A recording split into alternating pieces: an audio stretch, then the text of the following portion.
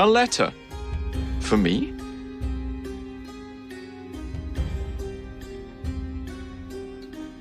I make my own luck.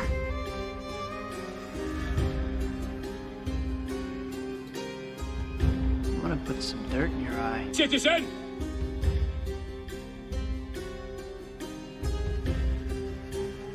Ben, now I have a way back up in case I fall.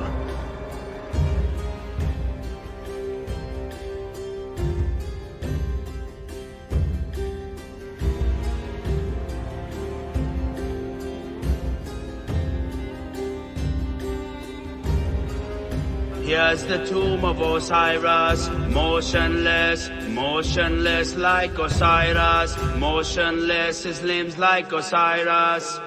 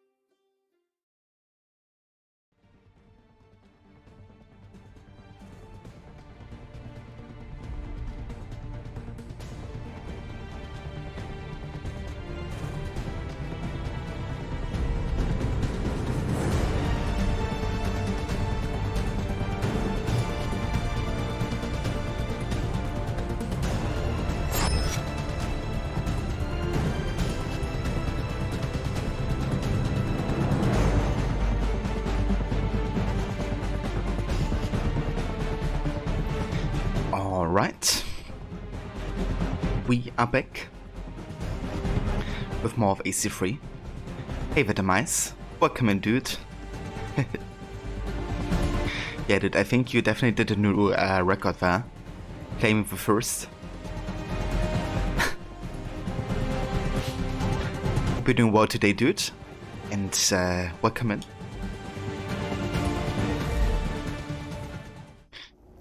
Oh yeah, what a catch, like this main theme music, I just love it. But yeah, we are back with more of AC3 today, continuing with our historical order run of the colonial games. And we're currently in the year 1774. Just finished with sequence 6, memory 3. And I think the next thing I have to do in order of events is actually 2 of the naval missions. Both which I think are packed like trinket missions, so these are kind of like the tombs in AC3. And yeah, maybe we can continue with the main story until like sequence 8, I think. So definitely focusing on AC3 today. But yeah, once we finish with sequence 8, though, we will kind of like switching back and forth again between Liberation, Rogue, and this game. But yeah, I think what we're gonna start out with today is actually doing some collection here, because I want to get all the treasures in Boston. So we can get some good money early on in the game, and also unlock more recipes for the crafting and the economy. Because once you get also the naval convoys, we can make much more money and trade like a lot more goods and stuff. So that would be good to get early on, I think. And while we do that, we're also gonna be doing a lot of contracts today for the Brotherhood. I will try to level up my Assassinos as fast as possible. And we actually have a mission available in Quebec. Ironically, the Quebec Act. British Parliament has passed the Quebec Act, granting vast parts of Ohio Territory to the newly founded province. People in the Ohio Territory are outraged. Do what you can to see that the people of Quebec are not taught into a war they didn't ask for.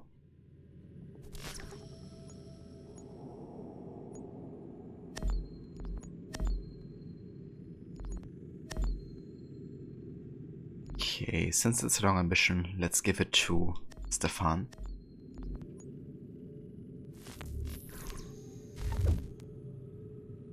Ohio. Have you been to Ohio before? An independent government.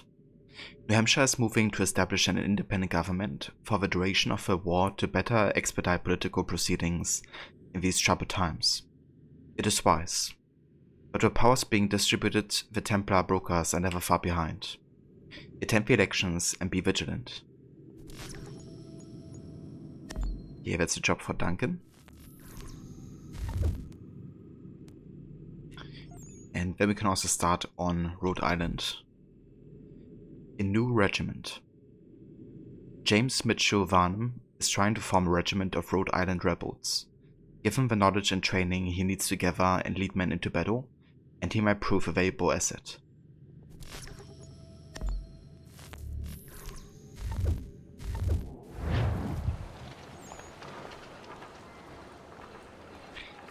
Hey there, Katiesaurus. Welcome in. Thank you for joining. You've not been over to that side of the world before? Ah, okay. Fair enough. I've only been there once and not for a very long time. Would love to stay for longer though. Maybe also visit some other countries, like I would really love to visit Mexico at some point.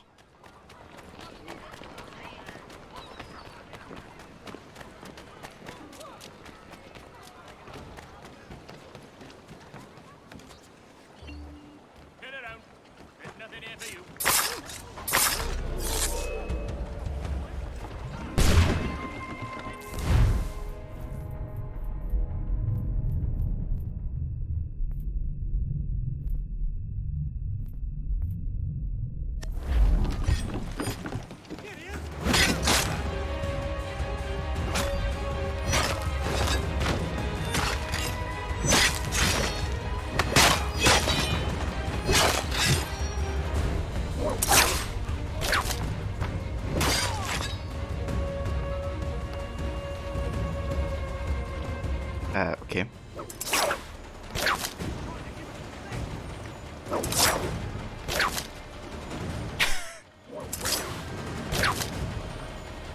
What are these guys doing?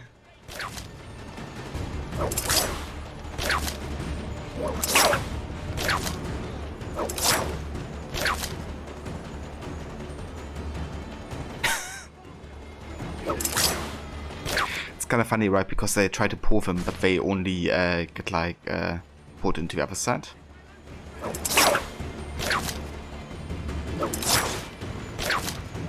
It's kind of funny. Apparently it actually deals damage, so after a while they're gonna die if I let them like too often. Is that right?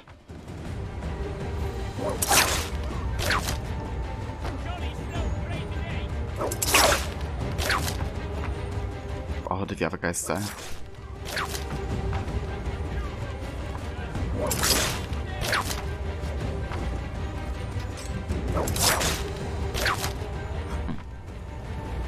Interesting. Maybe they died through the collision to the ship or something. Because this guy should be dead by now if the rope died is Steve after a while.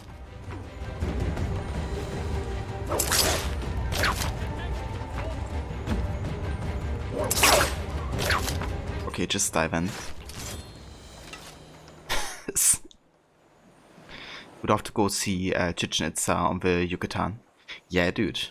That looks like a really interesting place. I actually enjoyed it in AC3 Liberation as well. I don't know if you played that game yet, but Chichen Itza is one of the major places to visit there in the game. And according to Levy, it's also, I guess, at least partially quite accurate. So, yeah. Definitely would love to see that for real.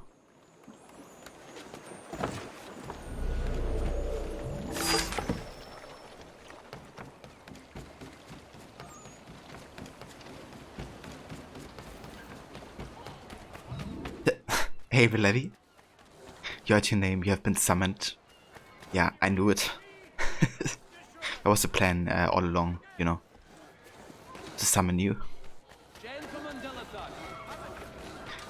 Demise you have, yeah, a very cool area. It really is. Yeah, it's actually my favorite area in Liberation, I think. Also because it's like more tomb-like.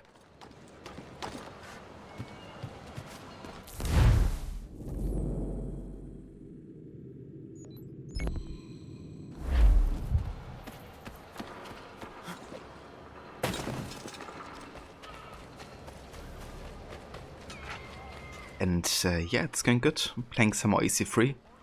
Definitely excited. Been too long since I last played this. Like 4 days or so.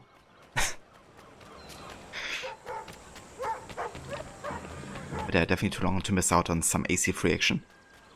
Gonna be trying to build up the Brotherhood and the Homestead as much as I can today.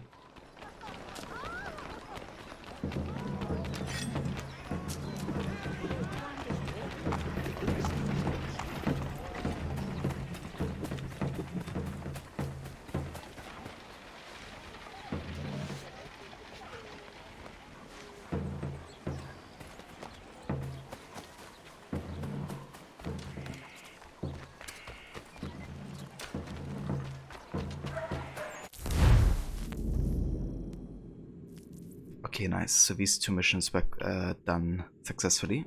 That means we can do the next one in New Hampshire. You already bought your return train ticket for the 30th. Ah, very nice. So when do you arrive? On the 30th.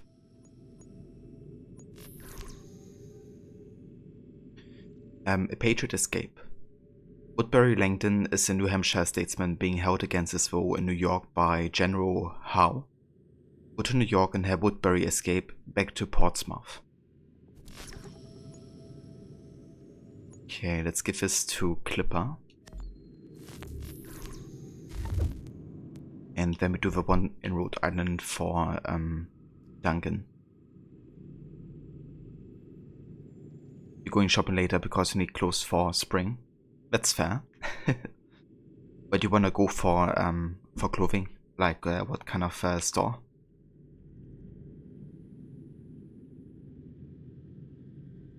Ah, nice demise. How's that game so far? I haven't actually seen any gameplay yet. So I don't even know what that game is about or what it's like. Just seemed that quite a few people are playing or streaming it, I guess. Seems quite popular right now. So it's 17:32 at Harbour North. You need a normal jacket and a few shirts, so probably raid the Unikio again. Yeah, that's fair. I mean, it's definitely getting warmer, so good idea to kind of like get some suitable clothing.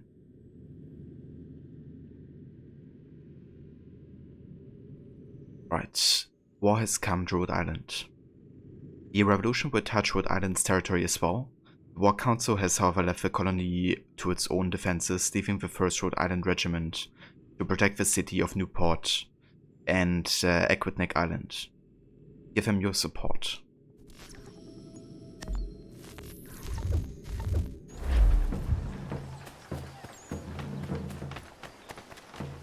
It's good, like good old classic Borderlands, but more like a D&D with characters and weapons. Interesting. That sounds not too bad actually.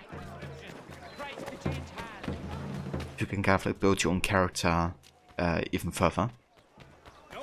Definitely fitting for the type of game that Borderlands was as well, I guess. Considering it was also quite a bit about customization and stuff, right, from what I've seen, at least gameplay wise. Oh, nice.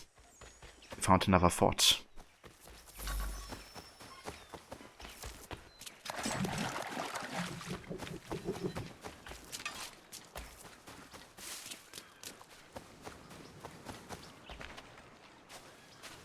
There's one of the Potsdamer Platz, you can just walk there and get a workout in as well. Well, that's a good idea as well, Levi.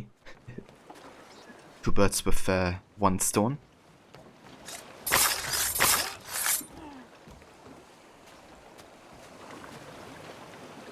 Hey Vaora, welcome in. Happy Monday to you. Hope you're having a good one so far.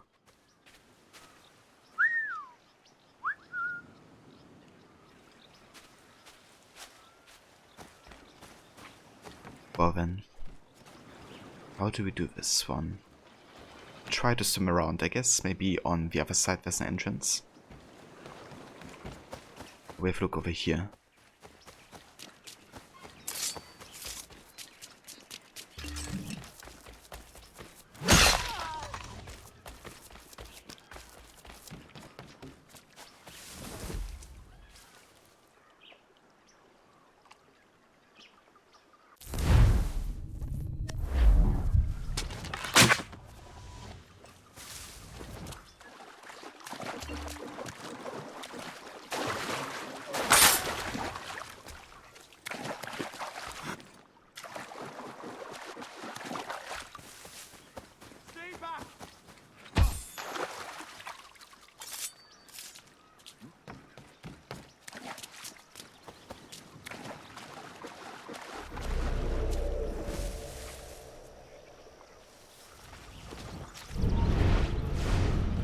There's a lot of people here.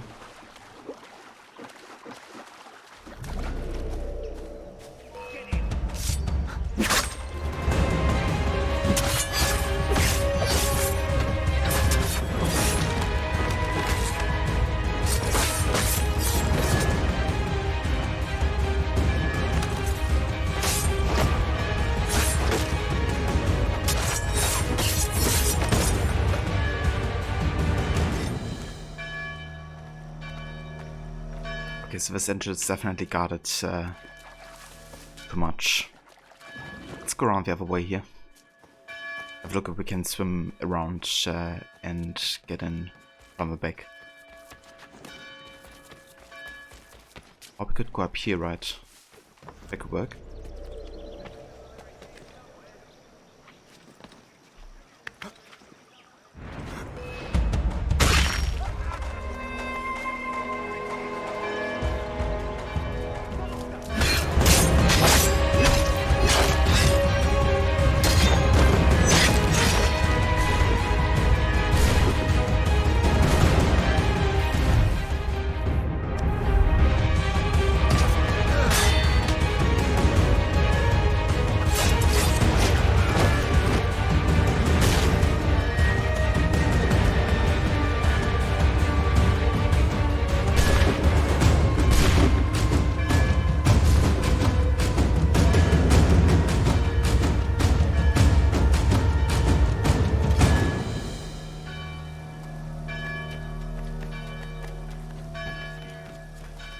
Yeah, the music is always super intense in in AC3. On your toes. He's here and certain. Find him and kill him.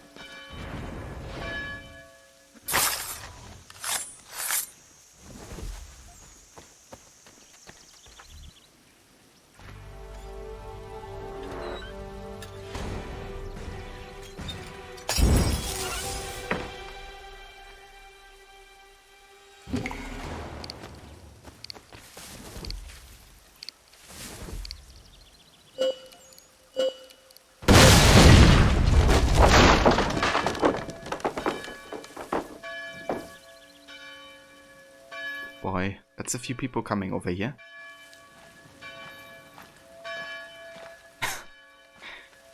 Hey there, Sherlocker. How's it going, dude? Indeed, yeah. It can be very, very intense. But honestly, I love it.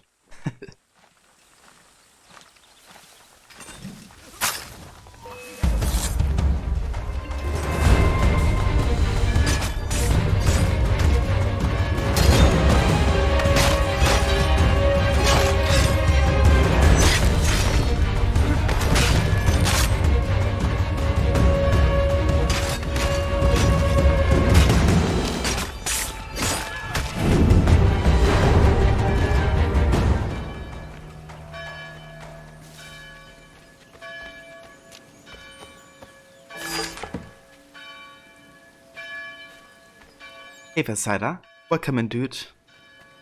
It's going very good, yeah. Playing some more AC3 today. Gotta love being back to this one. And yeah, we pretty much finished with Rogue. We finished all of the base game that's taking place in the colonies.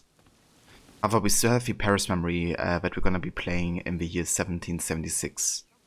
So kind of like the epilogue of Rogue we still gotta do. But apart from that, we're fully finished with the game.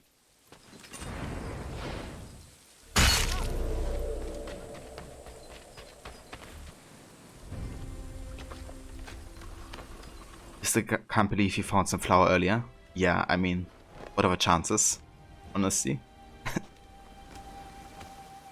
But maybe the limitation to only 2 per like buy helps keep it in check a bit better.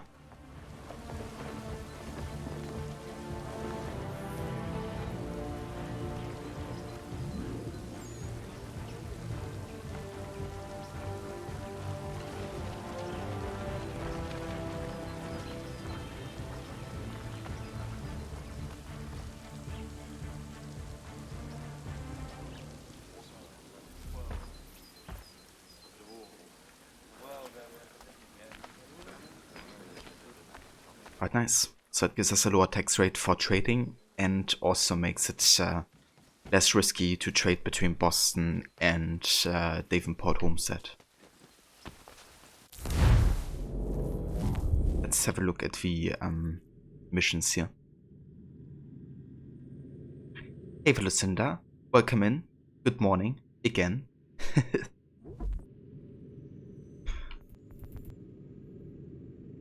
Right, we have French-Canadian ties.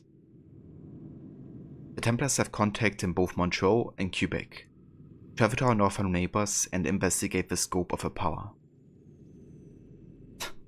Montreal and Quebec, the main developers for AC. Okay, I think Stefan can do this.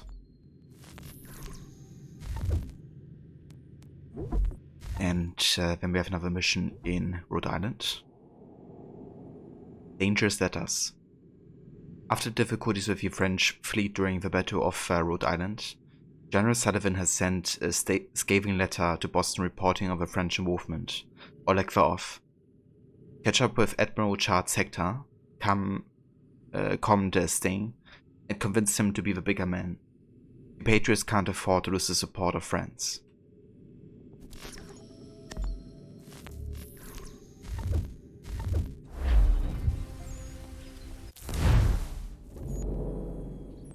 Nice, we could also do another assassination contract.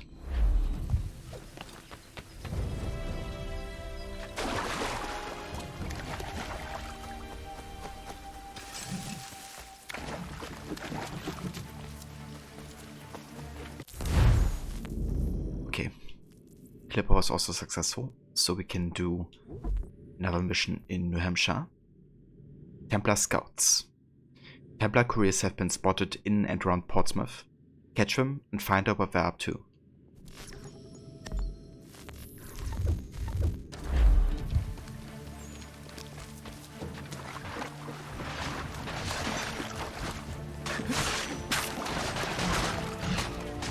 Bit of a faction fight happening here.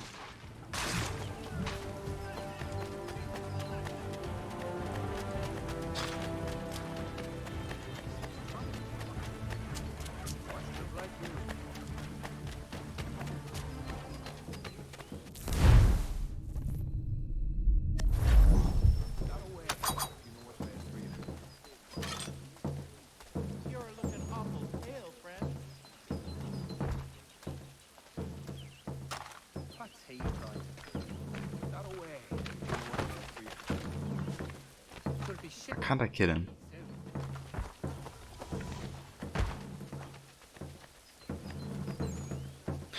I want to pick up his own weapon and then kill him with that, but maybe poisoning him doesn't allow you to assassinate him anymore or something.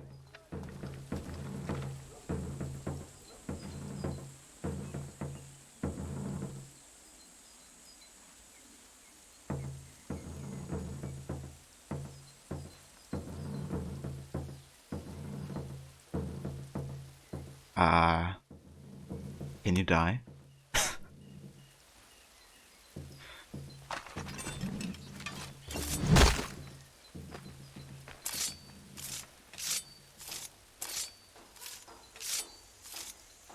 Okay, I have no idea if that counted because we haven't fulfilled our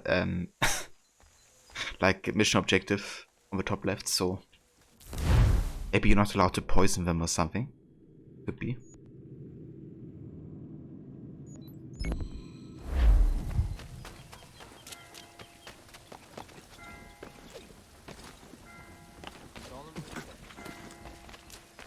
You're dying for him? Yeah. Non-requiescat in pace. Damn, this game has no respect for stylish murder anymore. You can't even kill a man with his own weapon. Yeah. I think kinda got bugged out because I poisoned the dude. So what the fuck just happened? Ah, okay, another faction fight.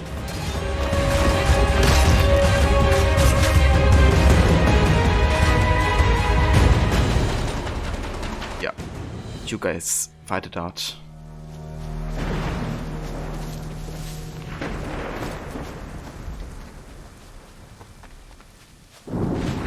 The anti-rip.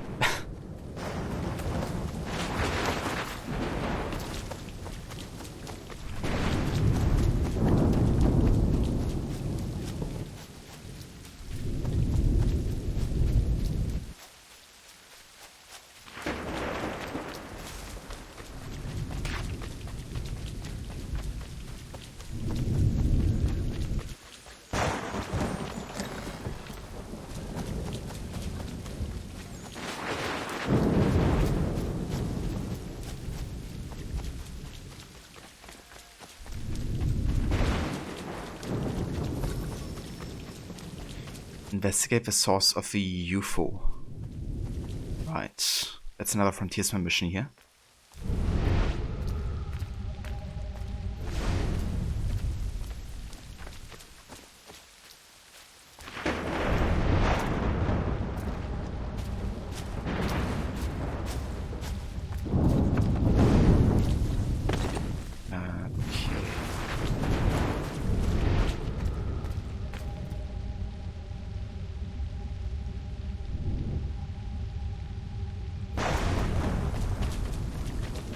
Can't really spot any investigation point here.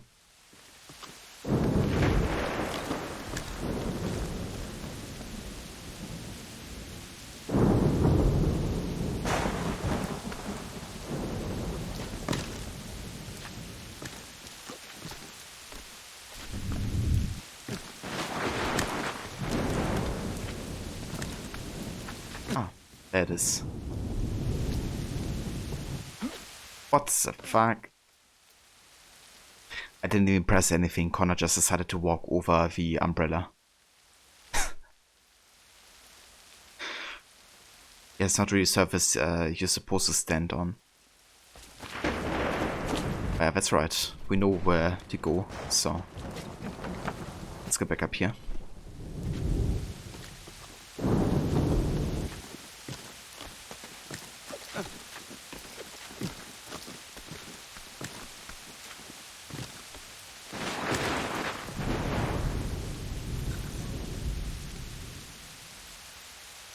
Damn, this otherworldly UFO.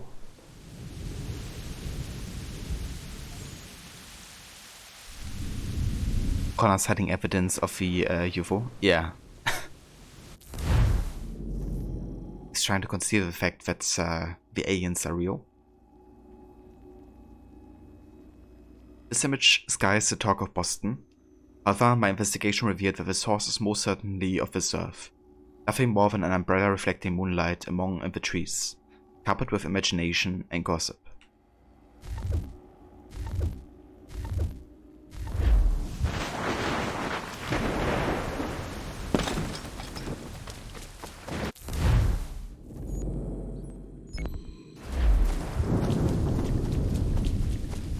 Where is Charles Lee? Where's Charles Lee? Where's he? Hey there, Kobe. Welcome in. Thank you for joining. I hope you're having a good day.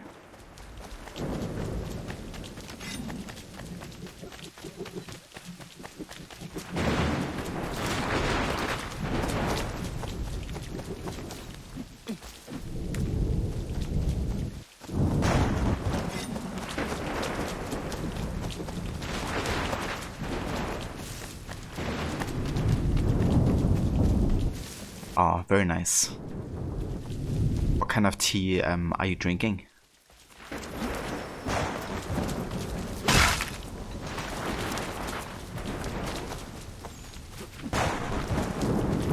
Okay, so I guess the queue actually counted earlier because this Boston contract isn't getting checked either. So I guess just like a display bug, but it seems to count.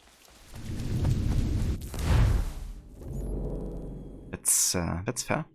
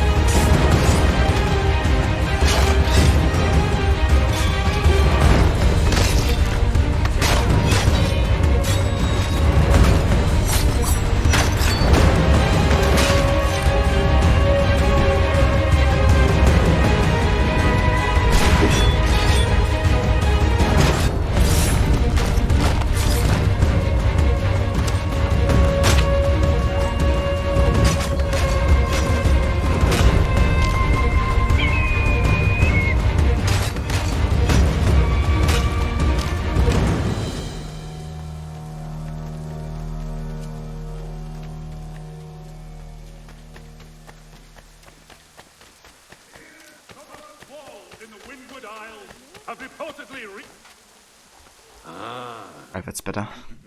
Now if I can just bribe a random, you know, street crier and lose all notoriety immediately. After you killed like, you know, hordes of people. Earl Grey Blue Moon, so you think it has cornflowers in it. Ah, interesting. I never drank that variation before. But I do love Earl Grey. Definitely one of my favorites. You just realize cornflower corn blue sounds almost exactly like cornflower, mice meal. That's true, yeah. Then you also have cauliflower. And also like cauliflower, like flour made from cauliflower.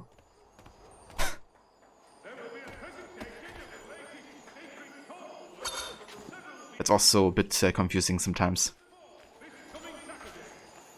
How's everybody doing on this sunny day? Yeah, it's going pretty good. Have a nice day so far. Definitely excited for some more AC3. Really getting into a meat of the game at this point, so yeah, it's great to be playing more of like the Homestead and the Brotherhood missions and all that.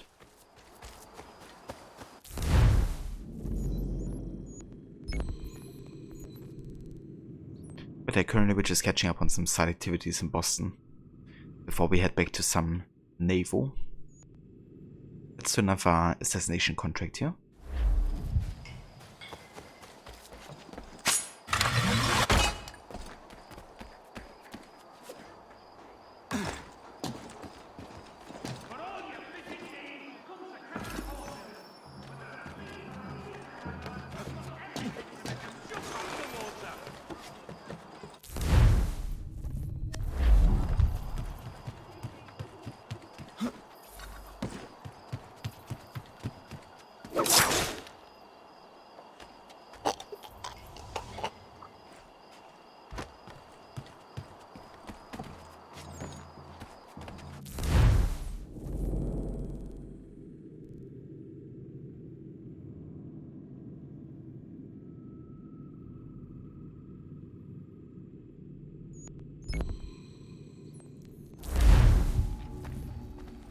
Cauliflower flour, and if a flower is made of cauliflower florets from California, it's cauliflower floret flour.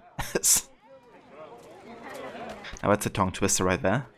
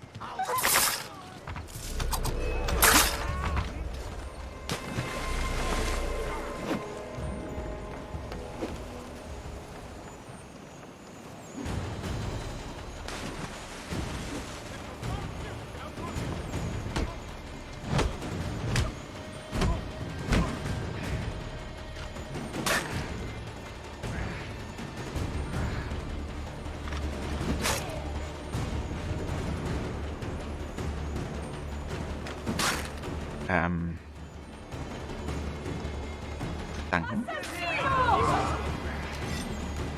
Are you alright? Just kill him. Like that. That guy just jumping into water. Amazing. Yeah, that was proper assassino action right there.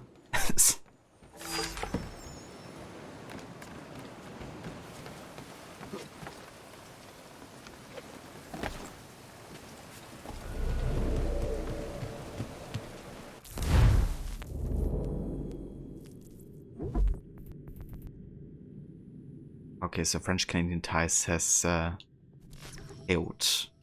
Let's try this again with Duncan.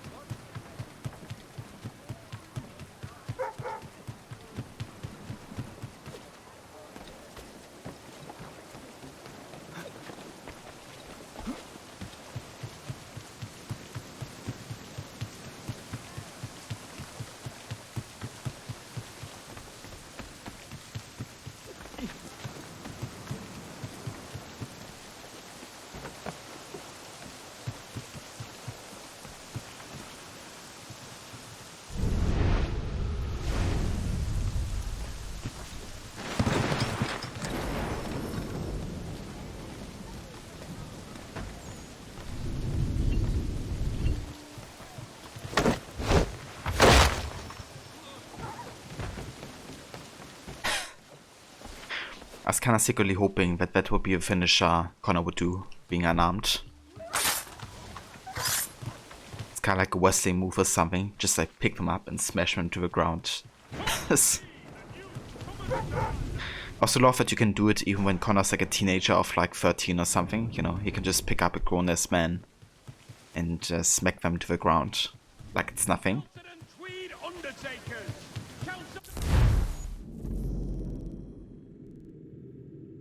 Alright. Kinda like missing a chest somewhere, don't we? But that's alright, we're gonna come back to Boston a couple times, so I think that's all the sites that we do here for now.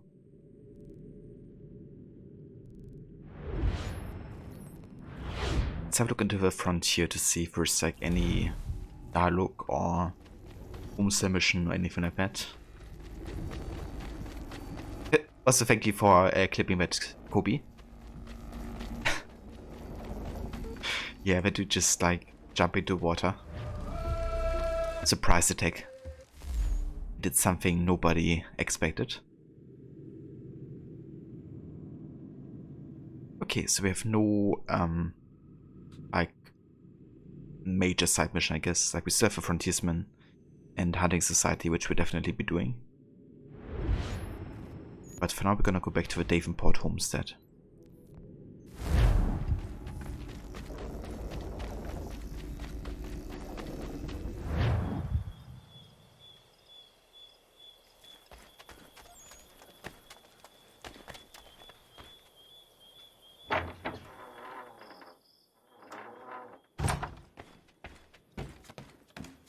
Okay, let's have a look if we can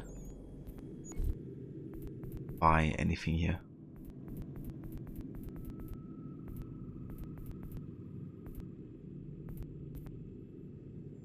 Well, we can buy beaver pelt, some deer pelts, some fox pelts, and that's it. Can we craft anything? Oh, we can actually craft the Kato sword. Sure thing. It's such a nice tea party while I was in Boston. Yeah, we made like the biggest cup of tea ever has been.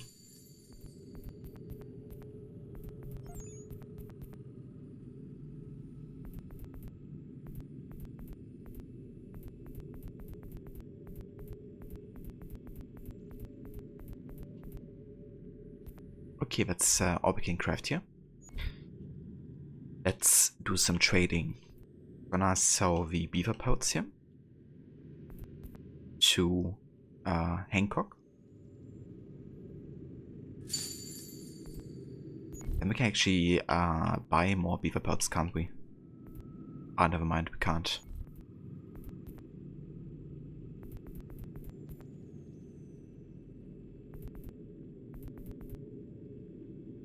Let's also sell some deer pelts as well.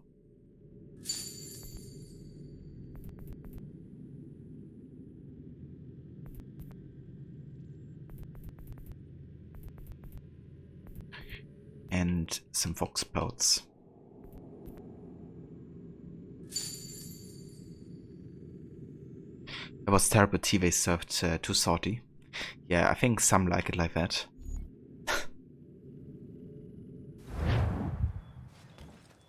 Especially if you're the one serving it to somebody you don't like.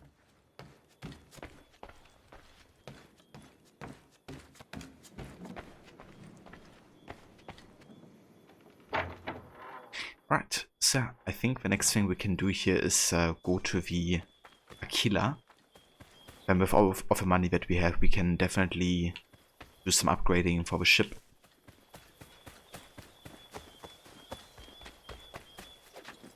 That's gonna help quite a bit in the future naval missions we still have to do.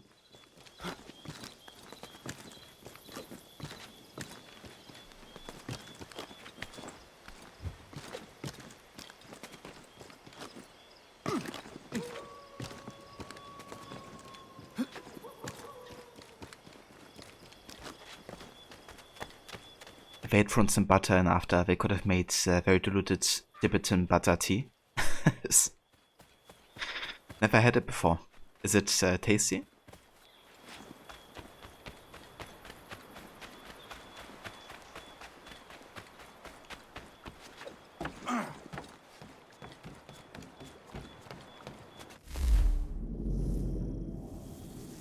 Okay, let's definitely get the wooden howe reinforcement. Additional wooden beams are added to critical points of a howe to better resist cannon fire. Increases the ship's endurance.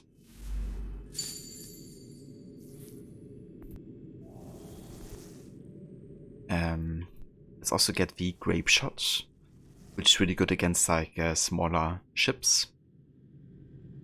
Small metal bolts bundled together and used as ammunition. When fired, they create a deadly cloud that tears everything to pieces. Mast, sails, and even the crew. They are most effective against smaller ships.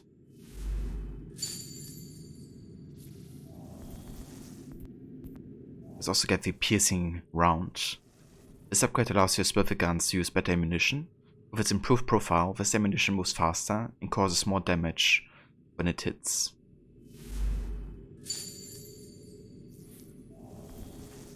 And we can also get the naval ram. A reinforced piece of metal is fitted at the front of the hull to increase the damage caused when ramming other ships. And we're broke again.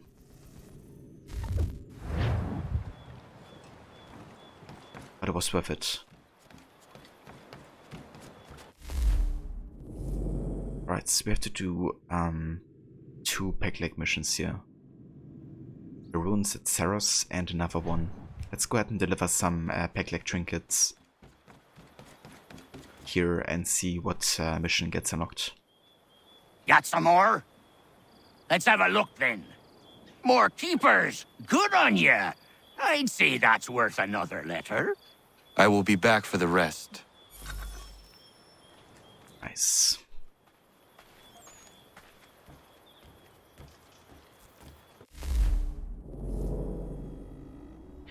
You had some many years ago. Wasn't your cup of tea. But it's also probably meant to be drunk at more than 4,000 meters above sea level. So maybe that changes the taste. That's true, actually. Yeah, that might change the way you kind of like perceive it.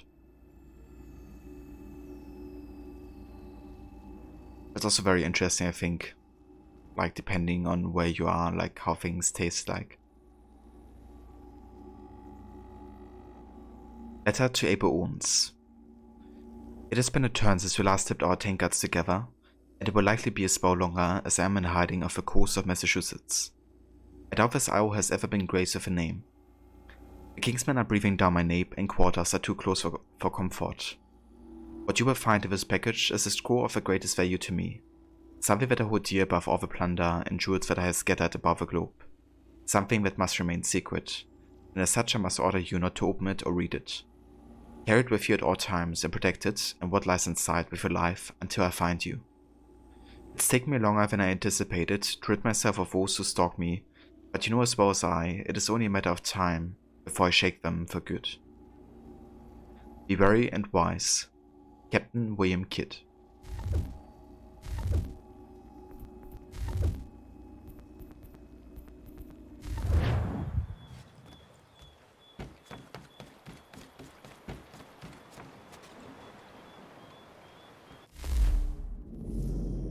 Okay, let's have a quick look at the table here, the timetable.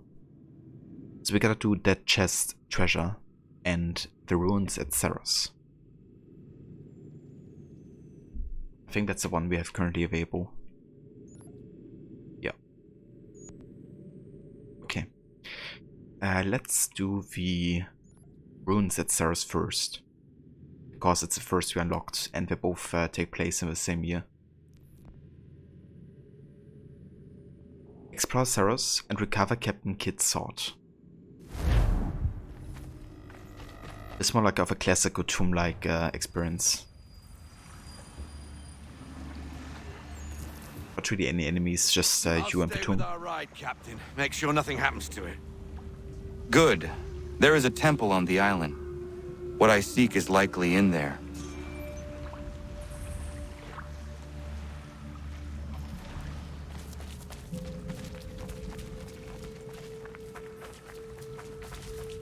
I love these levels. Probably one of my favorites in this game.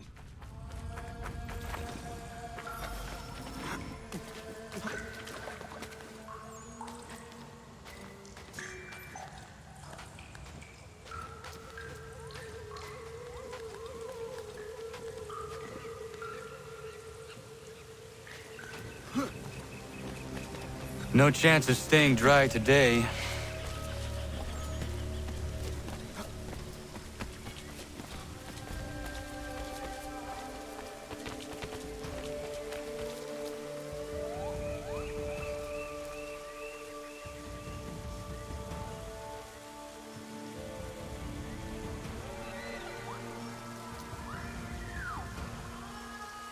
Captain Kidd, is that our girl Mary the reference, or was it her alibi, James Kidd? Supposedly James Kidd was, I think, the grandson, or at least Mary pretended to be the grandson of William Kidd. But yeah, we're talking about William Kidd, who lived much earlier than Mary did. And yeah, Mary apparently pretended to be like a relative of Captain William Kidd.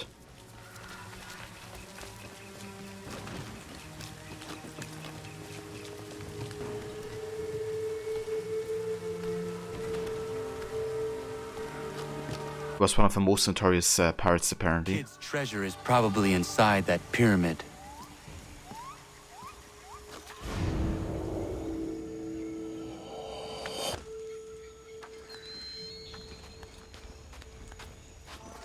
There must be an easier way.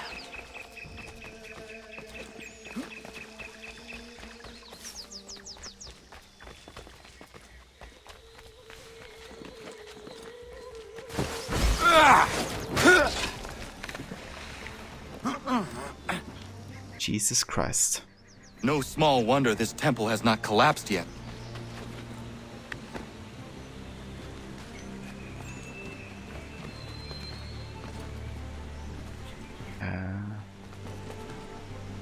Okay, there we go.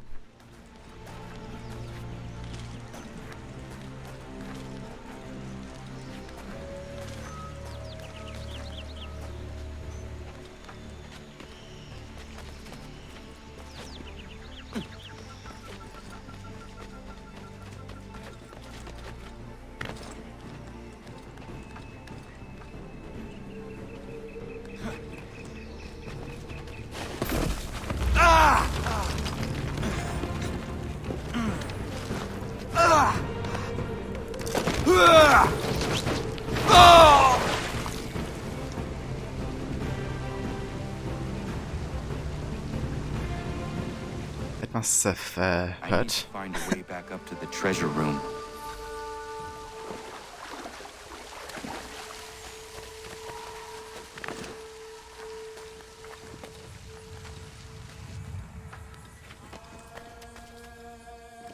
These should hold.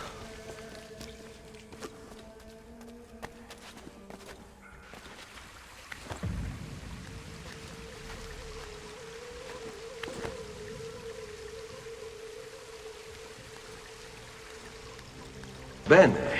Now I have a way back up in case I fall. Bene. The way up in case I fall. It definitely gives you these classic like Tomb feelings playing this this one. That's why I love so much about the Peg-Leg missions, really. It's just a shame so many people miss out on it because they have no idea that, you know, the Naval is connected to those kind of missions.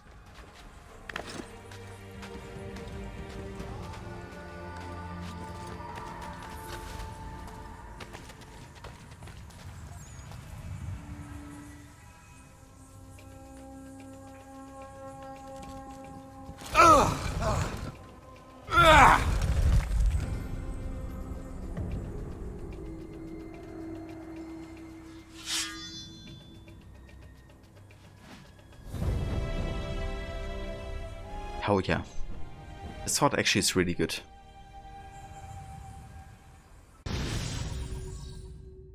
And I do love a sword fighting with Connor.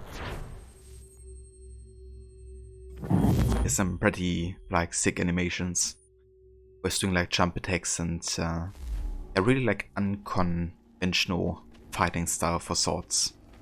Which also makes sense because I guess he hasn't been classically trained with a weapon from an early age. He just kind of like adapts to it with his own fighting style. He never did these at all because he had no clue. Yeah, definitely fair enough. It wasn't until like my third or fourth playthrough I really like noticed how much you know, like interesting side stuff was hidden in AC3 at times, including those Peg-Leg missions. Like I've done one or two before of them every now and then, but I never realized there were so many of them. And also what you could unlock once you do all of them either.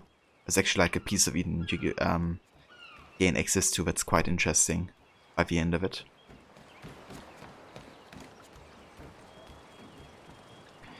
In the original mission, this mission was DSC, so many missed especially this mission out. At least the new tombs were nice and easy to find. Ah, interesting. So that might also be a reason why I didn't really catch up on some of them. If they were like DSC initially. Because I have the classic version of AC3, I think. So not any like fancy DSC stuff before I got the remaster.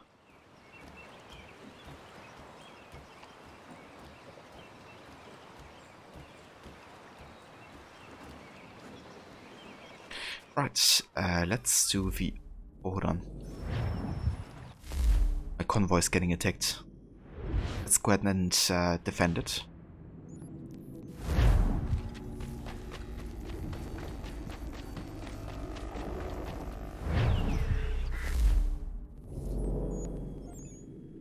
You played AC3 first on release and the Mind Temple was definitely DSC. I gotcha. Yeah, I've also played it on release or shortly afterwards. Like I played it, I think a month after it released.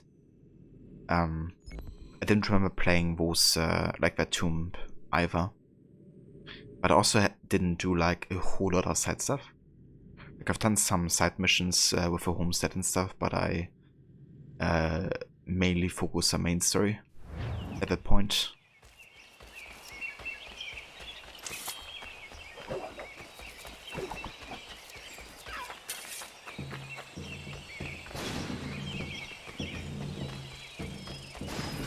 Okay, let's test out the new sword here that we've gotten. That's a whole lot of enemies here.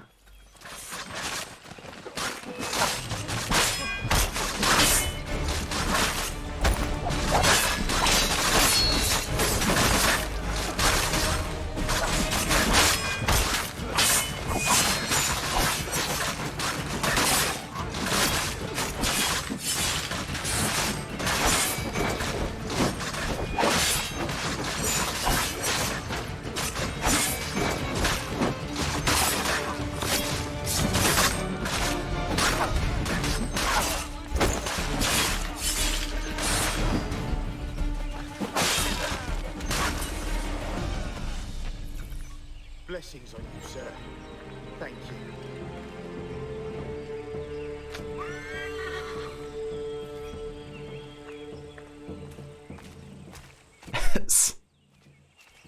At death pose.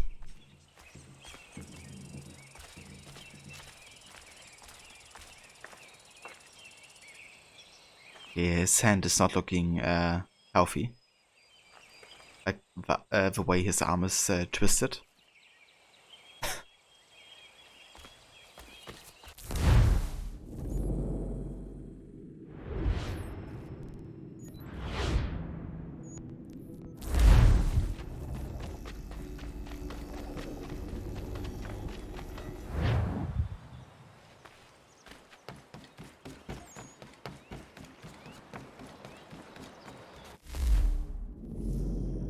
Right, and let's do the dead chest treasure.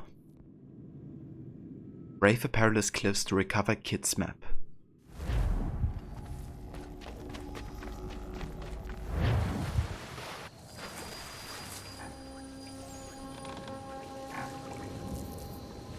Ship's graveyard's just around the point. Can't miss it. The men say Abel Owens was aboard one of the doomed vessels. If it's true, you'll find what's left of him here. Scavengers love the graveyard, so be on your guard.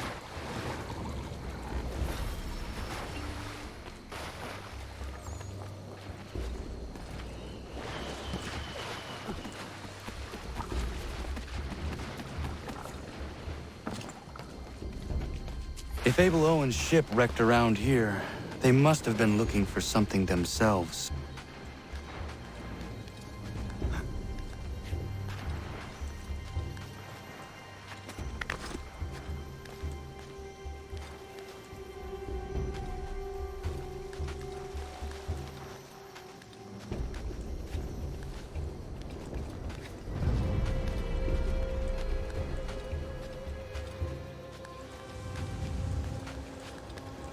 Also love the atmosphere in each of those. Another ship. Scavengers. Like it off, it's very unique.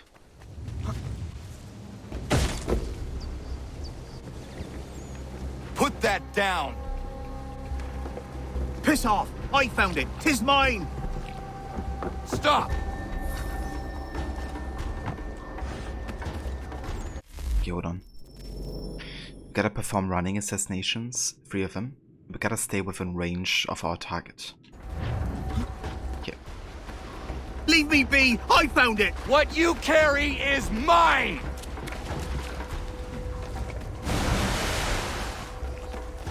Nice try! Not that easy. Okay, that's supposed to be a running assassination here. I'm quite sure. We only have like limited opportunities to do it.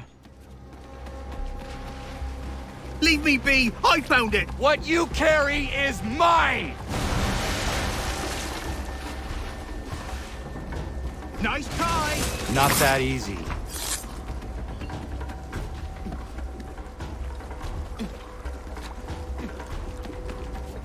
It's not yours! Leave me alone!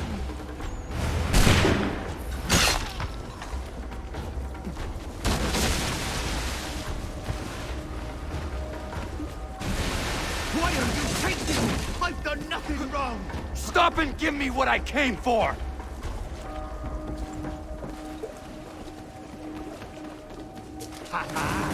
What's mine is mine! Fuck. Hand it over! Sorry, mate. Are you sure that was supposed to be a running assassination?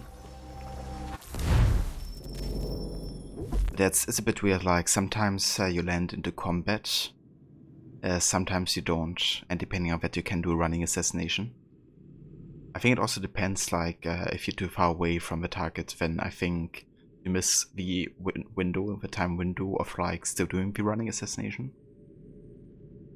So we gotta be as fast as we can, I guess.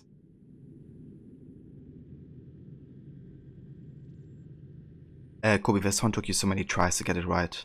It can be definitely overwhelming with like everything you have to take care of at the same time. Overall, really enjoy this mission, but yeah, it can be tricky getting all the objectives done at the same time.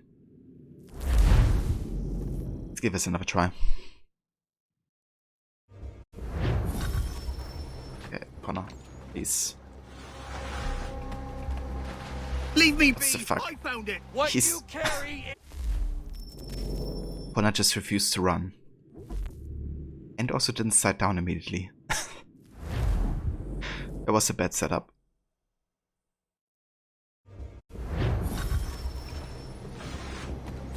Okay, better. Leave me be! I found it! What you carry is mine! Nice try! Not that easy.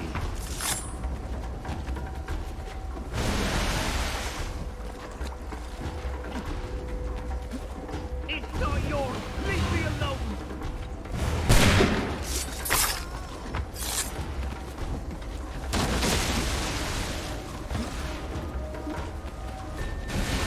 Why are you taking me? I've done nothing wrong! Stop and give me what I came for!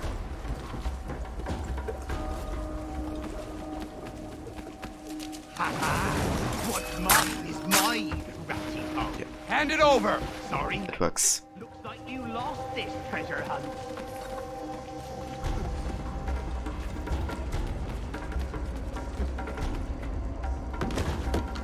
Gone.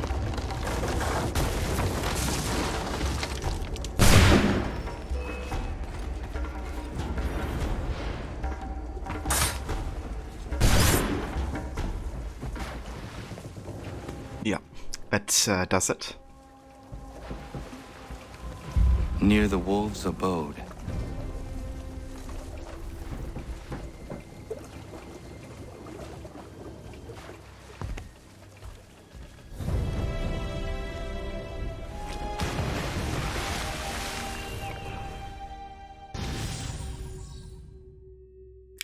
Thanks, Kobe. Listener. Yeah, definitely feels good when you get it right.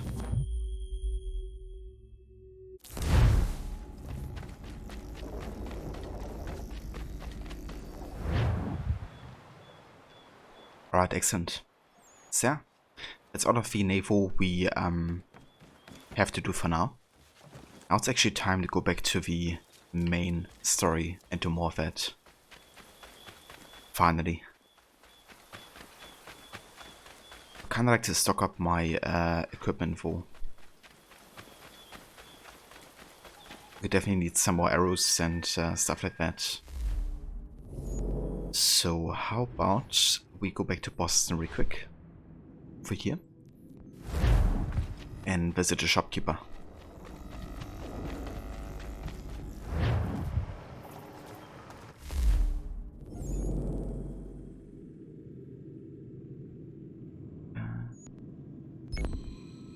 Okay, over here.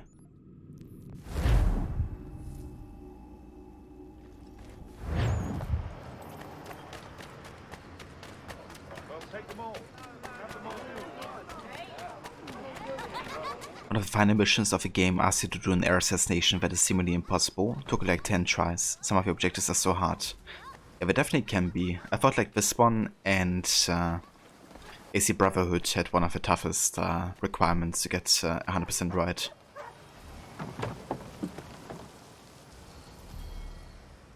Especially one naval mission that I don't look forward to because you have to kill all 3 of the frigates with weak points. Which can be really hard to time because sometimes the damage rate DDO is enough to kind of like kill it before the weak point is revealed. So it's very tricky to time. I found a way to do it like a bit more easier. But as well, like the first time I tried it, it took me like over 15 to 20 tries, I think. Just so I figure out how to do it properly.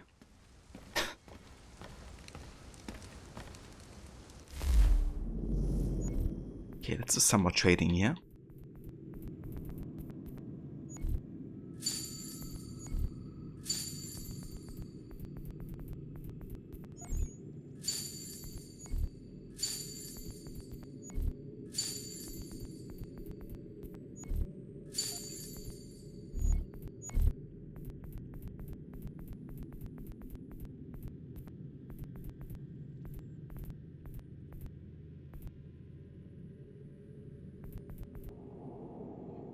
Definitely gonna sell more beaver pelts because they give the best money. And then also deer pelt as well. You're gonna take a walk and pick up your package. Maybe see you later. No worries at all, Kobe. Best of luck picking up a package. And thank you for lurking as well. And yeah, maybe catch you later.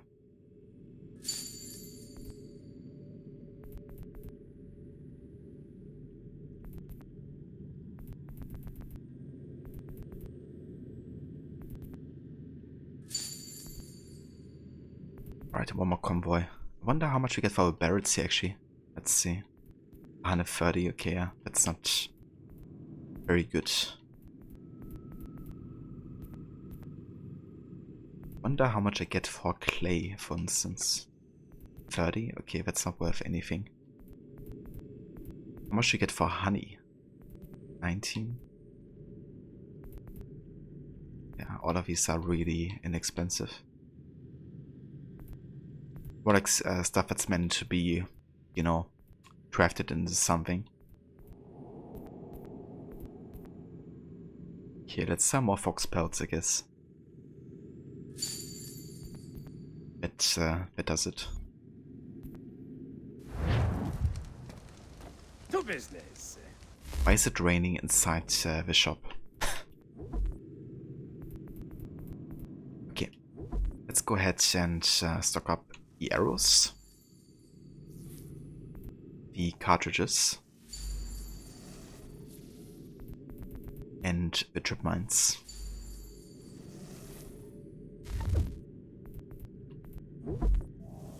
We could also buy the chest for the frontier, which I'm gonna do. And also the trinket map, because we wanna find all of the trinkets of the peg leg missions. Could also get a new outfit and change things up. I do like the Charlestown outfit quite a bit.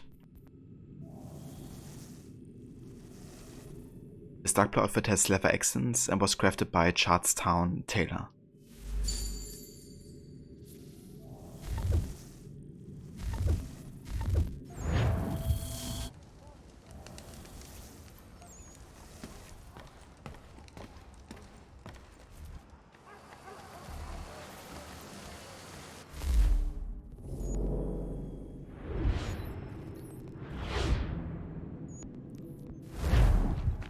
Right, let's go ahead and do some main story, shall we?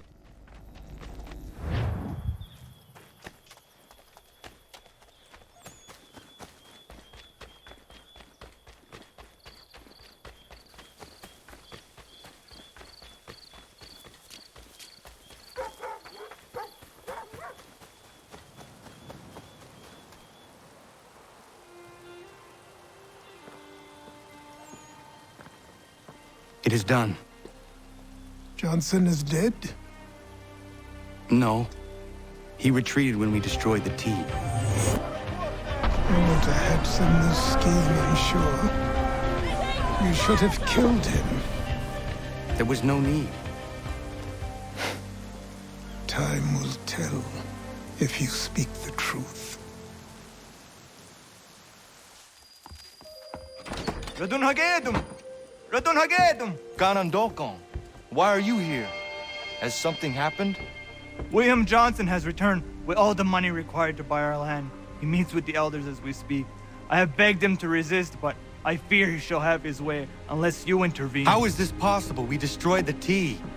Where is Charles Templars Lee? are nothing if not resourceful. You should have heeded my warning. Please, you have to stop him. Of course. Can you tell me where they're meeting? And hey Brod, welcome in Sunny. Thank you so much for the raid, dude, and welcome in Raiders. Hey Max, welcome in. Hey Snoop Dogg, how's it going? Where is Charles Lee? But hey Sunny, here to find Charles Lee. Oh yeah, we're working on it. But first we gotta find William Johnson. That naked-eared Templar asshole. How's it going? How was the rest of your Red Dead 2 stream? Hope you did. Hope you had good luck with the fishes, with the legendary ones. T and Lee rhymes. That's true. Must be a reason why he attended the Boston Tea Party.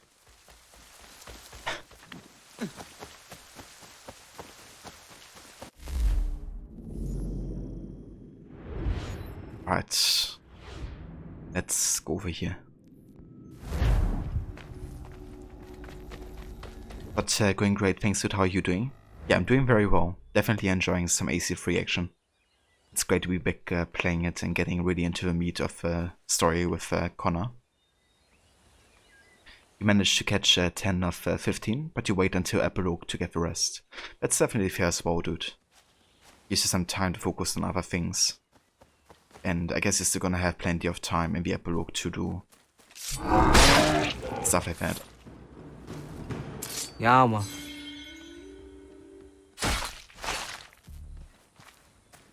Also seems quite fitting to do it in the epilogue, I guess.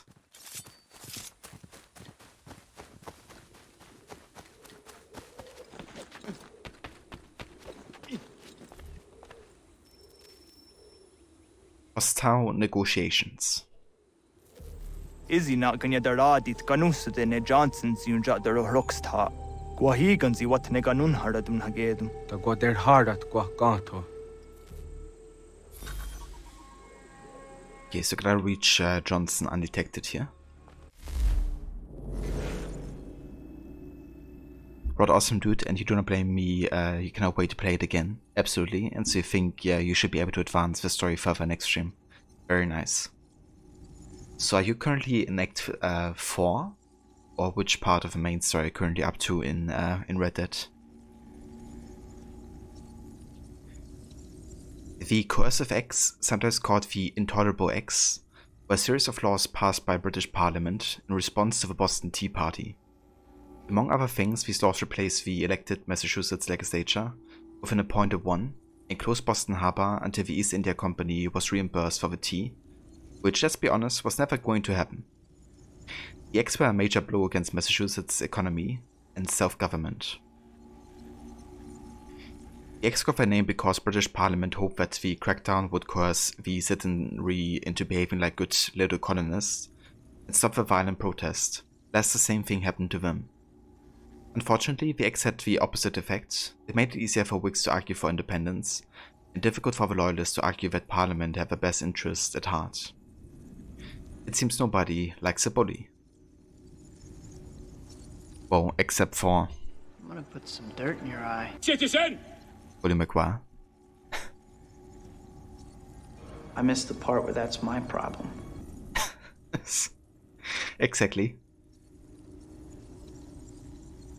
I mean, you gotta love Bully McGuire. That's right, chapter 4, the last mission you did was the party at the mayor's place. Ah, nice. That's such a good one.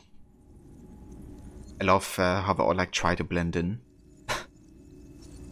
It's even funnier when you have like Arthur with like full beard and you know, hasn't gotten like a haircut in ages type of look.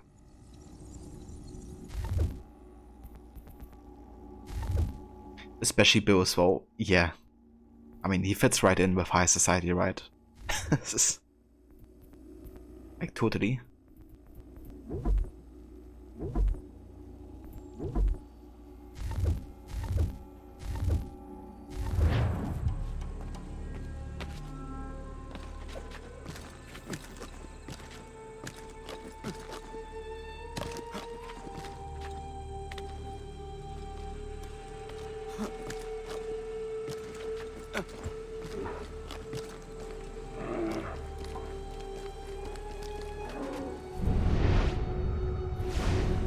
Okay, so one guy over there and one there.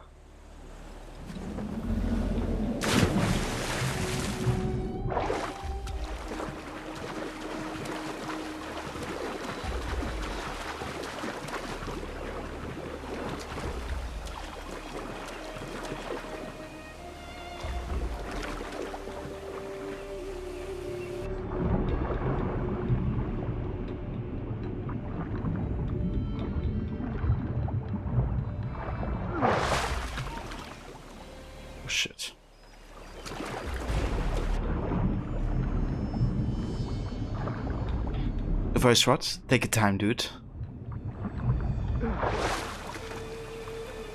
Okay, we gotta time this right with this guy. Can't see us.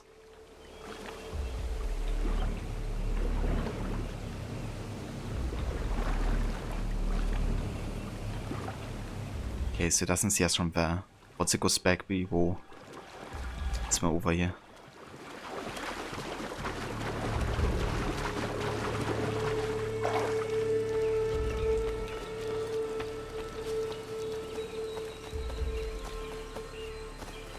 Okay, that works.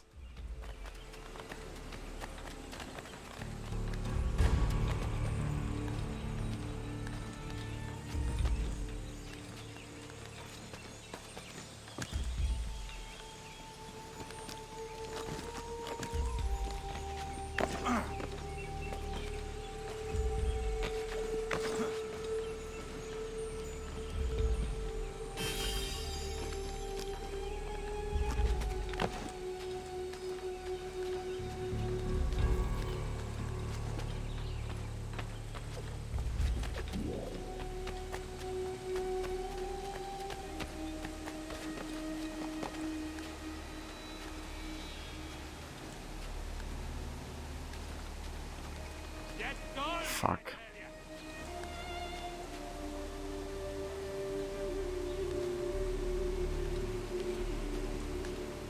Yeah, he can see us.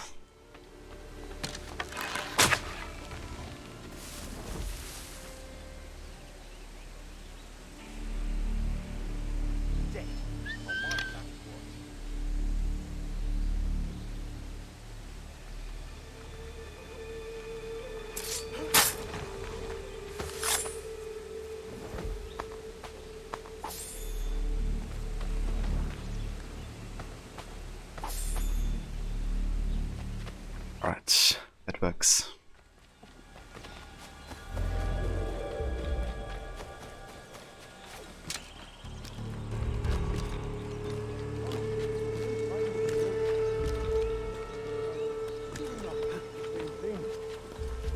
Prosperity, fertile land. These lands, you know, land that is not yours and for anything. I only wish to keep you safe. There are those who will betray and manipulate you. Or worse yet, take the land by force. We are all too aware of the expeditions your people send against us. What do you mean, my people? We are all one. We should act as such. How? By signing our lands over to you? Then we'll be as one and you're dead forever?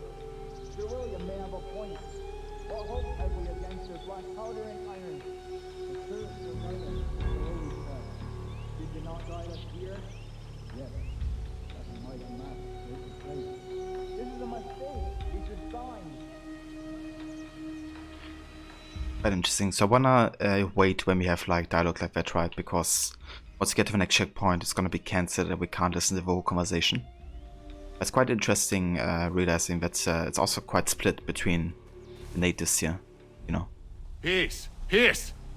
Have I not always been an advocate? Have I not always sought to protect you from harm? If you wish to protect us, then give us arms, muskets and horses that we might defend ourselves. War is not the answer. We remember, Stanwix. We remember you moved the borders. Even today your men dig up the land, showing no regard for those who live upon it. Your words are honeyed, but false. We are not here to negotiate, nor to sell. We are here to tell you and yours to leave these lands. So be it. I offered you an olive branch, and you knocked it from my hand. Perhaps you'll respond better to the sword. Are you threatening us? Yes.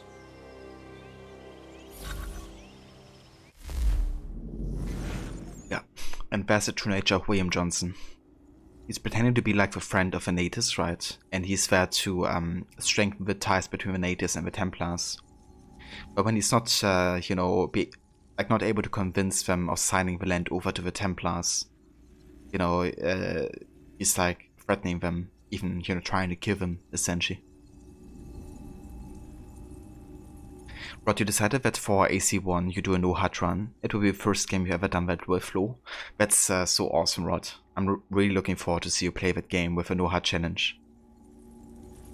And AC1 really is probably the best game to do it first with, because it really has been designed that way, right?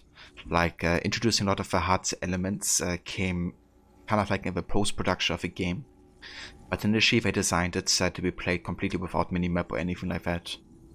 And it really, like, you can really tell when you do it like when you play it like that, because you have like all the road signs, you know, kind of like guiding you towards where you have to go. You have all of like the sounds. Like a lot of the sounds have also been designed in a way to aid you, to know what's currently happening, like if you're stealthy, if you're getting chased or something like that. Obviously just investigating also with the audio, you can figure out a lot of the investigations and where they are located. And yeah, it really makes it much more natural, I have to say. So I hope you enjoy your first time playing the game in that you know, chaotic way.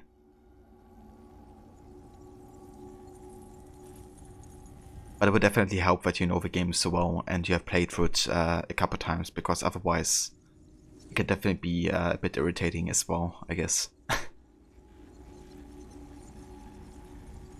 But give me your land to prevent fighting. No, I won't supply weapons so you can defend yourself and retain independence. I threaten to kill you, which is what I have tried to prevent happening, to make sure it ends up happening. Yeah, that's flawless logic, isn't it? From William Johnson there. Cancel William Johnson permanently. Yeah, we're gonna silence him forever.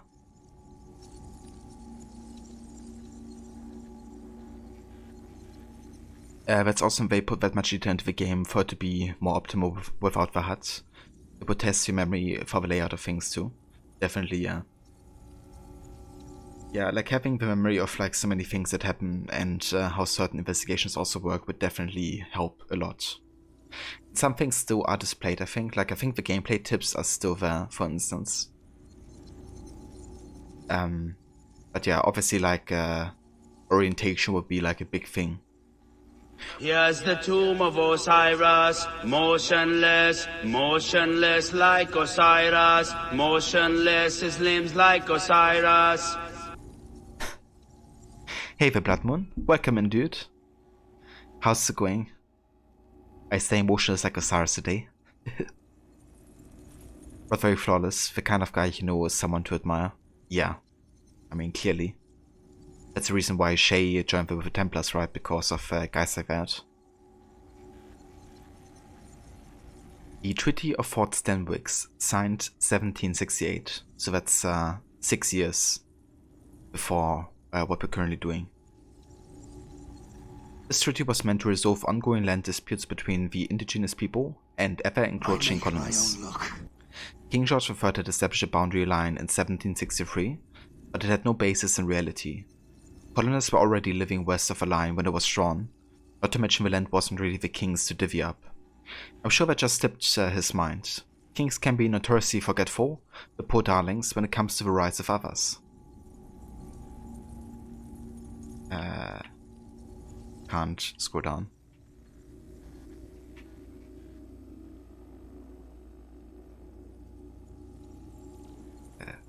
Okay, now I can. Members of the Iroquois Confederacy met with William Johnson at Fort Stanwix to negotiate a new boundary line on behalf of themselves and other smaller nations, like the Shawnee. They used the term negotiate rather lightly. In reality, the Iroquois didn't have much choice in signing the agreement. It was give away some of their land and achieve peace, at least temporarily, or fight a long and drawn-out war. The question was only how much. When the treaty was signed, it was generous to Johnson to say the least, even handing over lands the British had left to the Cherokee earlier the same year.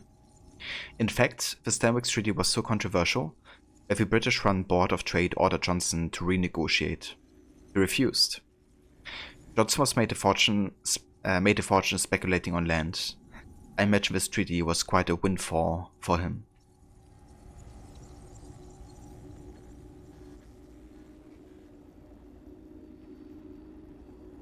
We remember Stanwix. Remember when you moved the borders.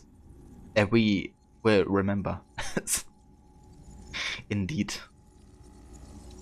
Okay, lurking while trying not to drown or work. Rather be here, house or here.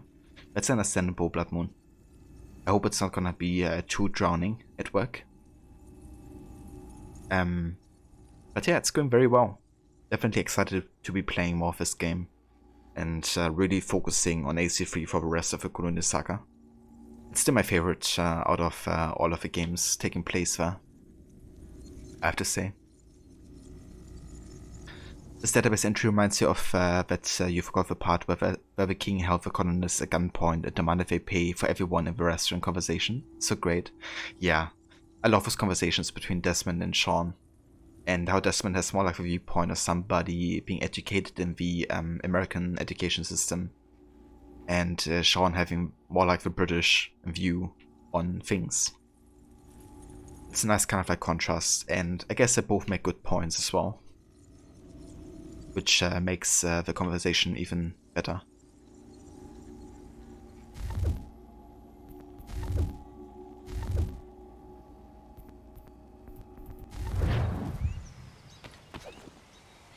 Okay, we have limited American casualties 1. And we gotta reach Johnson undetected still.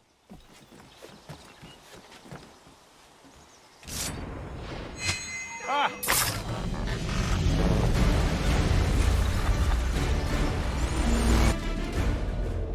Oh no. What have you done? Ensured an end to your schemes. You sought to claim these lands for the Templars. Aye, that we might protect them. Do you think that good King George lies awake at night, hoping that no harm comes to his native subjects? Or that the people of the city care one whit about them? Oh, sure. The colonists are happy to trade when they need food or shelter, or a bit of extra padding for their armies. But when the walls of the city constrict, when there's crops that need soil, when there's no more enemy to fight, we'll see how kind the people are then. The colonists have no quarrel with the Iroquois. Not yet, but they will. 'Tis the way of the world. In time, they'll turn. I could have stopped it. I could have saved you all. You speak of salvation, but you were killing them. Aye, because they would not listen. And so, it seems, neither will you.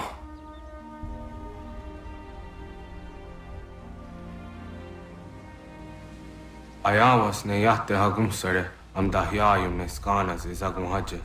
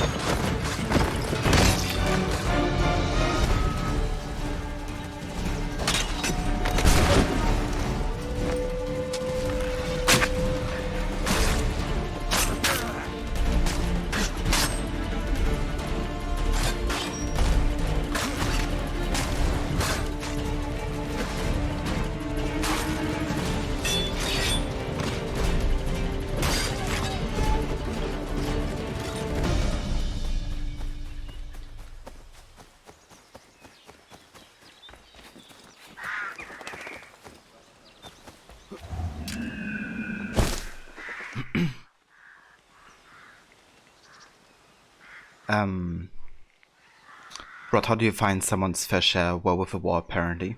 Yeah. And despite being with Sean, it really shows how much he believes in the core morals of the creed. Definitely, yeah. That's what I like about Sean as well, like, he really believes in it, and I also like that he, you know, hasn't any desire to, like, kill people necessarily. I mean, he deems it, I guess, a necessary evil. It has to be done at times, but he also prefers, you know, not to do it. Protect them by threatening them. Yeah. That's the Templar logic right there, right? You're gonna achieve peace by putting you in a cage. And if you try to rise, then, you know, you're gonna die, essentially. Same with that spoken like a true apologist conversation. Yeah, work is going okay so far. Fortunately, if you do end up drowning in it, it will only be for a couple more hours today. That being said, work does call. Rather be here, but until then, lurk. No worries, Bloodmoon. Thank you for lurking, and definitely enjoy as well. Thank you for being here. Well, that's true, and it shows that he's not a mindless killer and doesn't expect other citizens to be like that either. Yeah, exactly. I love those conversations in AC2 with Sean, you know, it really gives him much more depth as a character. Bit of a shame it's missable, but it's nice if you go. But shit, I wanna do like a swan dive, right? Get out of here. So probably from over there.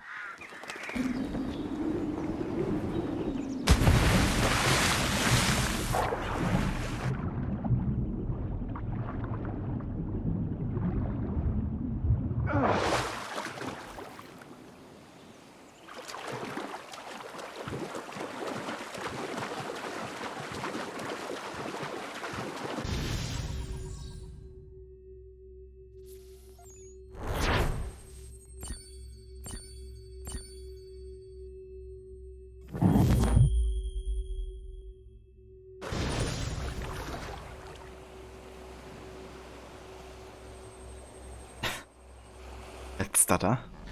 I'm Connor. William Johnson is dead, and with him, the Templar plot to steal the land of my people. But in ending this threat, I have revealed another. On his body was a letter addressed to John Pitcairn containing orders to root out and destroy Patriot weapons and supplies. Should he succeed in this, the colonists will be unable to maintain their resistance, and the Templars will surely take control. So long as Pitcairn lives, the danger remains. I need to find him. He needs to die. I thought it might bring clarity or instill a sense of accomplishment, but all I feel is regret. Hold fast to that. Such sacrifices must never come lightly. I had to do it. Not only for my people, but for all the others Johnson would have harmed. It's a start. But to truly be free of Templar influence, all of them must be dealt with in turn. Even your father. I know. You speak the words, but do you believe them? Seems we've company.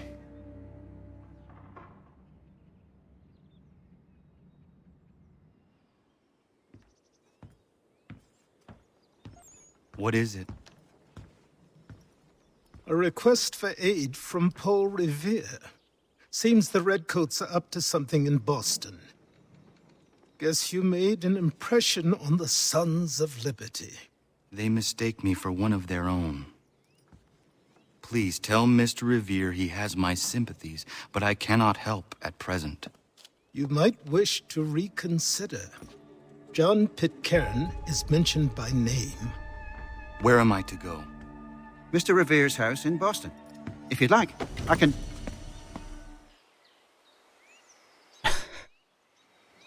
Classic Connor. It's like, where's the Templar? I don't care about anything else anymore. Where's the Templar? True determination. Thanks again for triggering the historical command there, Rod. So yeah, we just arrived in the year 1775, so that's where sequence 7 is taking place. I think we don't have any naval stuff until after sequence 8. Yeah, that's right. So we can just play through sequence 7 and 8 now, which is 1775 until 1776, July of that year. Then we will do some naval missions, like quite a few, and then it's time to go back to Liberation and Rogue again. Okay.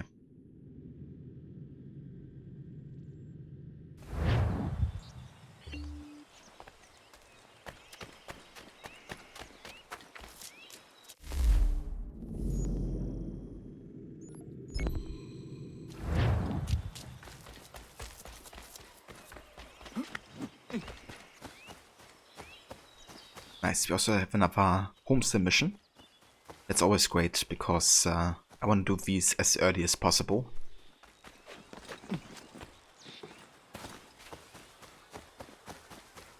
So we can also profit from the trading and economy system earlier in the game.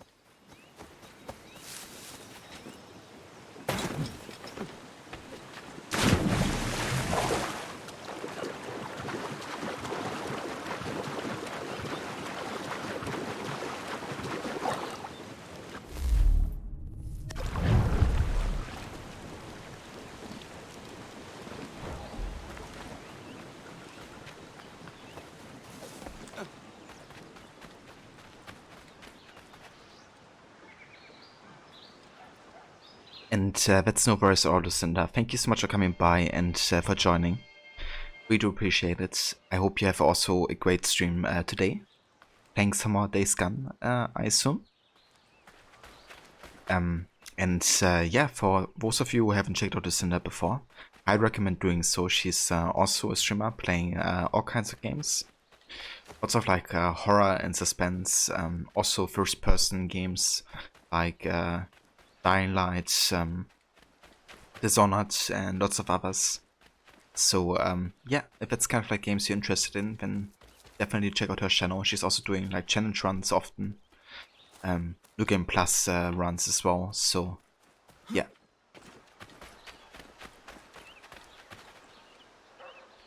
You got breakfast today, so getting an early start and doing a long stream. Very nice. That sounds excellent. Hope you have good fun and yeah, maybe also catch you later. Afternoon. If you're doing a long stream, then I probably will have a chance to drop by.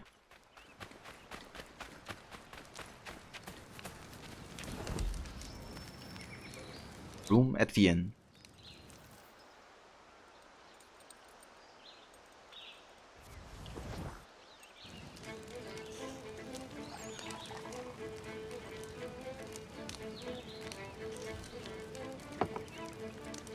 Hello, sir. Would you like a draught of ale or some bread and cheese? Connor, this here is Oliver, and that is Corinne. Great people. Ollie, this is Connor, the man I was talking about. The Lord of the Manor. We were passing through is all and met some of your townsfolk. They were thirsty and we had some barrels in the back and... I am no lord, and these are my friends, not my townsfolk. What brings you to the road with a cart full of spirits for sale?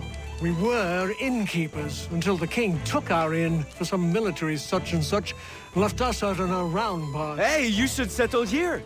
We could use an inn. Good idea.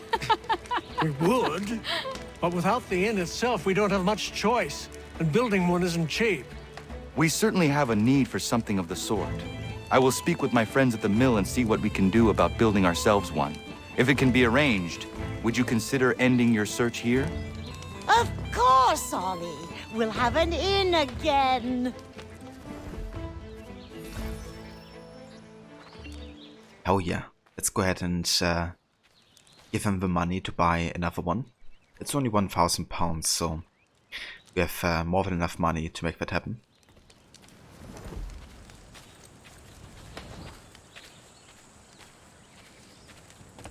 This should suffice.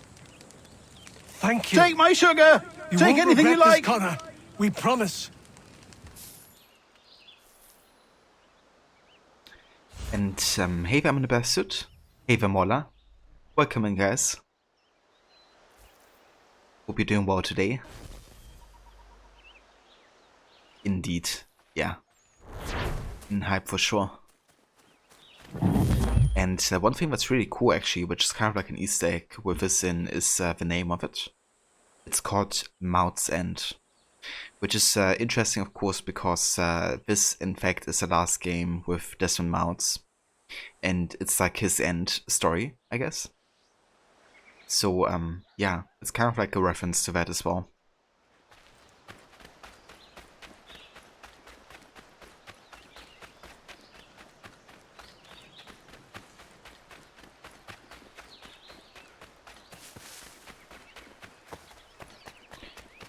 You're doing wonderful today. Monday's here.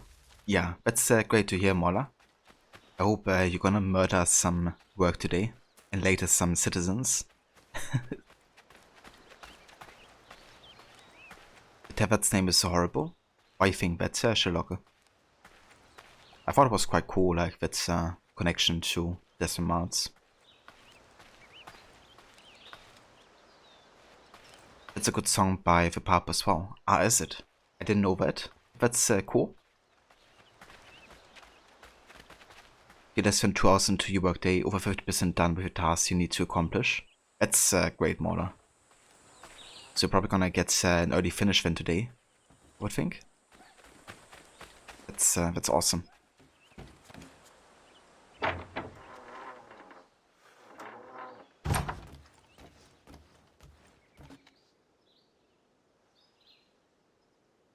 Delicious, love.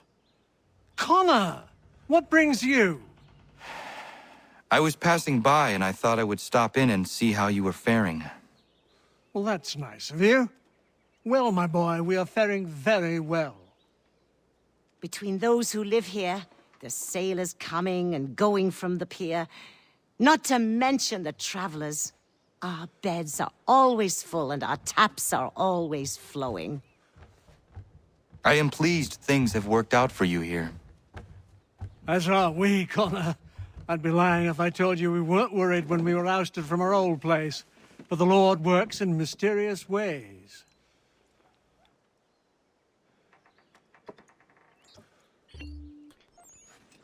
Yeah, the Lord works in mysterious ways. What nobody can understand.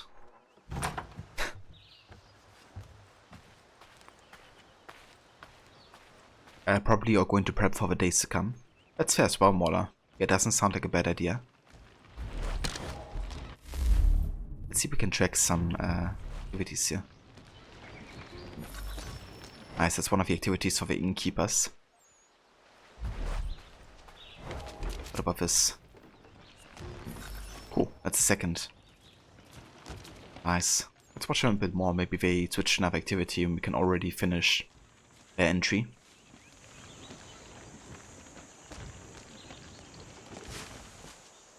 Delicious. Oh yeah, Rod. Lucy Fawn, after she didn't even drank the tea. She did like the fake sip that you know in like movies and shows. But yeah, delicious. Your Friday, Monday off work, so need to make sure you're good to go. I gotcha. That's fair. It's also a place where everyone knows the name. Reference to an old show called Cheers. Ah, I gotcha. It's great there's so many references with that name.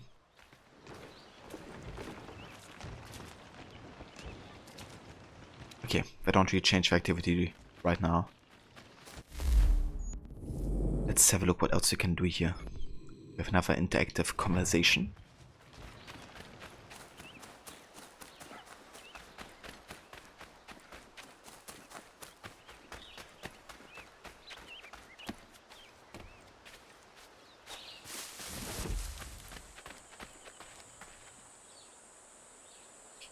Without getting political, can I tell you if a French election is concluded? I'm not exactly sure if it is. If it's like completely finished at this point. I know that Macron apparently got like 4% more or something. Or 5, I'm not sure. But yeah, I didn't check today if it was definitive yet. Hey, Connor! Gentlemen, you seem to be getting along. Oh, aye. We're just on our way to have an ale. You might have noticed, I've got a bit of a temper problem. Oh, Diana's fine, Spuds are fine. I've got a good thing going on here. I'm just happy I didn't hurt old Godfrey. Wouldn't they have been able to forgive myself? So am I, Terry. So grateful you didn't poke me with your tiny fists. Do nae rile me up. All right. Take it easy. I am happy things are well again.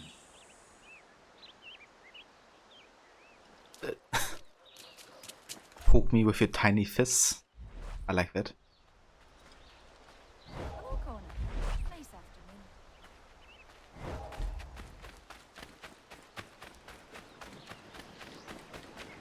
Okay, these guys are still chilling, it seems.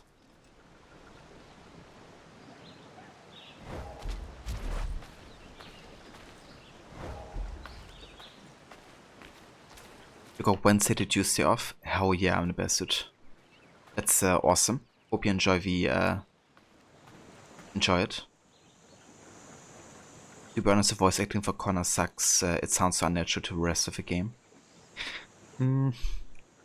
Yeah, I mean, it's definitely personal preference, right? But here's the thing. The way Connor sounds is 100% intentional, and it does make a whole lot of sense. He's actually been voiced by somebody with, indigenous Mohawk heritage. Also grew up with the Mohawk language.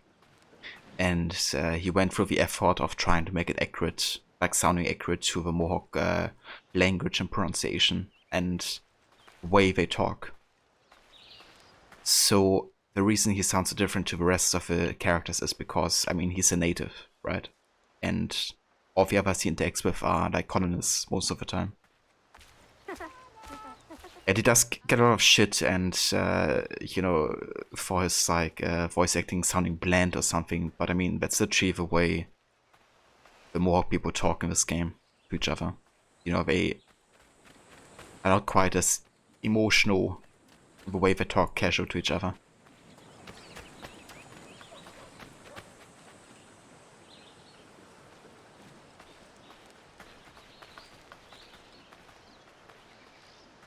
Not saying his language, the volume that they dub him in is just weird to you.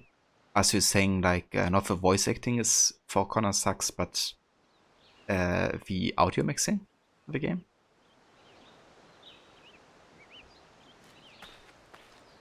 Because that would be like a major difference to me, you know, since that's not something that the voice actor can influence.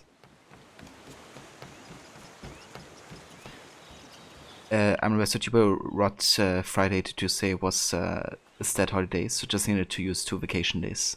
Oh yeah. That's a good way to calculate I'm the best. Extend the vacation of a holiday.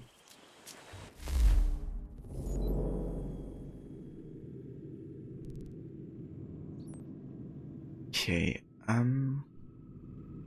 let's go up here for the next homestead mission.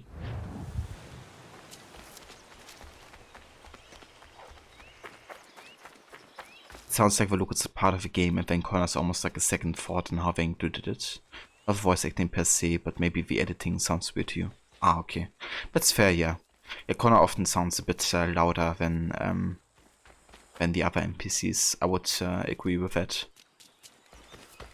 It does can, make it sound a bit unbalanced at times.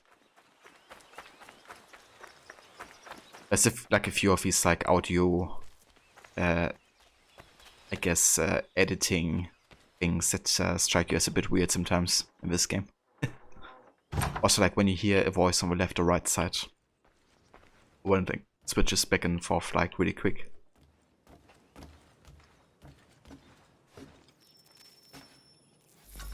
Kana, come with me downstairs. Should I search for something to fill that space? No rush. Eventually, the right piece will present itself. As you wish. There's a chest in a cave on the edge of the property. Could you retrieve it for me? I would go myself, but these old bones prevent me from getting to it. Take Norris with you. The cave entrance is blocked with heavy stone and will need to be cleared one way or another. Right, nice. Let's actually check the assassination war here. I think there's some new notes that Connor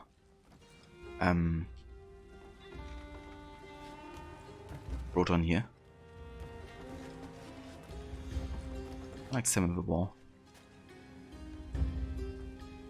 Okay, so he's writing Templars equals loyalist, question mark.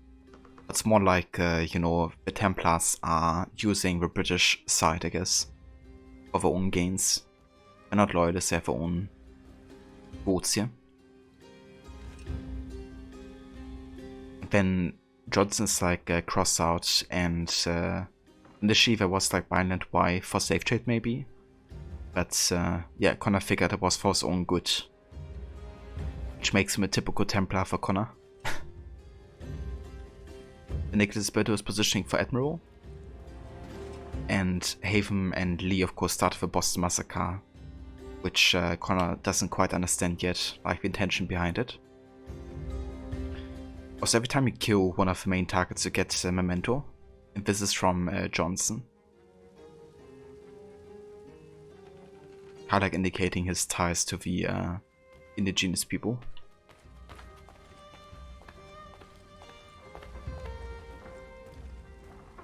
Maybe Miriam would like some stone for gift Norris. I would definitely beat some flowers, I guess.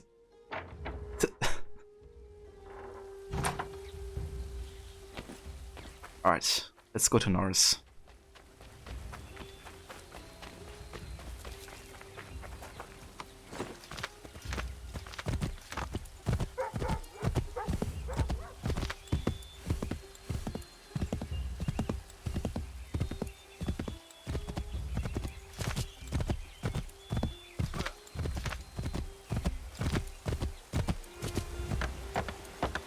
Stone crushes flowers, but paper wraps around stone. True that.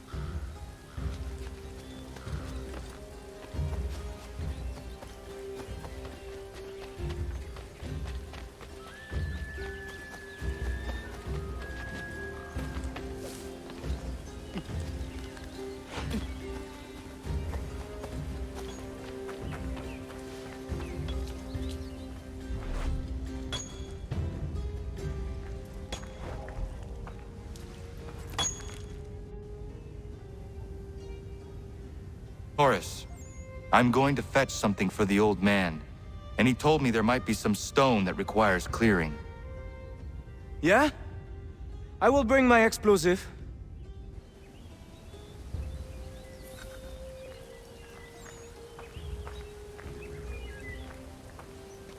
Miriam is interesting. Certainly not your typical colonial woman. A deadly shot. She brought down that cougar. She is strong, capable. She has no husband? Not that I'm aware of. I never met a woman like her before. I would like to know her better. You should speak to her then. I might try. Hey, don't splash. Don't want to get the powder wet. Do you think she likes Frenchmen? Yeah, I think it doesn't have to be tied to any nationality. It's also funny that he says don't splash, you know, and I've been walking very slowly I see why he encouraged through me water. to enlist your services. Pas de problème. We blow it up. Be my guest. Duck and cover. Where he says better the end of a word, he sounds like he's about to laugh but stops himself. Yeah, the French pronunciation.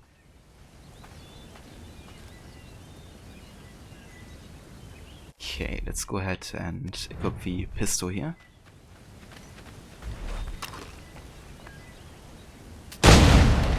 Ah, that's a nice one! Thank you. Bienvenue. Doesn't look safe in there. Be careful. I'll be at the mine. And what you said about Miriam is interesting. Ah, is it?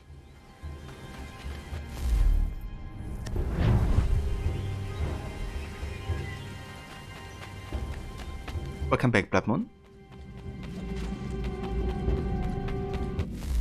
Hold up, actually, let me check the database real quick. I think we got some new entries for William Johnson, right? Yeah, an update for him. Okay, that's one update, and that's the last. In case you're wondering, the official reason for Johnson's death was given out as a stroke. I guess publicizing that he was killed while threatening to murder treaty negotiators would probably have caused some political tensions, to put it mildly. I suppose a blow to the head, for example, could have been described as a very heavy stroke. Yeah, a very heavy one.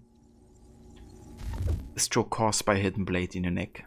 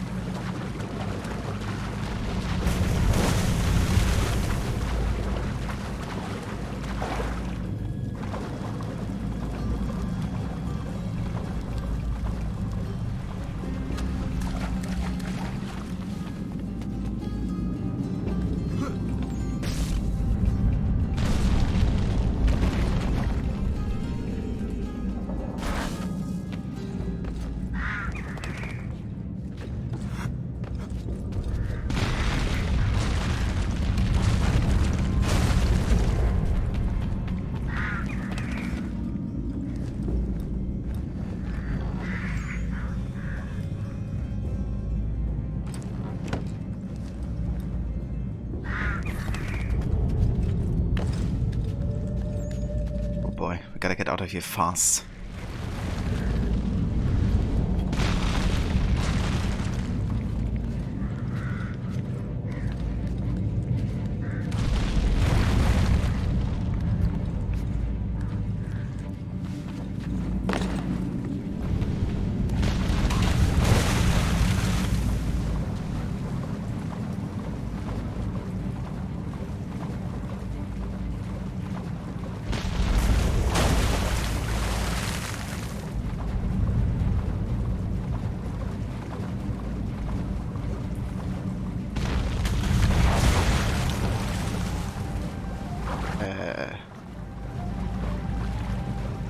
Fuck.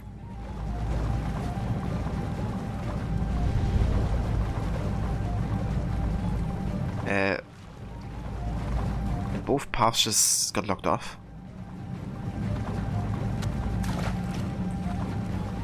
It's a fact?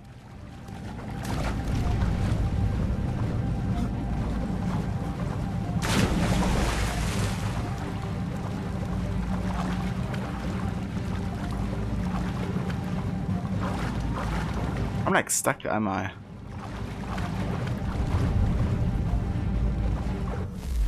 The fuck? I'm like stuck.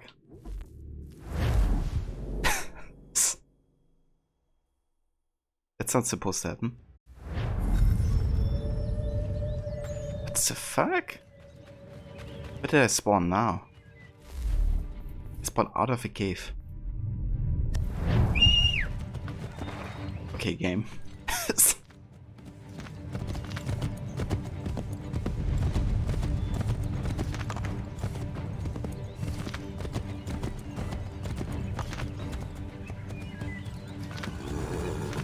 Jesus Christ, sauce.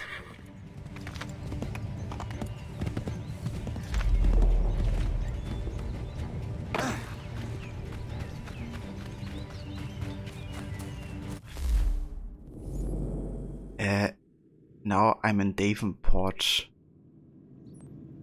But I can't get to the mine. What the fuck? What's happening? Can't get over here. Is it like literally out of the map? Oh dear. Never seen that glitch before. Me neither, Rod. That's a new one to me. Let's try reloading the checkpoint again. Because that's ridiculous.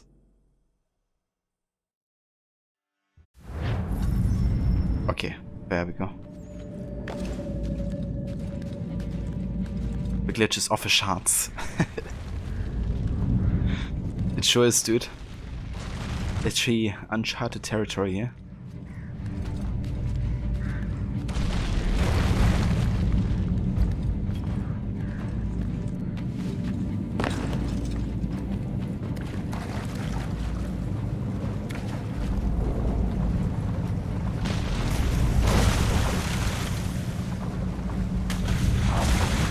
So now I can go through here, but last time I couldn't. Seems legit.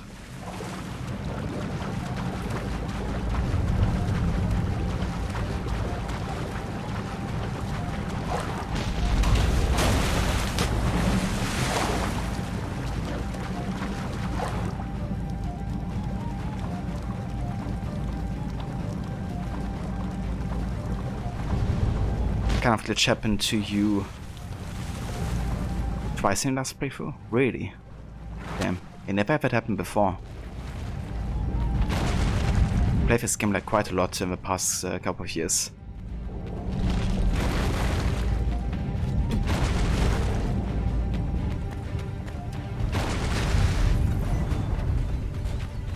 I was close.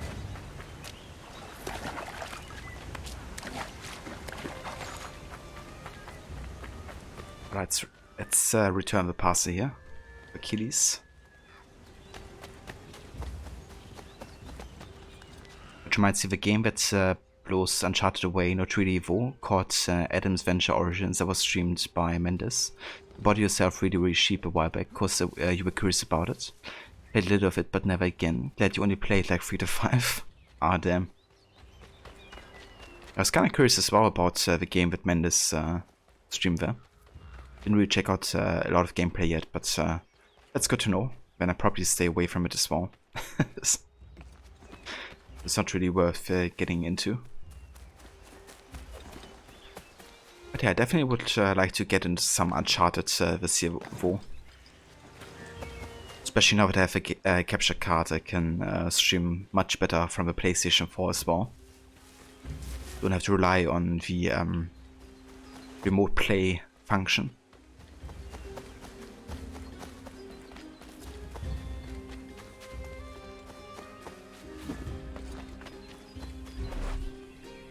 Oh nice, Prudence is baking some bread here. That smells delicious. Does. Oh damn, imagine like some fresh bread out of a stone oven.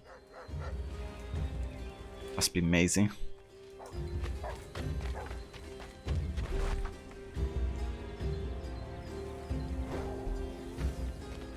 Delicious. It's all worth it, and the name of a character, Adam Venture Adventure Road's Eyes. Yeah, they probably thought they were like super smart when they you know, chose that name.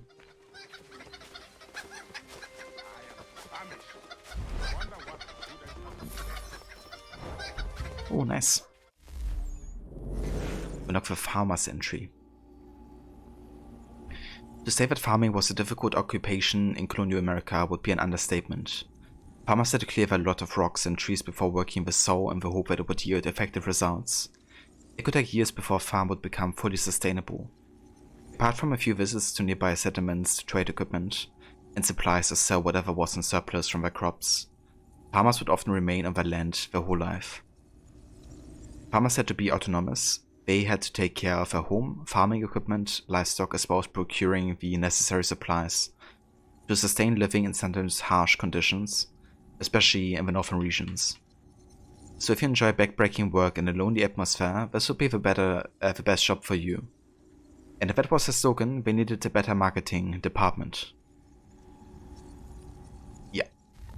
No kidding, this must have been really, really hard work. I mean, even like, you know, the first half of the 20th century, that was still such a hard work to endure.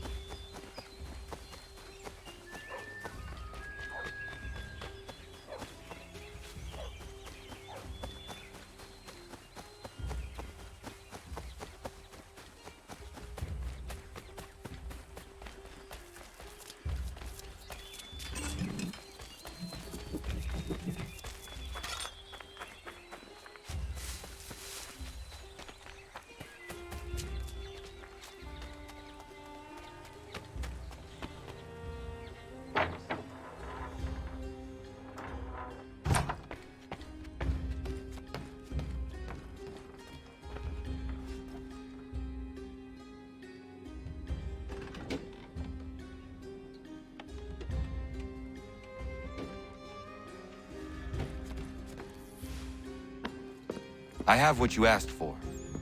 I must know who put it there and for what purpose. I did. I put it somewhere I knew only I could reach, but that was a long time ago.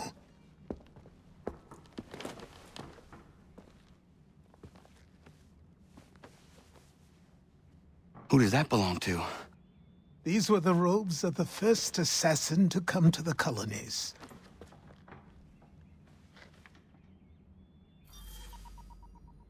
Nice. It's a new outfit unlocked. The traditional colonial assassin.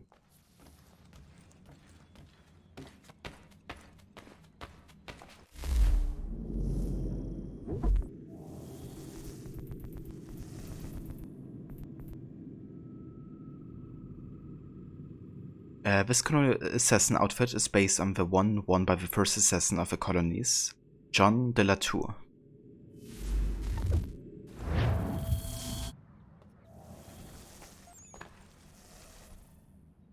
It's really funny looking with the head and the assassin insignia on it. It's not really something I would wear myself, like playing the game, you know, with Connor. Like, I don't know. If you wouldn't have the head, then I would consider.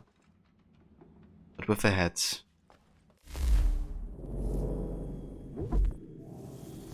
it's not really something I wanna be using. You're blown away by the scale of Valhalla, by the way. You're 40 hours in and you're only at about 80 power.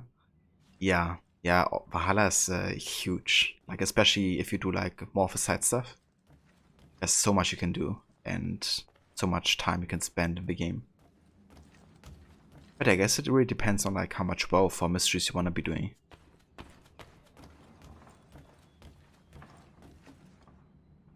Nice hat, as we would hear in Ronnie's channel. But an actor who could have played the great Achilles is Keith David.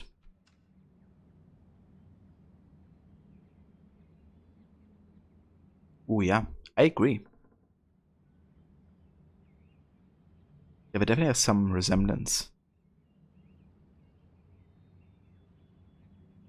Certainly a bit younger, but you know, they could have played like a younger version of Achilles, or I guess kind of like age him a little bit for other means, I guess.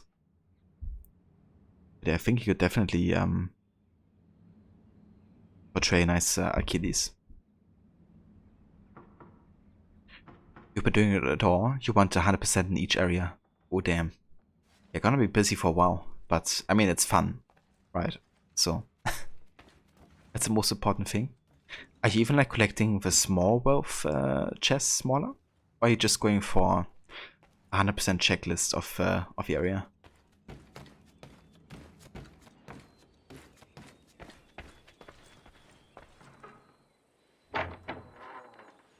He's a great actor, been in a lot of projects. Have you ever seen Pitch Black with Vin Diesel? That's one of his 2000 movies. One of the first things you saw him in was The Thing. Ah, okay. I'm not sure if I've seen any movies with Keith David before, to be honest. I haven't seen Pitch Black or The Thing before, I don't think. But, yeah, I mean, you know, just like from the looks and stuff, I can already see him, you know, playing Achilles like visually. Not sure about the voice acting and stuff, but I mean, yeah, I would definitely have to see like a movie with him first, I guess.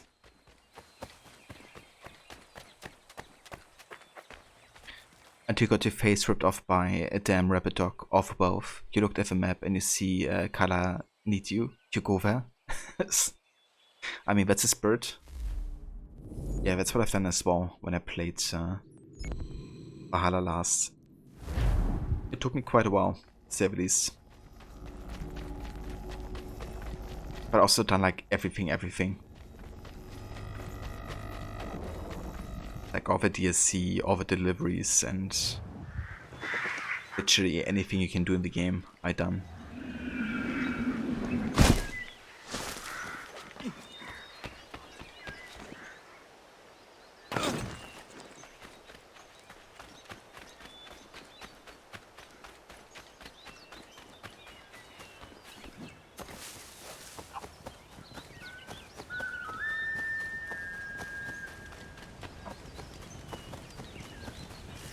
Connor!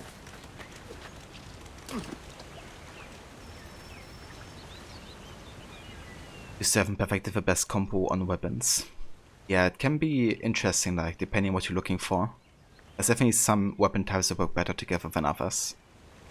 I really love how you can, like, mix and match a way that suits, have, like, your playstyle the most. I also have to couple, kind of like, a light, weapon with, like, a flail. Like, for instance, the hammer and flail, or the, have like a bearded axe and flail. Also like flail, also like a hammer and bearded axe as well together. It's quite nice. Or even like hammer and dagger, or like bearded axe and dagger together. I used to play quite a bit with like 2 heavy weapons, but I kind of like stopped doing that in the last playthrough because it just ruins my immersion a little bit. You know, within like 2 great swords or something. But yeah. You love a big 200x, but you love the animation using the shields too. Yeah, the shields are great. I also love how you can even use them to attack enemies. Like go double shield or something. With Dawn of Ragnarok DLC and other content, doing a playthrough, doing everything in the entire game and other DLC would take so damn long. Yeah, it's not something I'm gonna be doing on my next time playing the game for sure. Like next time I just wanna focus on story stuff, so I'm just gonna be doing main story and other mysteries in the game and the DLC. But I'm not going to go for the wealth or the artifacts, I guess. Just focusing on story only. It's gonna be long enough like that. Hey Missy, you love Valhalla and did all the DLCs. Hated that Hooker Bird one, found it hard to land on small places, like trees. That's from the Dawn of Ragnarok DLC, isn't it? I haven't actually played that one before, but I'm gonna check it out later this year, I think, when I get to my Valhalla playthrough. But yeah, I also love Valhalla. I would definitely say I like the main story a lot more than I like the DLCs, but I still enjoyed Siege of Paris good enough. Overall. But yeah, I thought like the whole main game story was just fantastic. Certainly had some fillers in there with some story arcs I felt, but whatever had to do with like the first civilization or the Sigurd Eivor Ravensthorpe storyline, I thought was just great.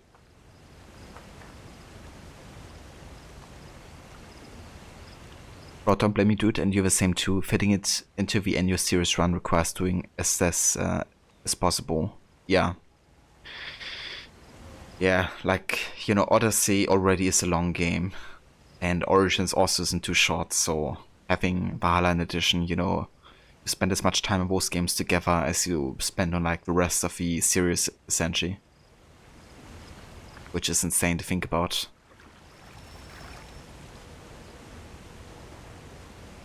Norris goes courting. Norris. You know Miriam? Of course.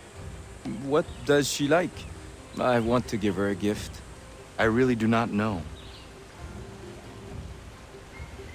All right. Let me call on Prudence. She may be of service.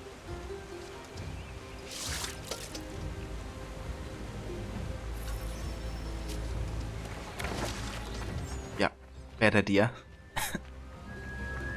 Prudence is gonna be like, wow, I love flowers. You know, that's probably gonna be something that Miriam would also enjoy.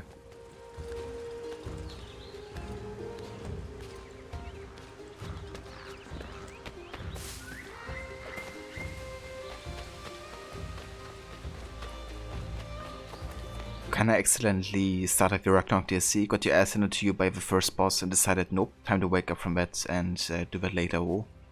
That's fair as well, Mauler. Yeah, it would be a bit tricky considering like the level requirement of that.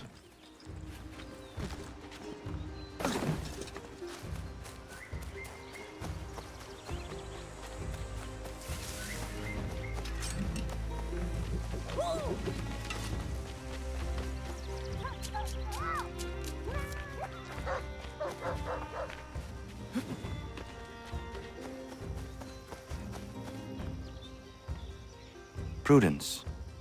Good day, Connor. Norris is trying to court a woman. What do you women like, in terms of gifts? A nice bunch of wildflowers always brightens my day. Who is it Norris fancies? Best not say for now. Fair enough. Best ones are atop the bluff to the northwest. A bit tricky to get, but they grow large and healthy in the full sun. Oh, let's get some flowers then. 300 plus for Ragnarok, you think? Yeah, I think so too. Gonna be a while until you can do that, Moller. But yeah, I would recommend doing the Dawn of Ragnarok DLC after you've done the rest of the dreams with Valka. Certainly better to do the Asgard and Jotunheim dreams first. You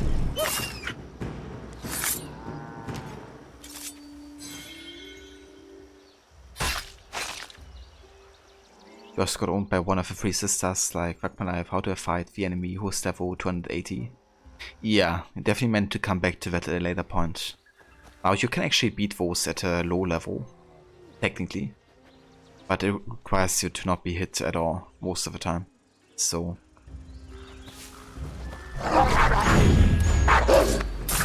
probably best to leave it for later. Yeah, man. One of the sisters is level 90 though, so I think you could fight her soon. Like all different level. But exactly, and look at the Witcher games and their scope and their release date differences. Witcher 3 was 2015, but imagine if they did Witcher 4 and 16, like how Origins was 17 and then Odyssey 18.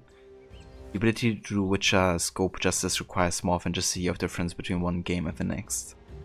So with the later AC games trying to do massive scope with shorter time between releases, there's going to be issues keeping things at that high level of quality. Yeah, definitely. I mean, you still see the advantage of like outsourcing to multiple teams and having like a much larger like network of developers, I guess, and having like different studios be like the main development team so they can work on games for longer than just a year of release time. But it's still sometimes not enough, you know. And given that those games release yearly or every second year, it's like much harder to also pick up on that pace with like a annual series run. Much easier to do for Witcher, you know, that only has 3 games in like 7 years of like releases, I guess.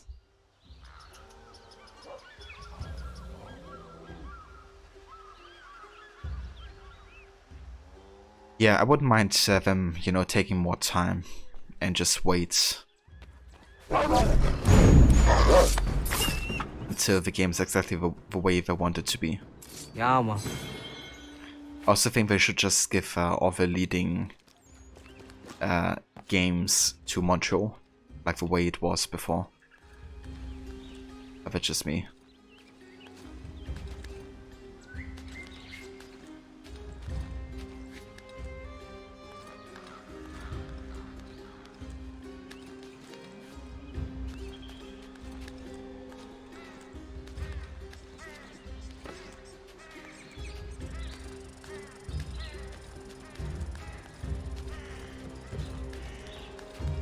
Give the first sister and one of the Templars. Took you forever to learn the attacks and how to counter.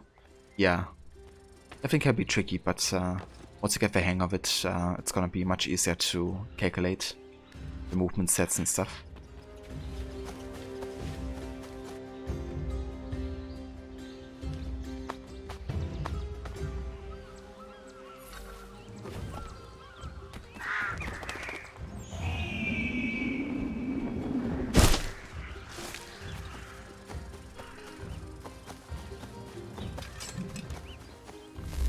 One thing I kind of forgot about is we can do more contracts here for the Brotherhood. Let's try the French-Canadian ties again. Let's give it to Clipper because he's the highest level here. Then we have New Hampshire and Stockpile. Massive stockpile weapons and powder has gone missing. Very curious, we just apprehended, still managed to get the information back to whoever was waiting for it. Try and track down the munitions whereabouts. Let's give it to Duncan. And Stefan can do special delivery. A secret shipment of black powder is, is arriving in Newport for the assassins. Leave the ship at the pier and escort the goods back to our magazine.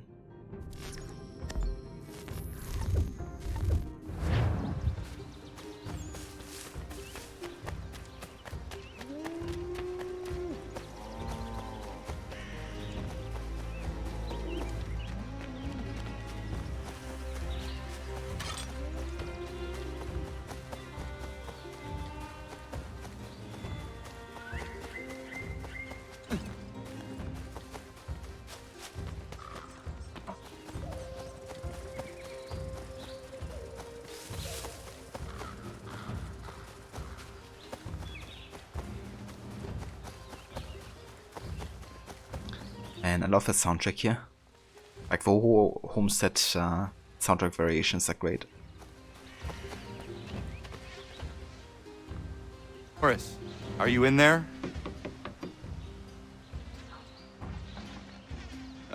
Oui? Oh. I will find you a little later then. No, it's all right. What is it?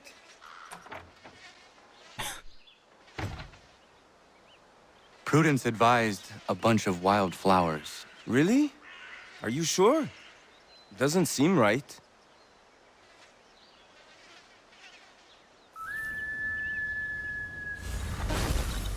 It's kind of good that Norris actually has the intention not to give the flowers initially, you know.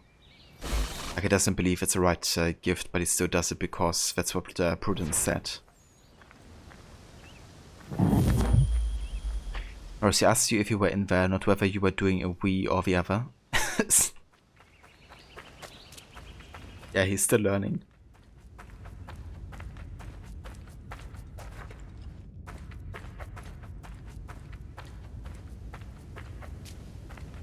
Which reminds me when in one of the missions at the start he says he was just dumping a load.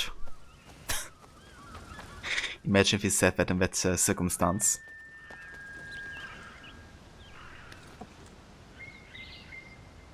Okay, can I go up here?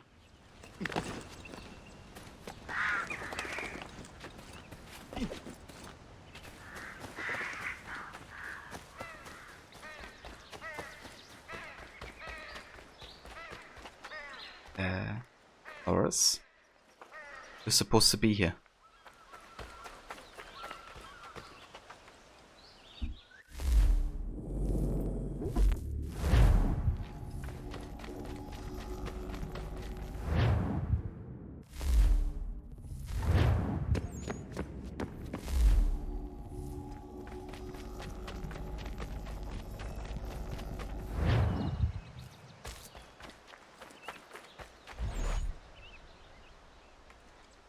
Ah man, I wish you could track the activities, even if there's like a quest objective on them.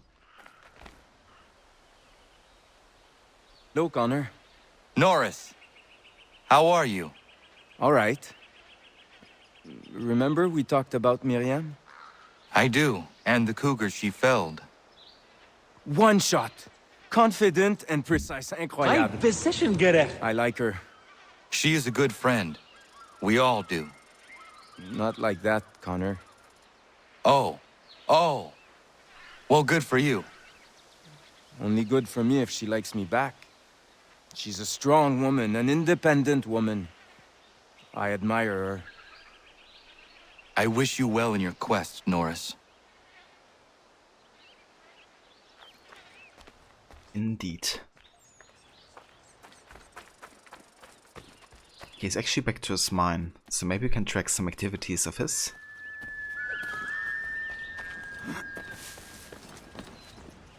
Let's have a look.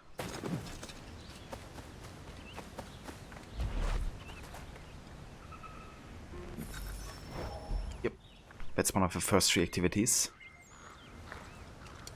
Putting on the lantern, because you gotta see inside the tunnel. That reminds you tested whether you could go back and find Hepzibah and Origins to get new dialogue, and when you did, it was right after the part of the story where Bark and Aya find out there are more targets. And when Bark talks to Hepzibah, he informs him of it. Oh, really? I had no idea you could do that. That's something I really found cool in Origins, you know, like, there's like a couple opportunities where you can just kind of like go back to talk to people that you did missions for. And usually there's like more dialogue after you've done stories for them as well. But I never knew you could go back to Hepzibah for more dialogue. That's amazing.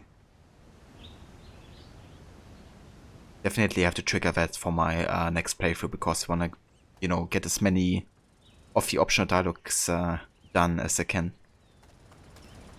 I think I'm gonna take a note of that or something.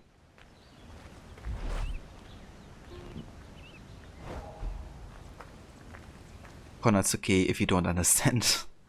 Yeah.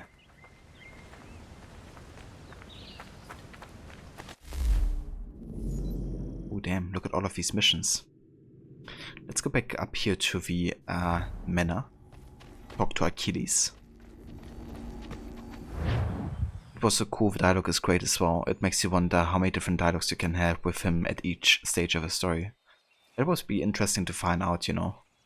To go back maybe after each like main story target or something. And just see if there's anything new. It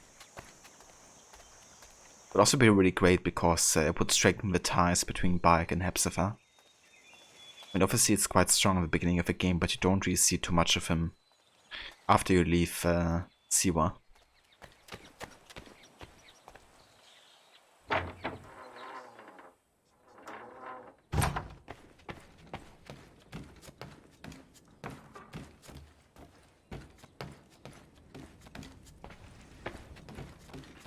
Okay, I think Achilles is underground here. Claudius the Youngster says the same dialogue when you go back to him. But that woman who tricked him can be found again, and Bark tells her that she brought the death of her brothers upon themselves. Yeah, that I remember as well, that you have the dialogue with her afterwards. But yeah, dude, that's just another thing I love with Origins, you know, like they really put a lot of effort into it. Like even when the stories are done. I also remember the kids who go to Memphis, right? And who kind of like guide the guy they robbed as well. Like they kind of go together. When you can literally like walk with them through Memphis, like by foot. They go like all the way there. You can even like see them later in Memphis as well. I just love those kind of details. It kind of showcases they, you know, went the extra mile.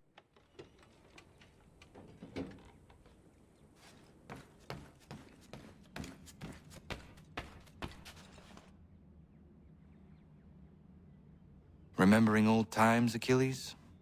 Connor. Oh, yes, I suppose I was. Seems like so long ago. Who was the assassin this belonged to? Originally, it was John de la Tour's, the first assassin in the colonies.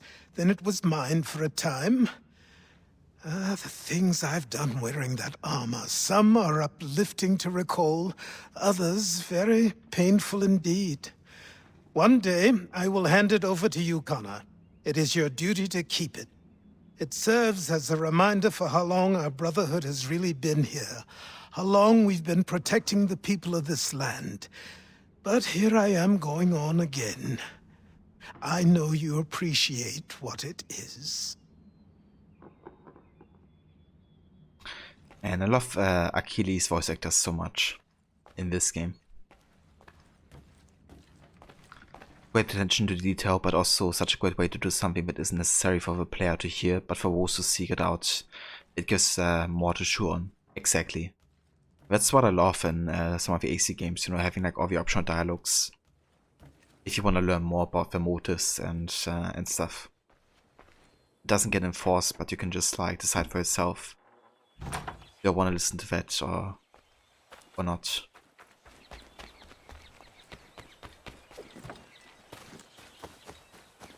Yeah, the outfit is really cool for Achilles that you get. I also quite like it. Looks a bit more traditional, I guess, in a way.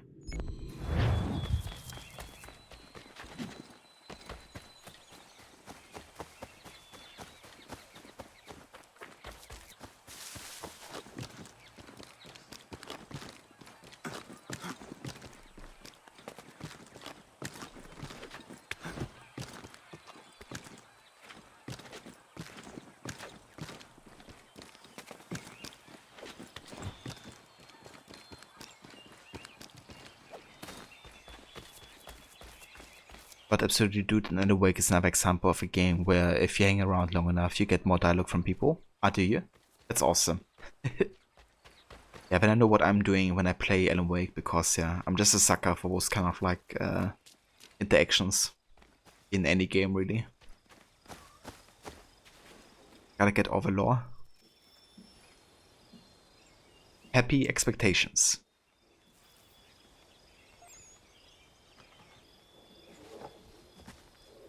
You want to tell him, my love? I'm pregnant. Congratulations. It's been a long time coming. It does present a slight problem, however. There's no doctor for Miles. Well, then we should find one. I know of one that may consider moving here. His name is Dr. Lyle White. It's been a turn since we last saw him, but you might try his old house in Boston. And I love that, you know, facial expression Connor has. You can really tell, like, he's so happy for them and he really cares, you know. And yeah, I'm also really happy for, you know, Prudence and Warren. We tried so long, you know. And now it's finally happened. But yeah, I reckon, you know, also the circumstances might really play into that and factor into that, you know. I've never really felt safe or comfortable before we got to Davenport and the homestead.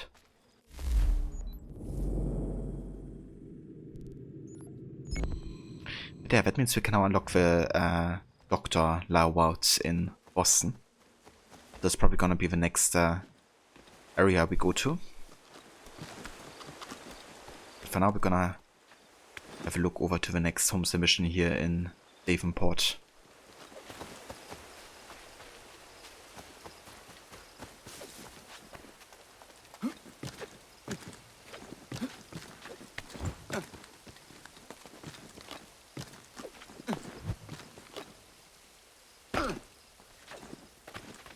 Ah, that game.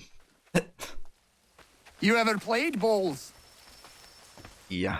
Not a huge fan of the mini games in AC3, I have to say, but this one is alright, I guess.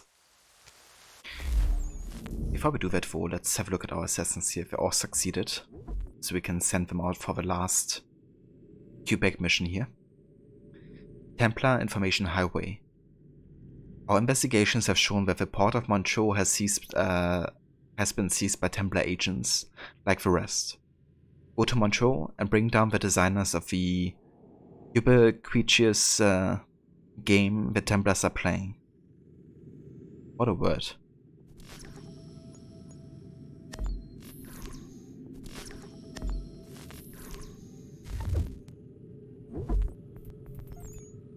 And we can also take over New Hampshire.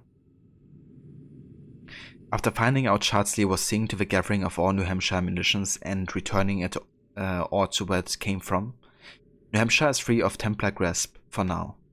Return there periodically and maintain a watchful eye. Here there's a job for Duncan. And then Stefan can do not much to fight about. The people of Rhode Island are unified in their desire to separate from the mother country, ride to Newport and try to discern what makes it work there. It really is, Aura. That's something I get to say every day. I see you are getting along again. Oh, aye. We're always at each other for one thing or another, but more often than not, we work it out in the end. It's just the thought of my family threatened got me hot under the collar. And Terry knows he couldn't beat me in a fight. You rat! That's why he built this bold pitch, so he could beat me at something. Still can't though, can you, Terry? I was winning till Connor came along! Sure you were.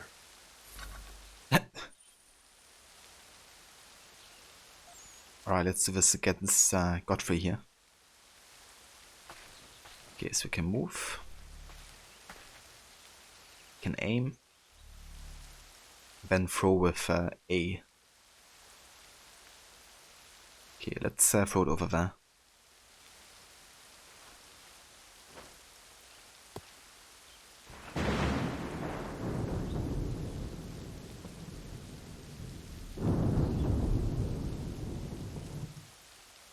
We can also change the throwing type here. And we even have like a tactical camera that makes it easier to kind of like align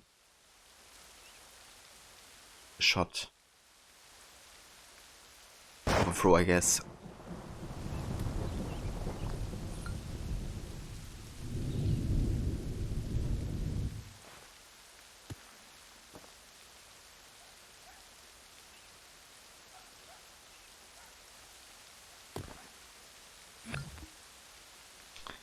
Okay, that's annoying.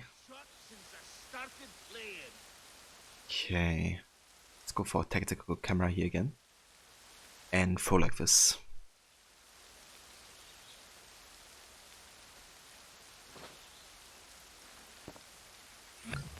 Okay, still got the closest distance here. Yeah, still got it.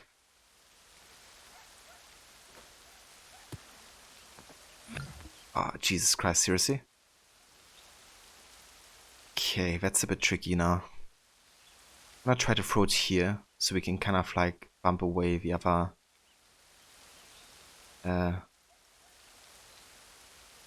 boards here.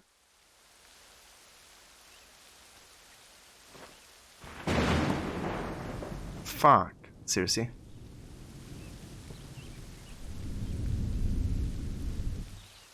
Okay, let's just throw it like this then. Hopefully we still get the point there.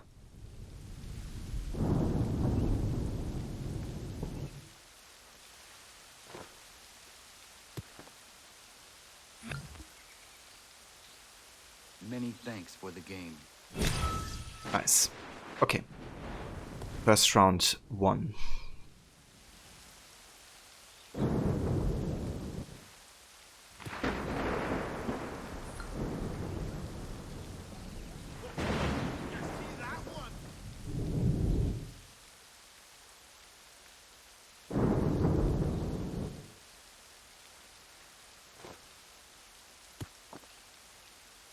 What the fuck? Did it even go that far? I don't get it.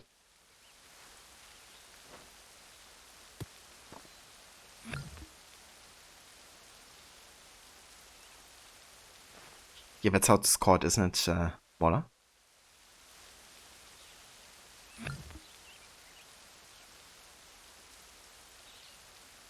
Okay. Let's get rid of this thing here.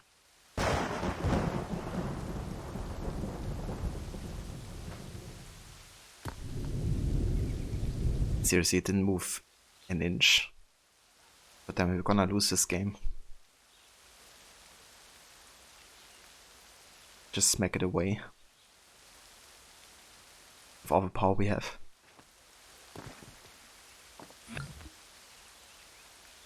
Puts the pressure on.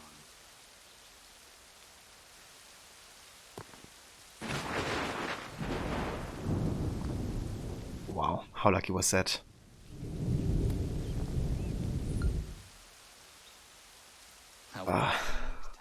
Fuck you, Godfrey.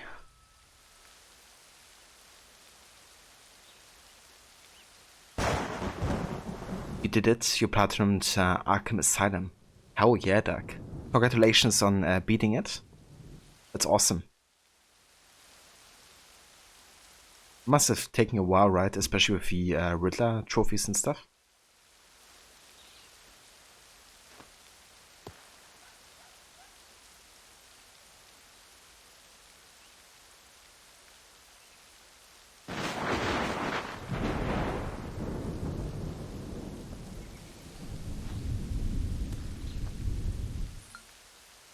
Only Tokyo a year? Yeah. I mean, that's understandable.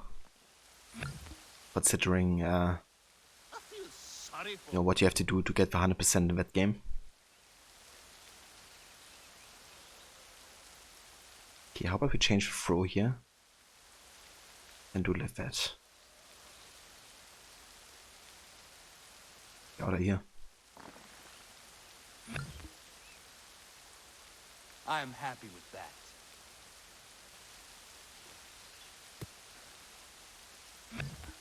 Okay, we still have a point advantage here, that's good.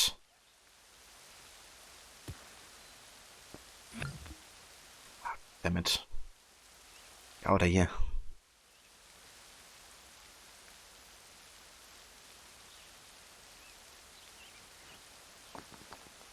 What the fuck? Okay, Jesus Christ. Let's do this.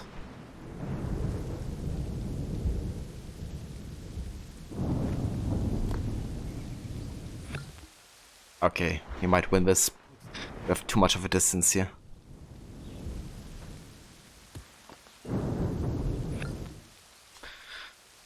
Ah, Jesus Christ. I lose. But it still finishes the mission apparently. This. So, I don't care, really, as long as you finish the homestead mission. But yeah, I'm not the best at that game, that's for sure. Still remember how much I had to play this during my completionist run. Thankfully, we don't have to do that in this run.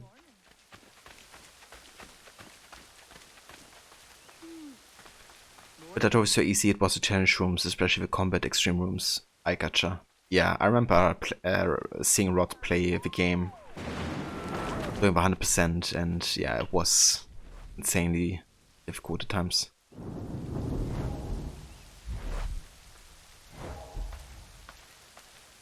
Yeah, me too, Rod. It's definitely good they didn't make it mandatory to win. I can see it's 1 AM and you've been playing Arkham Asylum for 3 hours now. Worth it though? Yeah, that's great. Congratulations again, Doug, on getting the 100% there. And yeah, hope you also have a good sleep and a good rest. But you always spam for one button until the game is finished. I don't blame you, dude.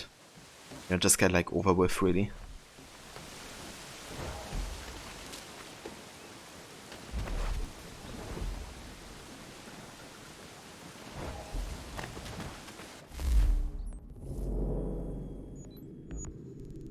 Okay, I think that's all the homestead stuff in Davenport for now.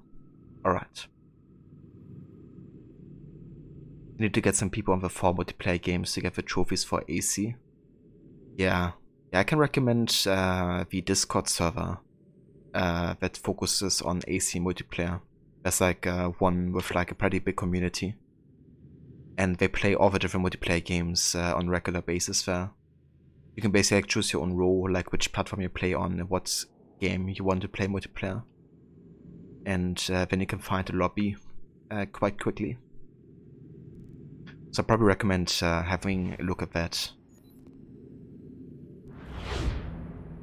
But if you're only looking for AC4 Black Flag though, it's quite active still, so there's a good chance you'll find a game even without having to go for the trouble of creating a party yourself. So yeah, the Black Flag multiplayer is still very active. At least the last time I looked at it. But yeah guys, I think I'm gonna go and take a break now. And when I come back, we're actually gonna be watching some videos, because I lined up some behind the scenes videos that I would like to showcase and have a look into, because I haven't watched all of it myself yet. There's actually kind of like a concept video that kind of like showcases what they tried to make with AC3.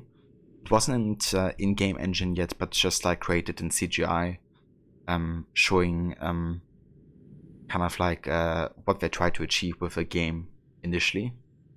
And then we're gonna have a look at some behind the scenes stuff from Ubisoft directly to see I guess, the development process, what they've done after they created the concept art video. So yeah, we're gonna have a look at that. It's probably also gonna take a bit more than half an hour, I would say, to watch all that. But yeah, it's gonna be worth it and really interesting.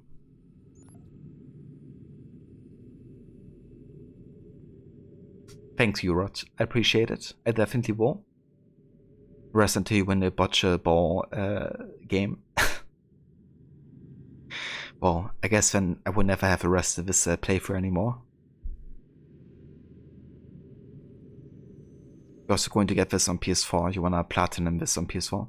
Yeah, I can recommend this game highly, especially for platinum, because it's a lot of fun going through like all the side activities and playing the different kind of like side missions, you know, from the homestead to the Nevo, the Brotherhood missions and all that.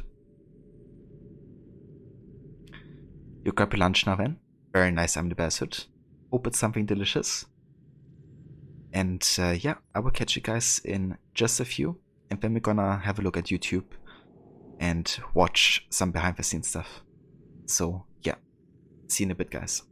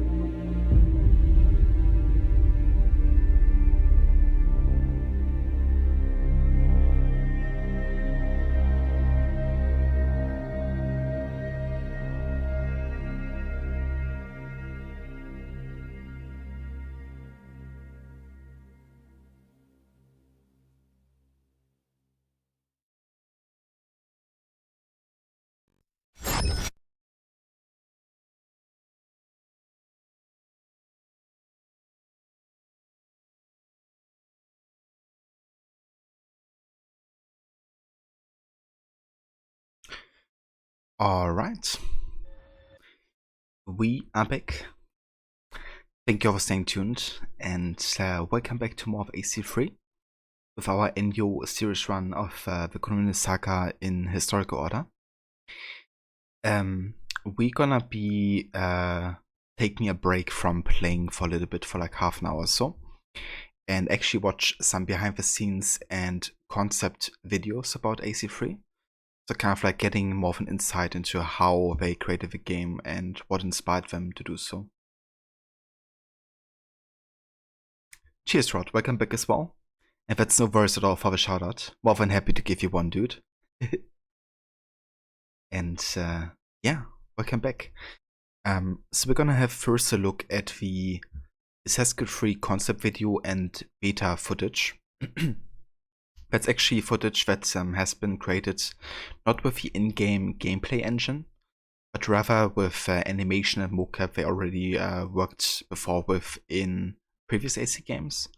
But also just like, you know, creating the environment and some of the animations even with CGI. So most of it is computer animated and doesn't resemble the gameplay fully. But yeah, it's basically something they created to kind of like also pitch the idea of like how the setting could work like and what they want to achieve with it as well. So yeah, you will see like a lot of inspiration that's ended up in the gameplay, but also some things that are quite different from the animations to like the overall feel and some of the activities as well and how it interacts with each other. But yeah, it's gonna be quite insightful.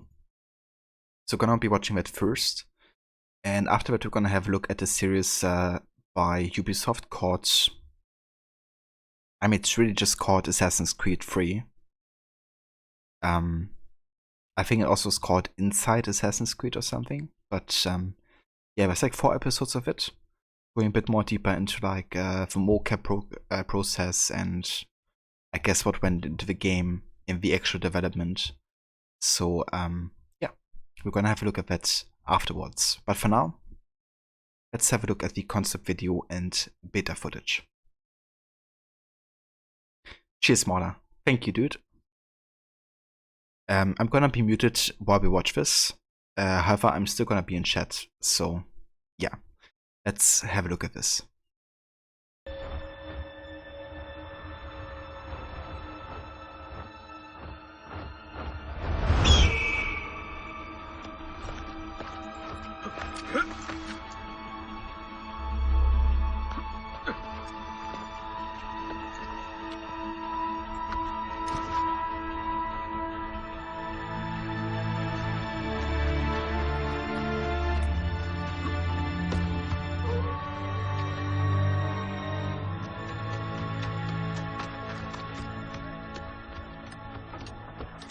We are in desperate need of replenishment to our mercury supply.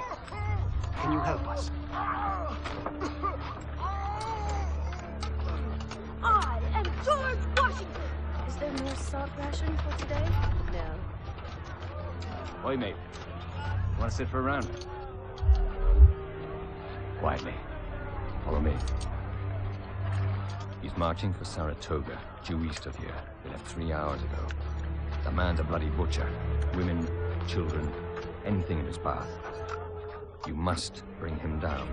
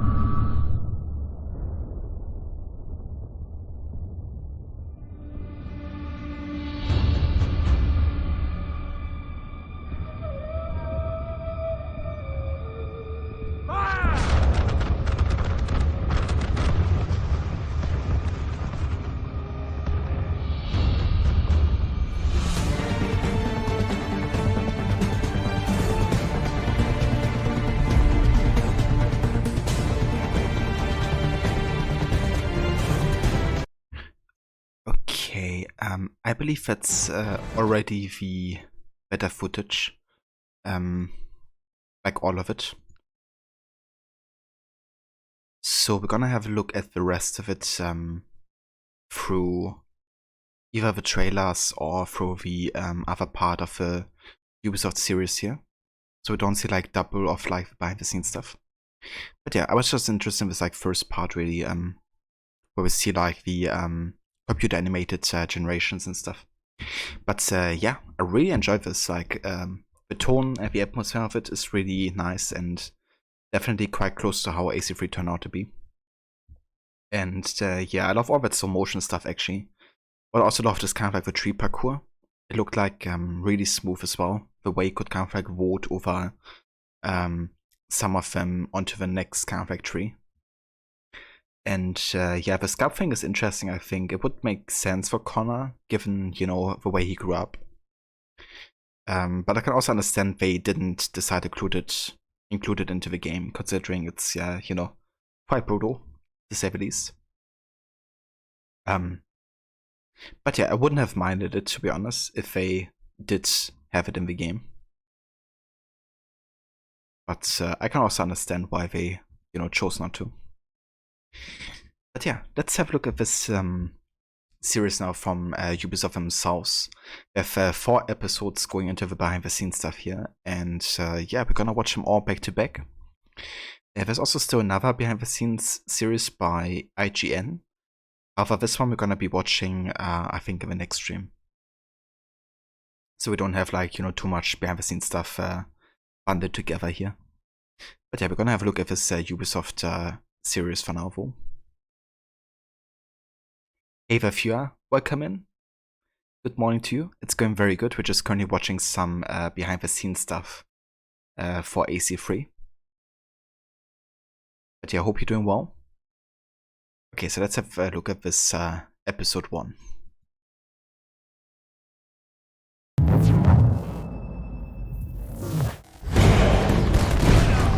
It's one of the most anticipated titles in gaming history. Now, in this 4-part series, get an inside look on the making of this truly revolutionary game. Inside the process of the creative team, the designers, writers, artists, and animators who brought it to life. That's what we need. It's going to be better than the cloud of smoke. Inside the technical breakthroughs that made it all possible. And inside the American Revolution, with interviews from war historians. There was a slaughter on the ground. Soldiers. It's guerrilla warfare. And weapons experts. They would use their weapon in whatever way they could. Who show us just how brutal the war really was. This is Inside Assassin's Creed 3. I don't think people realize how big an undertaking it is, how many people it takes to sort of achieve the level of quality and scope that we have. Assassin's Creed 3 is a big-scale game. The amount of things that are produced per day, that are developed per day, it's amazing. The team has grown to be several hundred people in 5 studios around the world, all of them working on really specific elements, so the amount of work is just staggering. In total, it's over 30 hours of gameplay, and we have 2.5 hours of cinematics, which is as much as any major length movie, or even more.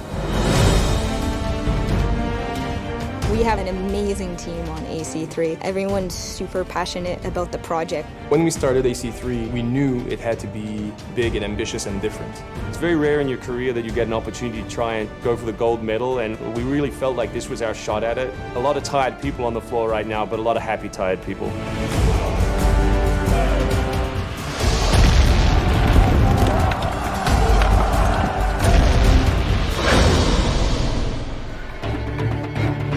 We've always tried to pick exciting periods in history and drop the player in, so they're exploring that time as well as our fictional story. Make ready. Present. The American Revolution was a very pivotal time because the concept of self-government as opposed to being governed by royals, it was very radical for the era. It's a great setting for a game because there's high stakes. It was the founding of a nation. It was a time when an individual could make a difference. It was all or nothing. They had to win or die. The Revolutionary War was an incredibly brutal experience. This is something you just don't really hear about in the history books, and something we wanted to bring to life in the game.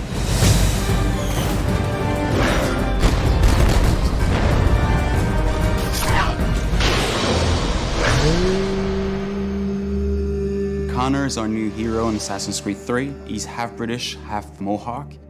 He's humble and more grounded to nature type of person. We did a lot of research into Native American culture. We've recorded dialogue in their native language.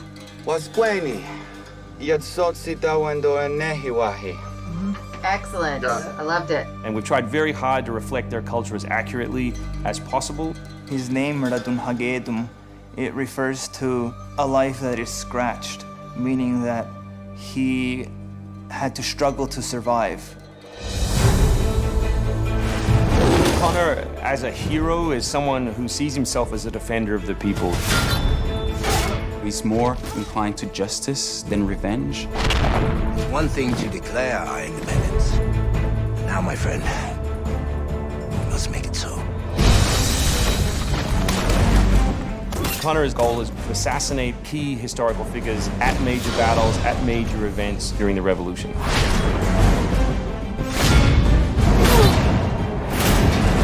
He's a stealth operator. He can come out and viciously make a great kill, then blend right back in. If George Washington would have had Connor on his team, he wouldn't have needed many other people.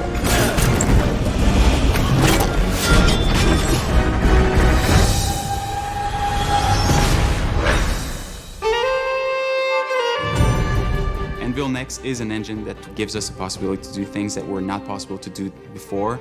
The weather system, the seasons, the formidable snow, bigger worlds in general, the ocean. It's the sum of 3 years of improvements that we've built upon. Brand new navigation system, brand new combat system, 2,500 characters on screen at any one time, being able to cut through interiors in the city. Anvil Next is a massive leap forward in terms of gameplay opportunities. Cliffs, trees, climbable stuff, the water, that was pretty exciting but also very challenging. We've got the frontier as well. We've got two of our major cities, Boston and New York. Once we dug up maps from the period, we tried to match street for street or major avenue for major avenue. We recreated Boston and New York at about 1:3 scale. We set out with crazy ambitions for this game, and with Anvil Next, it brings the experience to a whole new level. The fascinating thing for us is that we can bring history to life. We can actually make it a place that's explorable and vibrant and real. We hope we're offering by far the biggest and best Assassins yet. Next time on Inside Assassin's Creed 3, combat, weapons, and tactics. American tactics were really frowned upon by the British. He's trained in a very different style of fighting to the British soldiers. Connor is essentially the first guerrilla fighter.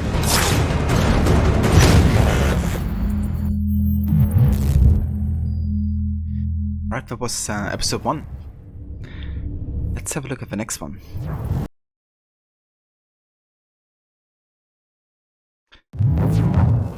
Learn a bit more about the combat. In this 4-part series, get an inside look on the making of one of the most anticipated titles in gaming history. This is Inside Assassin's Creed 3.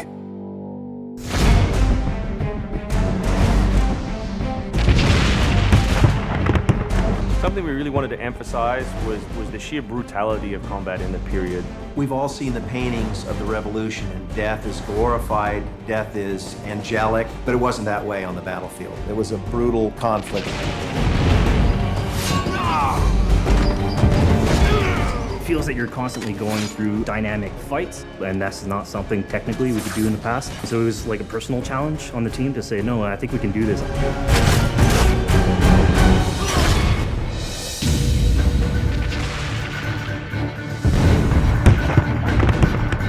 These armies are filled with different types of weapons. So, you have everything from muskets, you have grenadiers, you have guys with boarding axes. Being shot by a musket would be an awfully painful way to go. The caliber size of the ball was at least 3 or 4 times as large as anything that any modern military is using today. After the muskets were discharged, they would charge with their bayonets, what basically is a giant spear, and he has every intention of running that through you. They would shoot and then they would march, and that hand-to-hand combat was really brutal. And whether it's people using a bayonet affixed on the end of a musket, a small hatchet, this is a kind of killing that is very mano a mano.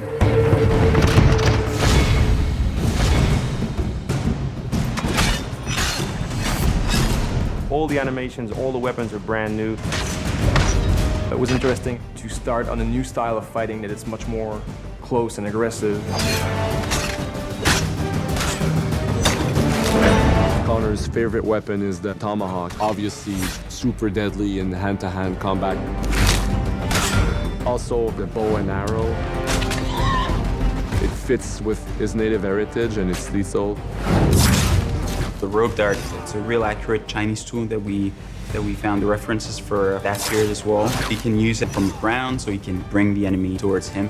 It gives him the ability, for example, on a tree, to hang someone from above.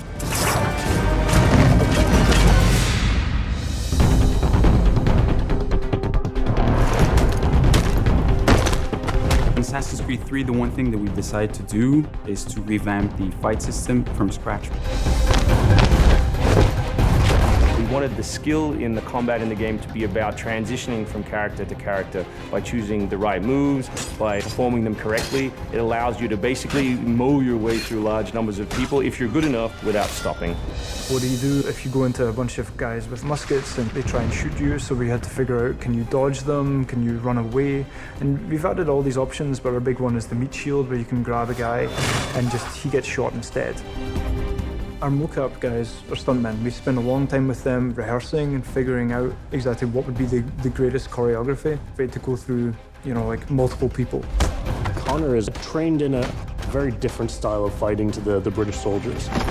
The close quarters flow of the combat that's happening between the punches, the kicks, and everything else is indicative of what happens in the real world.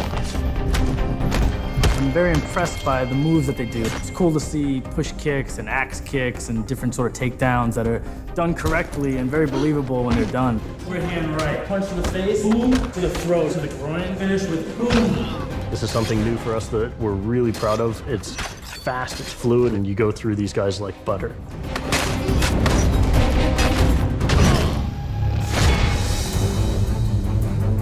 Connor is essentially the first guerrilla fighter. He's someone whose goal is always to move behind enemy lines, to pick off his target, and to escape. Employing guerrilla tactics, or what we now know today as asymmetric warfare, was something that truly was a component of the American Revolution. They learned what we would think of as guerrilla-style warfare. You sort of hit quickly and then disappear. American tactics were really frowned upon by the British because the Americans did adapt the tactics that were used by the Native Americans from the French and Indian War. The first big battle at Lexington and Concord takes place on a New England town green. And as the soldiers march back to Boston, they are marching along a dirt road lined by stone. It's not the most effective strategy, wearing your bright red coat and march through the woods while some farmer's trying to shoot at you. The Americans brought a tactic that they couldn't really cope with. They essentially took it away from the battlefield and they started guerrilla tactics.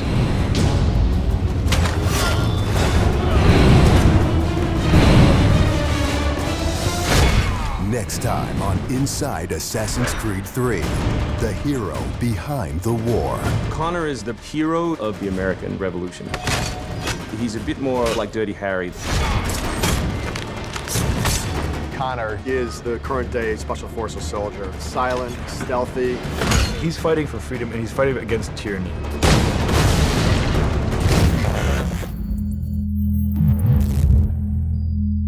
Alright, that's the second part of the behind-the-scenes stuff here. Welcome in again, Gizlek. Thank you for the raid. Welcome back, Kaidisaurus, as well.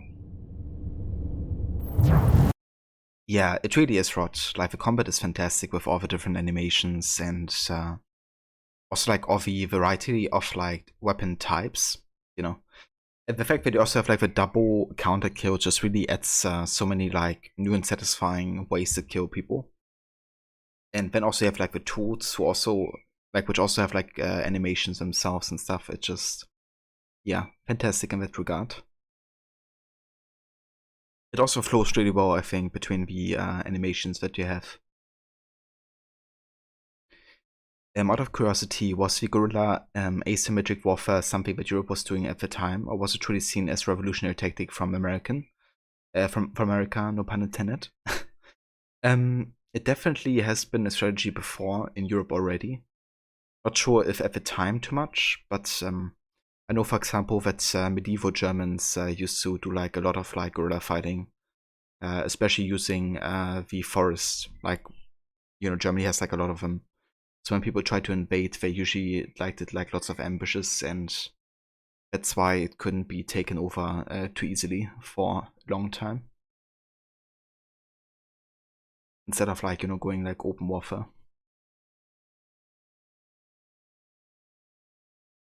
You were taught that the British hated the American tactics.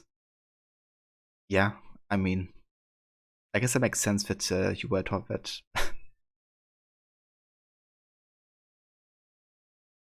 Hey there, Anonymous. Welcome in. How's it going? It was fantastic, the AC3. Yeah, it's definitely a great, you know, kind of like flow that you have.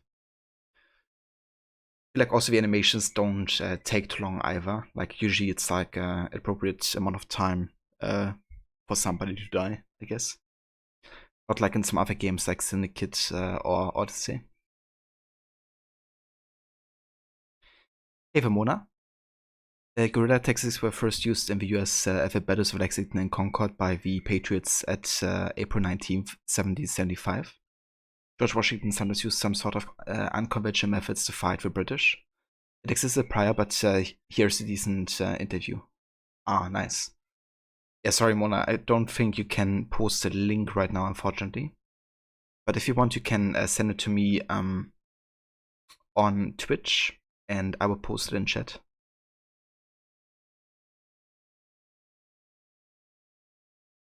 And yeah, that's interesting because that's actually the time we play AC3 in currently, like 1775.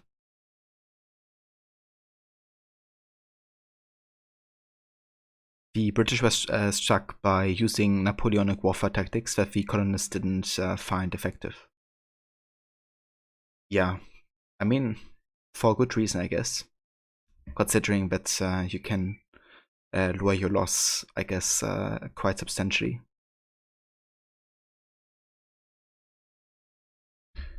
When an enemy doesn't follow a set of rules in warfare, it makes them the most dangerous foe. Yeah.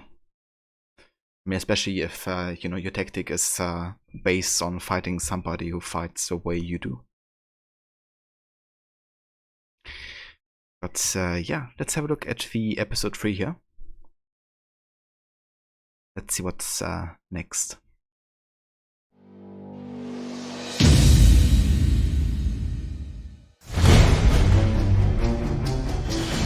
Connor is the brand new hero in the game. He's a brand new assassin. He's half Native American, half European. We wanted to build that base conflict into his background. Why are you here? When he begins his journey, he has a very clear sense of what is right and what is wrong. He is forever motivated by a desire to do the right thing. Commander. Connor. He's fighting for freedom and he's fighting against tyranny. You as Connor, as the assassin, are the critical part of the American Revolution.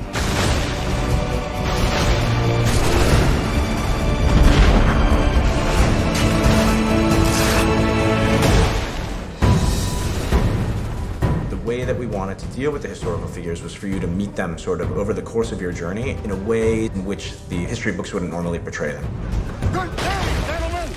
General Putney.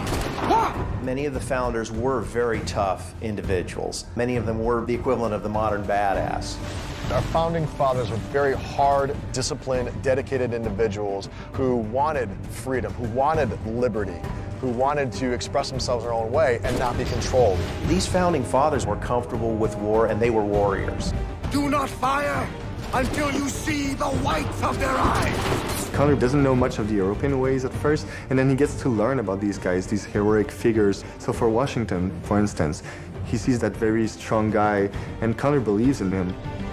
George Washington was not the old, feeble man on the $1 bill. During the time of the Revolution, George Washington would have been in his 40s. This was where the legend was being made. You see Washington as he was during the Revolution, which is a younger man, an athletic man. George Washington really was the first action hero. George Washington, he's probably the next most important character that we had to work on. We must have done so many versions of him and just constantly making him look larger and larger than life. We really tried to look at areas, that were really noticeable. The profile of Washington, very noticeable. He's also one that kind of ages as the game gets older. There'll be a discernible difference between the earlier version of George Washington and then as he ages and starts to become more the Washington that people really identify with. He looks like the George Washington I visualize. Basically, you get to talk with George Washington, to interact with George Washington. You have missions with George Washington. Connor is moving in and out of both the Revolution and the rest of the history.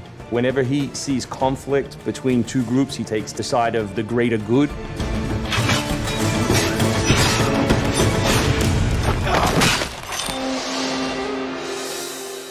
We've been working very closely with the Mohawk consultant on values as well on language. We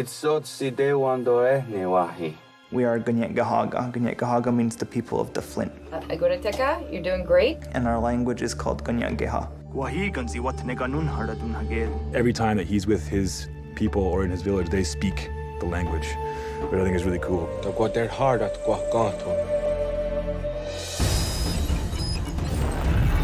Connor, as a Native American character, he's very familiar with Native American war clubs, with the tomahawk, with the bow. He's got very refined sense of hunting and tracking. He's been raised with the ability to navigate this environment. Connor has a lot of his ancestry's strength from the Mohawks. He's strong, he's agile, he's able to run in the wood very quickly. It's really his nature, that's really his home. He's essentially described as the agile brute. So he's brutal, but he's agile. He's heavy, but he can still jump very far. He's grown up in an environment that is oftentimes very violent, and he has adjusted accordingly. Every time he jumps, he doesn't just gracefully float through the air. He has to swing his arms. He has to use a lot of his arms and a lot of arm work to get through the trees, to push off things, to jump and swing. We had so many different versions of Connor, and he started off really slim, and then we bulked him up by adding fur and cloaks and all these things. Instead of this thin, lean assassin, he fills out his coat. He's just a warrior in every sense.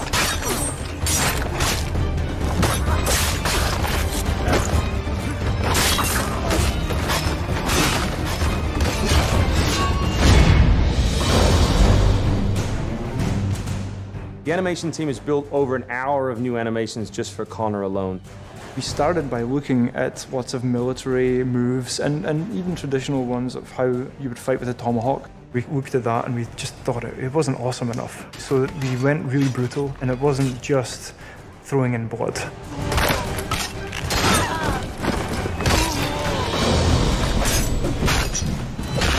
We put a lot of time into the navigation elements, and we've completely redone our climb system. We really wanted it to be much more organic.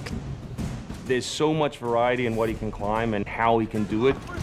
We have a whole set of new navigation abilities that just show off the fluidity of the assassin as he moves through these environments. We thought it was a great opportunity to allow people to climb, trees, cliffs, natural landmarks, as well as the buildings that they climb. We had to add different ways of climbing up to cover cracks and also side cracks. So we have vertical cracks and side cracks. We knew we had to support all sorts of organic angles so that the forest looks right, and still the behavior of the assassin would be fluid in any context. He's not there to run against 500 men pitched on a battlefield. That's not his style. He's there to sneak out around behind them, climb up a cliff, do some tree running and drop down in amongst them and take out the commander and get out of there before anyone sees him. Connor moves are directly inspired by parkour.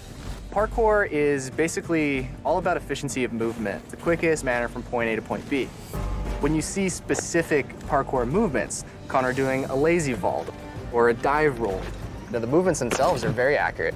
Connor moves in the game like I want to move in real life. There are very few games out there that really tap into parkour free running. You've got the fight or flight, and this uses the fight and the flight to its fullest because Connor is a badass assassin and he can move like hell.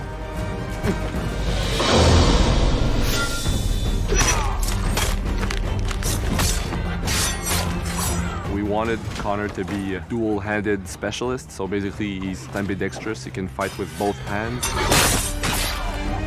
When he lands, the ground shakes, and when he fights, you know, people are getting knocked left, right, and center. He's very brutal.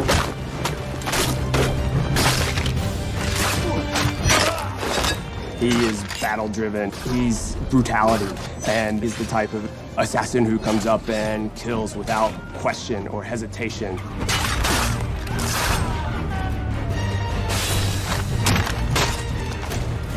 Soldiers were not really able to go up against Connor. Connor's a killing machine. He's a ninja and a tank with a Wolverine in there.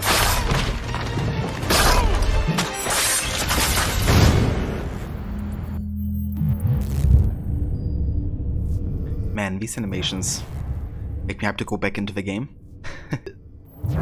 But yeah, we got one more part of the behind the scenes stuff here. So let's have a look.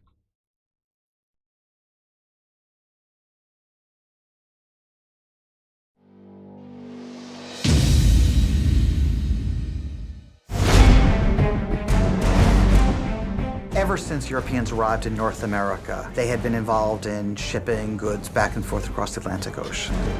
In order to make this economic system work, the British tried to control the goods that are going to the colonies. And it was those goods coming back and forth which made a few places on eastern North America important. Whether it's the Boston Tea Party or the Boston Massacre. Fire! We have these big historical events that we can situate our game around. All of these events that people have a rough understanding of, but they've really never experienced.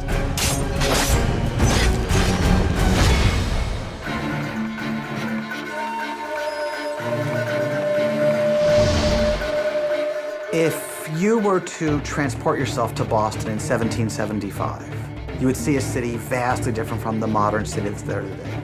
Because Boston is really just a small town. Boston was the center of disaffection with British rule. It's the home of Samuel Adams. If you were a rabble-rouser like Sam Adams, and you needed something done that wasn't quite legal, you knew how to find the guys to be in the mob so that you wouldn't be caught afterwards. It was that kind of a city. The British long thought that Boston was the center of the problem, and if they could deal with Boston, the rest of the colonies would fall in line. Boston is the center point of the Revolution. It's where the ideas first circulated. It's where some of the most important moments happened at the beginning and spread from there. When the British closed the port of Boston, that's when the Revolution really started. They couldn't tolerate that. We had to go back and get our historian to find us accurate maps from the era of what Boston and New York looked like. These are actual replicas of the cities. If you're familiar with those cities, you should have that sort of eerie feeling of finding familiar sights. We really wanted to push the animations and just make it look like it's a real living world. As you walk through the crowd, you'll also see animals in the streets. They'd have a pig, they'd just clip his ear in a certain way, and they'd let him go in the street. And then he'd eat garbage, and then when it was time to eat the pig, you'd go and find your pig, and you'd slaughter it and eat your pig. We've got a lot of new ingredients that just bring a new, fresh feeling to the gameplay inside of the cities.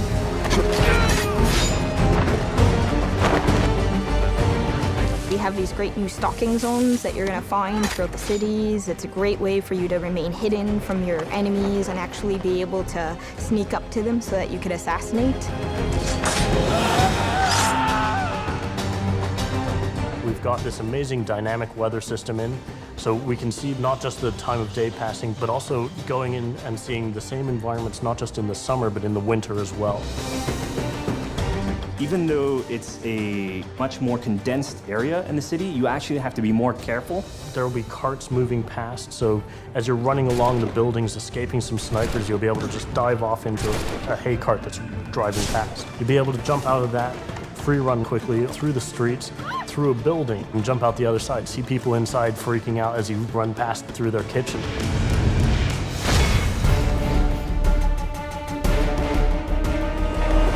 Living on the frontier was extremely difficult. Not only did you have harsh winters, cold, freezing temperatures, in the summer you had heat, humidity, so it was a gamble every year that you were out on the frontier, whether you're going to make it or not. For AC3, the biggest difference is just having access to the frontier. So this huge wilderness area that you can sort of explore at your own pace. It's a forest, the navigation in very new environment and a very organic environment as well. In the frontier, you'll be able to navigate through deep snow, but also snow does impact your gameplay. It will slow down you as well as your enemies. Once we decided that we were going to build the frontier, we realized obviously we need to populate that area. So animals became a very big deal. We have over 24 different species of animals in the game. There's an entire hunting loop that you can engage in. Whenever you're building elements such as animals, you're halfway trying to be real and halfway trying to fulfill that fantasy of what people expect. That's the important thing about the bear. It has to be something that when you see one, you're scared in the game because it's so difficult. Like, we have wolves and you should be able to take them down, but the bear's the big one. If you're a part of the push out into the frontier, you're dealing with animals on your doorstep every day and not many people to help you out. It's a very dangerous time. Games are built around challenge, so anytime you have a risk, whether it's the risk of animals, then this is something that allows us to build gameplay. One of the great new features we have in the frontier is the new tree running. Connor being really fluid and being able to navigate through the trees. The frontier is really our new playground.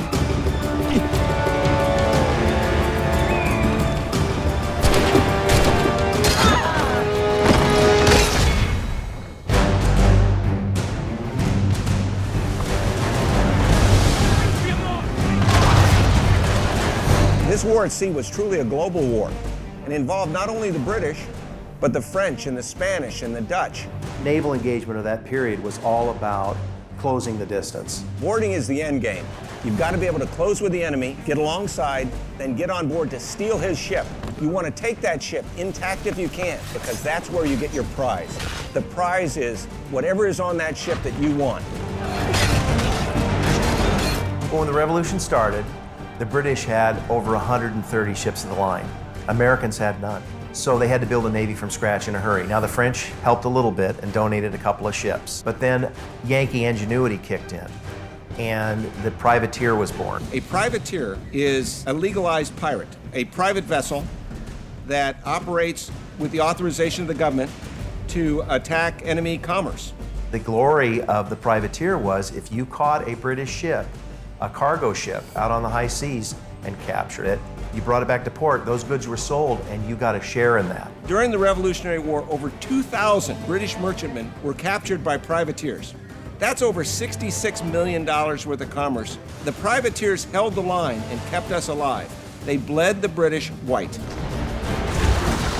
By the middle decades of the 18th century, the British had the most powerful navy in the world. The Royal Navy was very well organized and was very disciplined. The privateers, on the other hand, benefited from not being as disciplined, but being well-trained and very aggressive. It became a real problem for the British because they had to use their warships to guard their convoys. The privateers could exercise a tremendous amount of initiative to take advantage of changes in weather, to sneak up, to use any advantage that they could. A privateer was very much a mercenary. If you saw a ship on the distance and chased it, and it happened to be a British man-of-war, you were going to prison. But you were not going to be treated well. You were not thought of as an enemy soldier or sailor. You were thought of as basically a pirate. Naval warfare was absolutely decisive to success in the American Revolution. Commerce comes by sea, at the same time invaders come by sea. You control the sea and you control the conflict. It's a huge part of the historical period. The revolution is won pretty much at Yorktown by a blockade of ships. You know, we can't ignore this part of the history. This is critical. This is something that we have to do. We started a whole team up just to specifically focus on the naval experience. Naval combat has been a huge challenge. The technology of the wind, the water simulation has been a massive undertaking for the team. Initially, we didn't even think it was feasible because it's a big moving structure. It's a full simulation on high seas where Connor is controlling a ship, he's controlling a crew as well, so he's kind of the master and commander on the ship. Very exciting. I mean, you are on a moving vessel that is very much part of the sea itself. This is something that we wanted to engage in and build for the game. That was a huge challenge that we set ourselves and actually turned out pretty good.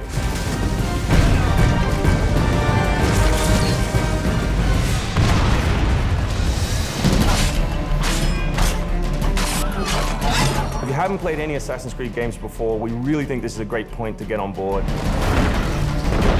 It is a new story, it is a new character. This team is full of people who love making Assassin's Creed, who are delivering just an astoundingly polished and fun experience. As a creator, nothing gets better. To be frank, it just looks great. Seeing all of this coming together at the end, it's amazing. For new fans, really, this is about as good as it gets. It's by far the biggest and best Assassins yet.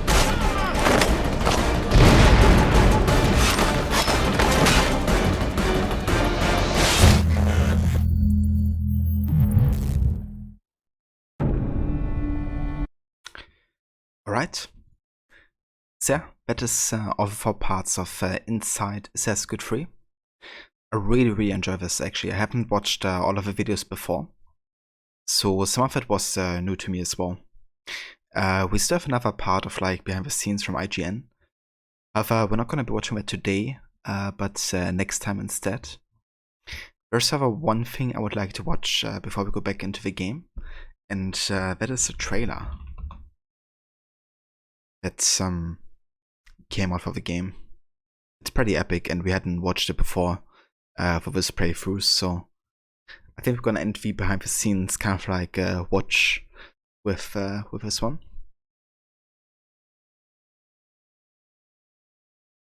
You like 3's better, felt more tactical to you. Later ones have ramming though, overboarding specifically. Yeah, I think 3 did a really good job making it like feel realistic.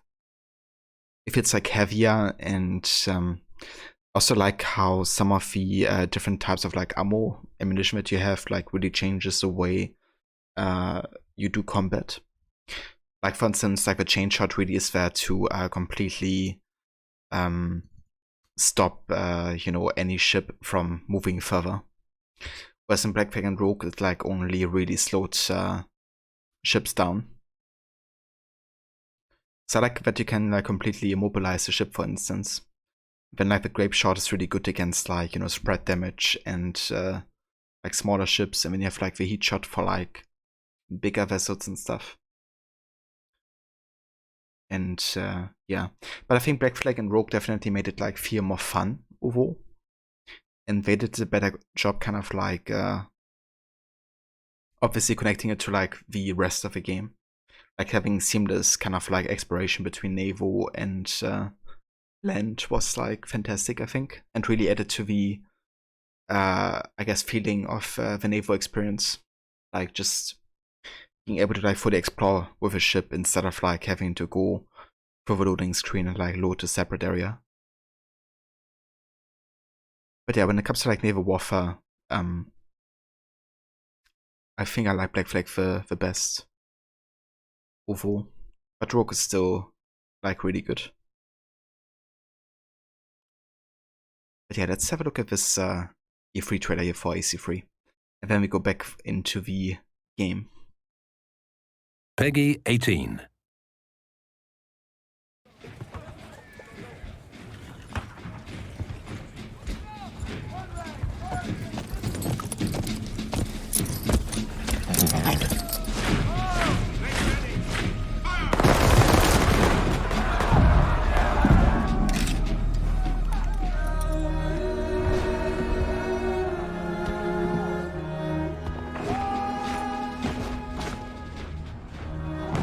Watch them fight and die in the name of freedom.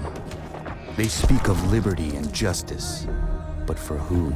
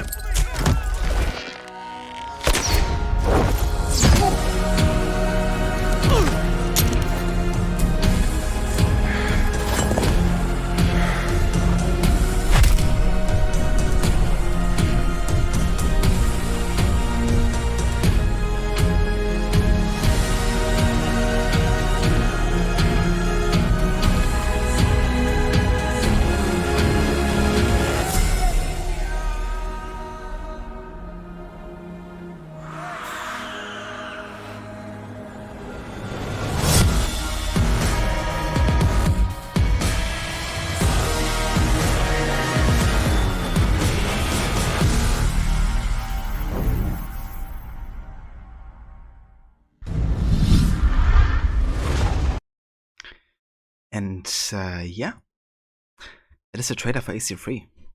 Man, I still remember watching it like so many times on like repeat essentially. But it's kind of the same for like every major like AC3 trailer that came out, you know. Like watch the trailers over and over because it just made you so incredibly hyped.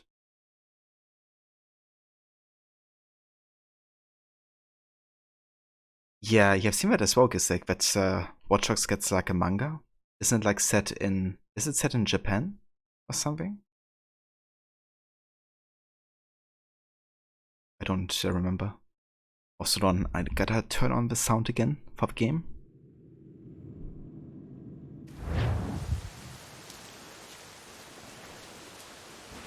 Yeah, I can imagine if you're like, I would be really hyped to see a game set in Germany at some point.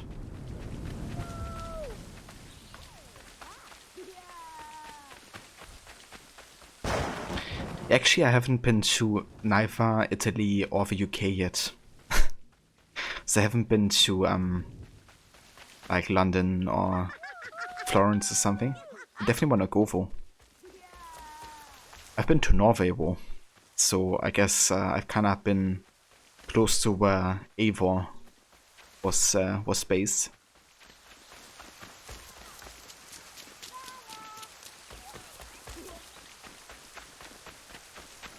Yeah, I agree, Rod. I think Japan would be a very like fitting place as well for Watch Dogs to take place.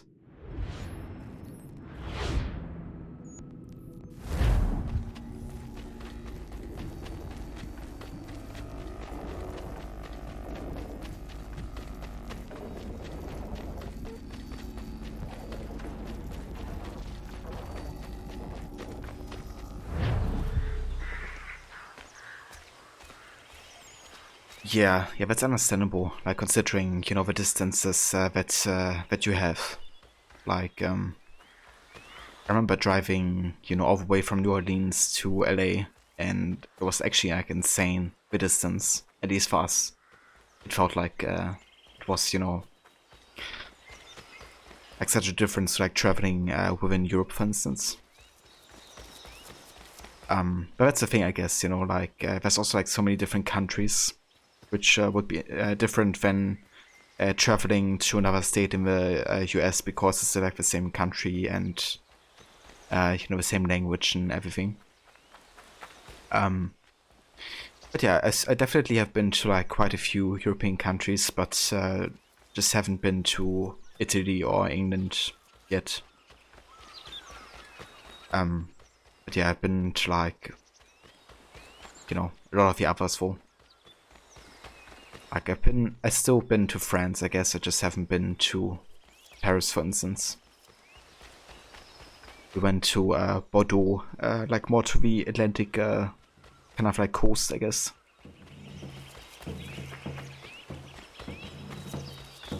But yeah, I would definitely like to visit Paris one day, though. But yeah, so far I just like driven through, basically. So I don't really count that as like, you know, having been to the city, really. I've technically also been to in London, but just like to travel through with the airport. So that doesn't count.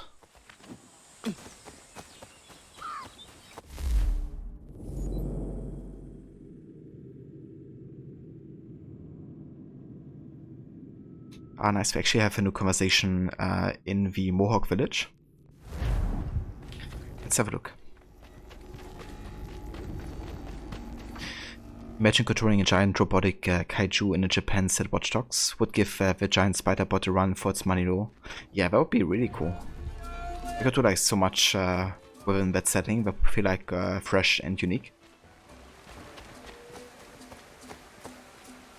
Just in Paris for right, you dad took business trips to London and Paris when you were a kid, and when you showed him Unity and Syndicate, he was wanting to navigate around those cities because of how accurate they are. Yeah, it's definitely great how they nailed like you know, the big landmarks.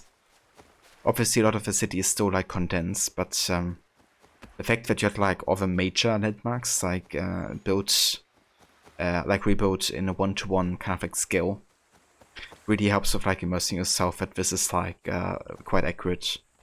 And I mean, it is with like, you know, where they're placed within the city.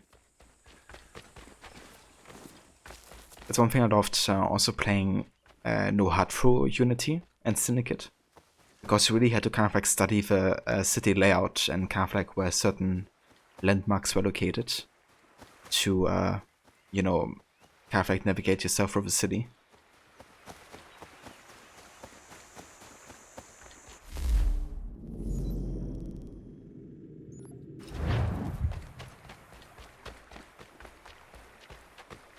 You're glad Gorilla didn't 1-to-1 Las Vegas.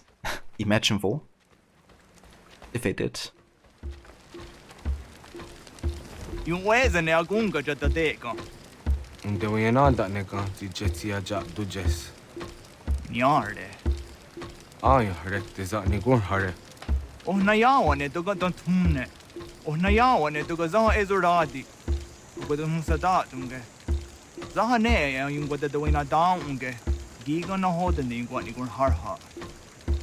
Dosa zahterun. Iian kea da ni gurara ne unjun kwe da suma. I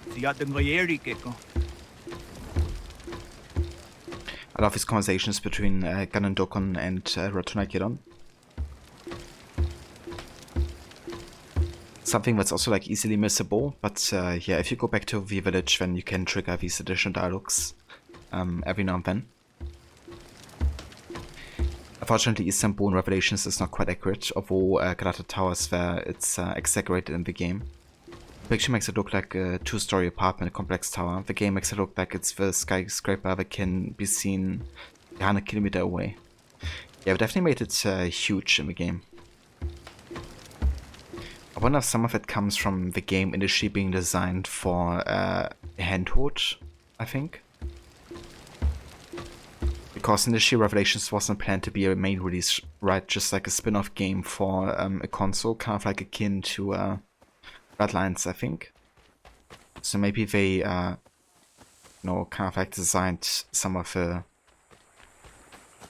game already for kind of like those kind of consoles before we switched over to the to be a main entry still.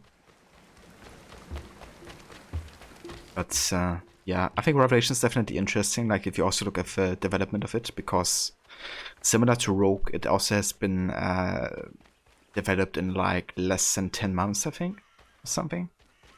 I think it was maybe 11 for Revelations, but yeah, less than a year, which is actually quite interesting, like considering how much time AC1 and 2 took. But I mean, Brotherhood already also was in development, not for much longer.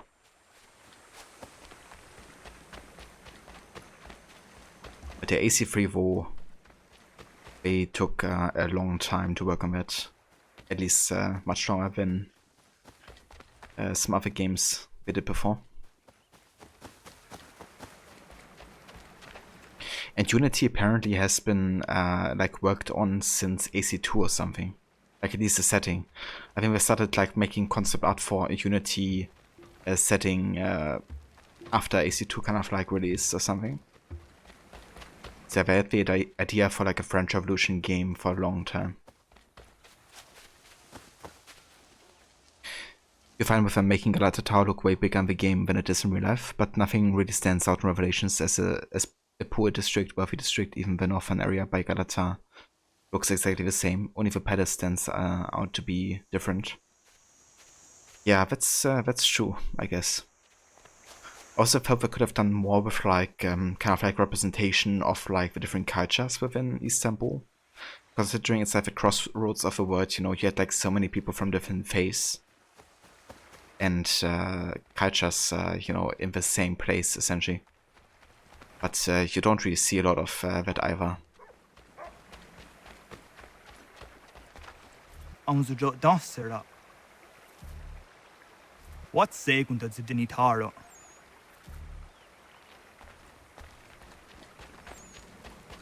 mean, obviously you have like characters like, you know, Sofia, who's also Italian, but had like so many different, like, also people of like different faiths, which they could have delved into. Like also the religious kind of like diversity.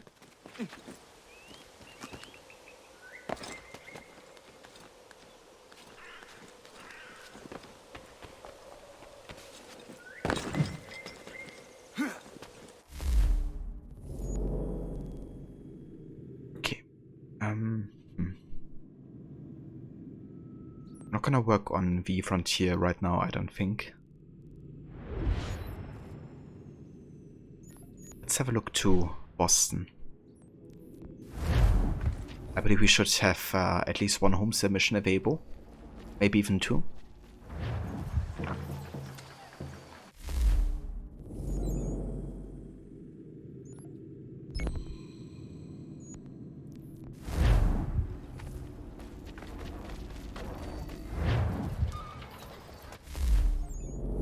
And then we can also send our assassins on missions here. We actually took over Quebec and New Hampshire. So now we can start doing like missions to further get, I guess, more influence within the city. However, I'm gonna focus mainly on completing more of the regions for now. With a Templar hideout. The Templar hideout has been discovered on the coast near Providence. Infiltrate the compound and eliminate anybody inside.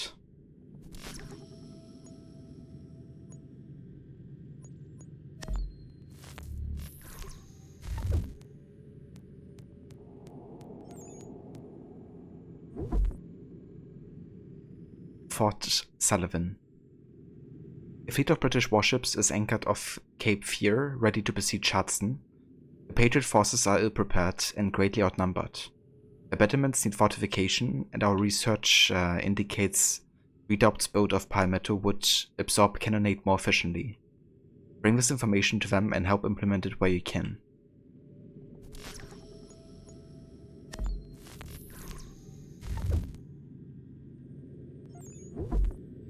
And we have Georgia, Augusta. A man by the name of Brown must be captured and questioned. He is currently garrisoned within the fort at Augusta. The Patriot cannon have been unable to fire over the battlements. Decipher a way to expose the fort and take Brown prisoner.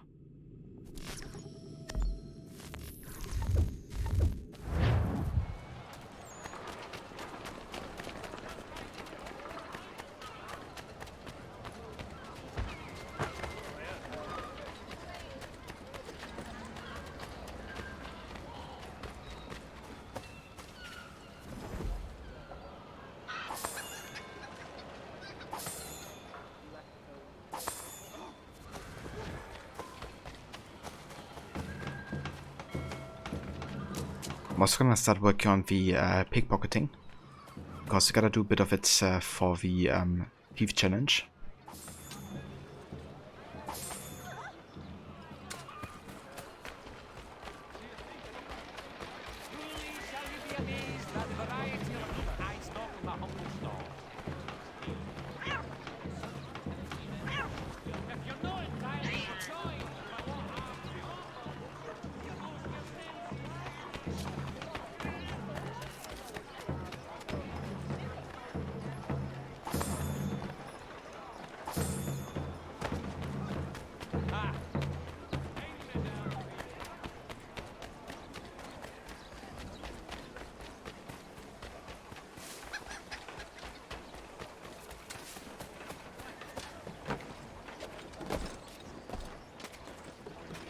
Assassin's set in Germany, what temperature would I go with? Please don't say World War 1 or 2. Yeah, although I think, you know, 20th century could be interesting. I think maybe Cold War could actually be more interesting in Germany. Like, if we would talk about 20th century, I think Cold War would be more interesting in Germany than what was. Because you actually had more like spying happening, I guess, in a way, with like, you know, the whole East and West kind of like separation. And the world kind of like being split at the time as well, in, I guess, Berlin. So that could be interesting, I guess, from a like modern approach. Otherwise, I would also like to see like a medieval kind of like game in Germany. I think you could do a lot above that. However, if it was medieval, I would also like to include not only Germany, but also like Italy and France, maybe. So you could like travel between the three kind of like regions. But I think also the whole like guerrilla warfare tactics of Germans at the time would really suit kind of like the AC approach of gameplay, maybe. So that could also work.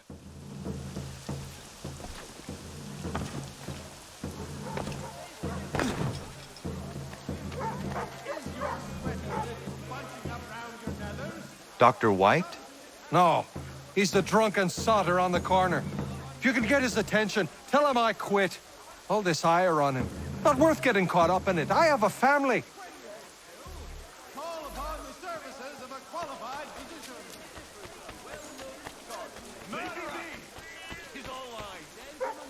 Yeah, it's definitely oversaturated, and I think it's always good when AC stays away from things that have been portrayed too much in gaming already. And yeah, I mean, like, you know, the 20th century conflicts actually have been a big kind of like target for shooter games, of course. Fight back, you devil spawn! Leave me be! 'Tis all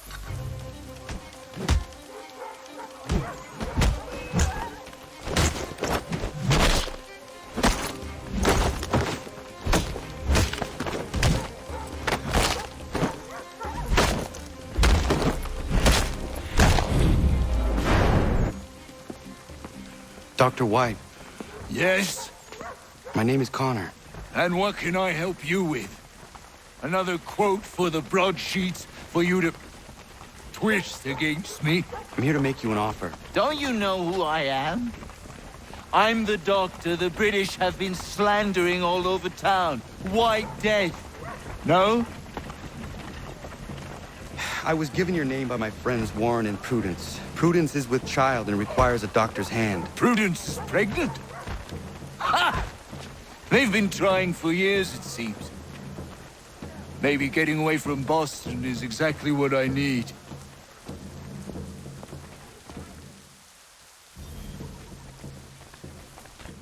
Nice. I've got the doctor at the homestead. It's gonna help with the with Thorin and Prudence, but of course he's gonna also be able to kind of like procure medicine, which you can craft and also like use and sell.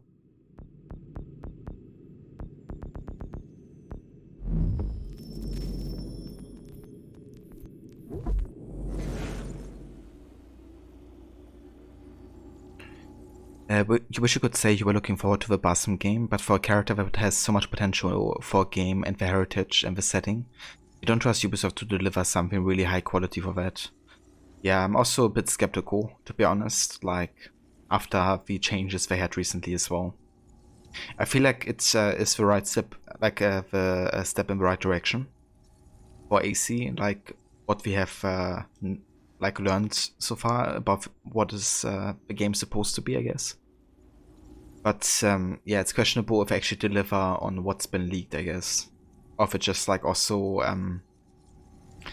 put it with kind of like fan fiction as well. You know, it could be that it's kind of like a mix of like, okay, what could the game be potentially, and what what the people want it to be. So we just have to see, I guess, until we get like a proper first look into the game and how it turns out. But given that it's supposed to be like a AC Valhalla DLC that turned into a game, I don't think it's gonna be too different to how Valhalla felt like. Like obviously they may be gonna make some changes and additions, but I don't think it's gonna be substantial enough to really differentiate itself from the rest of the new AC games. It's still gonna be apparently based on the same system, right? So. Hey there, Maxi. Welcome in, dude. Good evening. Hope you had a good day. How's it going? It definitely has potential, viewer. But yeah, I guess we just have to wait and see. Boston Brawlers. I can't say I've ever understood it myself, but grown men beating each other up has a long and storied history, going back at least to ancient Sumeria. Modern-day boxing began its rise to popularity in the late 17th century. The Boston Brawlers got their start in the dockyards around the middle of the 18th century, but in 1804 they moved into a gym of their own on the north side of Beacon Hill. There they benefited from the waging dollars of the wealthy socialists living on the hill's south side, who enjoyed nothing more than watching poor people hitting each other in the face for their pleasure. I expect if you impress them enough with your manly prowess, they give you something in return, perhaps a toaster, or a black eye.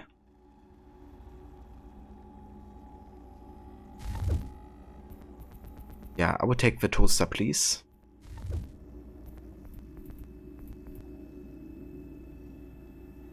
And yeah, I'm doing good.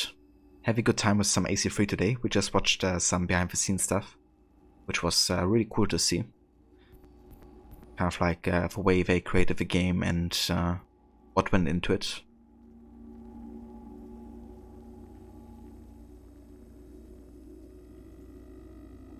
Yeah, thank you for lurking, Maxi. I appreciate it. If it started as a DLC and they're now turning it into a full game, especially to be released next year, that could be terrible. Yeah.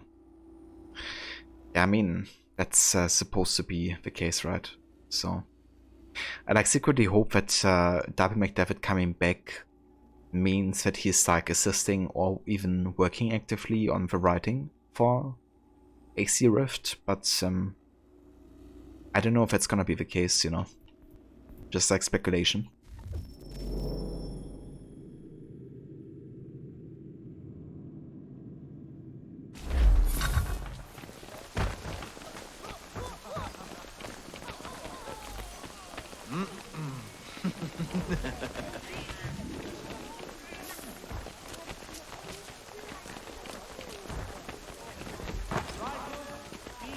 Give me 1 sec, guys.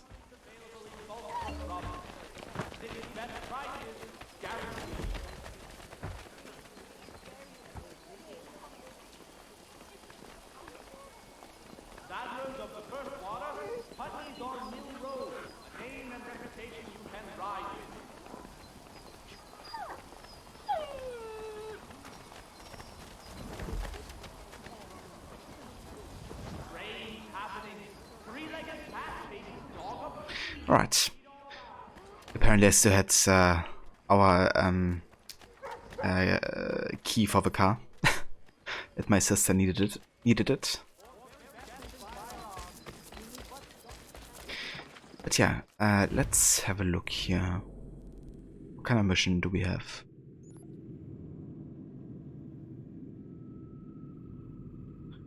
We could make a start on the Boston Brawler mission. I think I do that. It's still pretty early on in Valhalla from playing last week, so Basim hasn't made much of an impact on you just yet. Yeah, that's definitely fair. It's definitely gonna evolve throughout the game, like the impact certain characters have. It's kind of like process, I guess.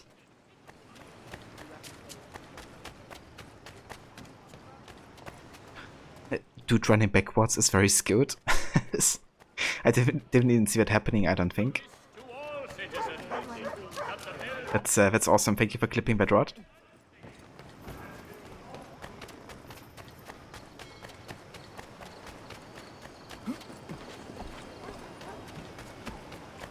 Oh, there's actually a shop over here. Let's do some trading. But first, let's have a look at the Brotherhood here. Okay, we'll go back to South Carolina. We have Stonewall Ferry. A Templar associated by the name of Hugh Jackson is marching with the Patriots. His intentions are not clear. Ride out to the outskirts of Charleston, find out what you can, and deal with him if necessary.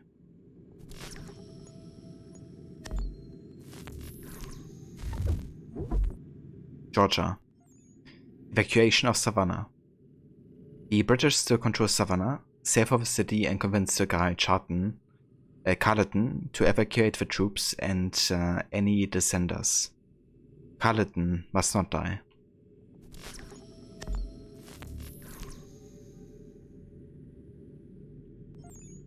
You cleared off the area and have a quest about the traitor with the 3 generals in the one lady's army. You forgot the name, but that's where you are. Ah, that's for Soma, right? With the summer army. Yeah, quite enjoyed that storyline. Like, I think Soma is a cool character.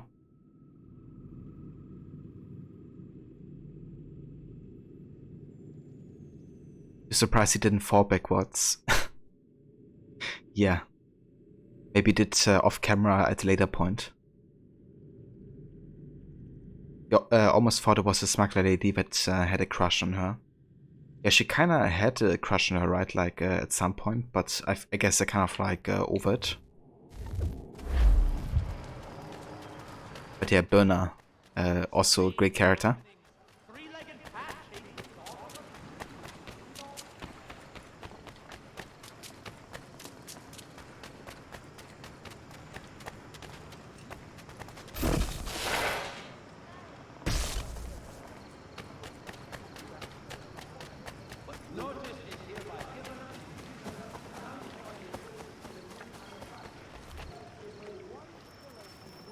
You just want to know why you couldn't romance Soma. Imagine though. Since you also have like, I mean Renvi, and Renvi is also voiced by the same voice actress as Soma. Would be interesting.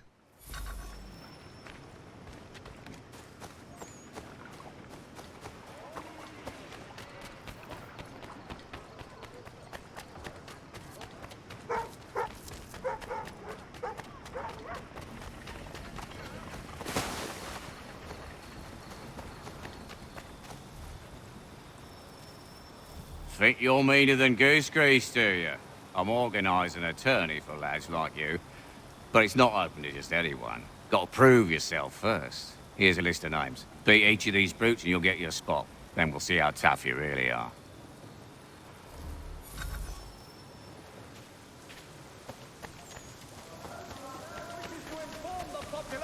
Of a slight increase in the fees to be collected for all transatlantic correspondence.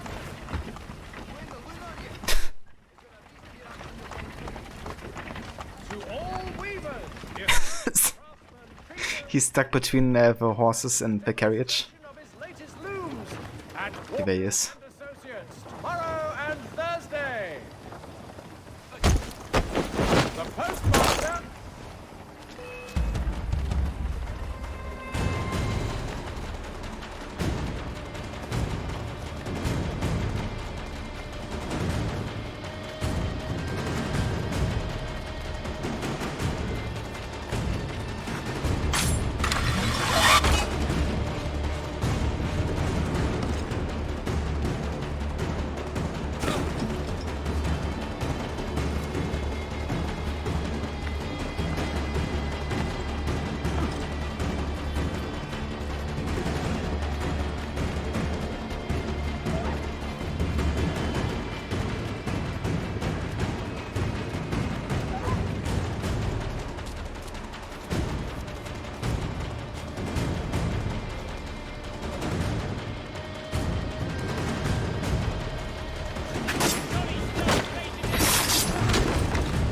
No idea how they saw me here, but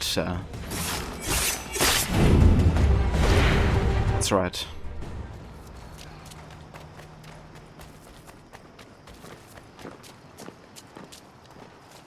Yeah, that's Fairview. When like if and when I do an Odyssey run this year, and I'm going to play Psycho Sandra, I'm probably just gonna romance anybody I have a choice for.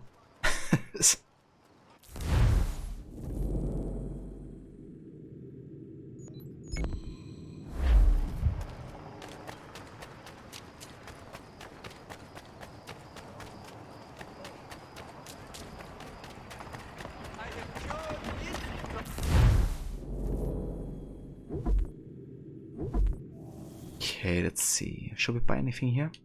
some rope darts would definitely help. We can also now get smoke bombs, that's quite useful.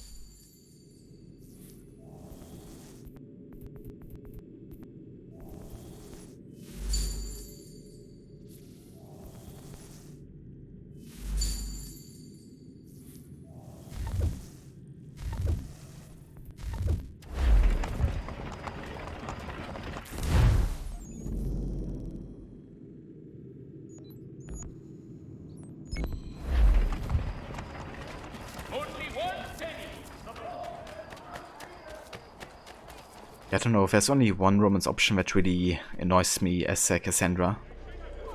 And that is Nataka's.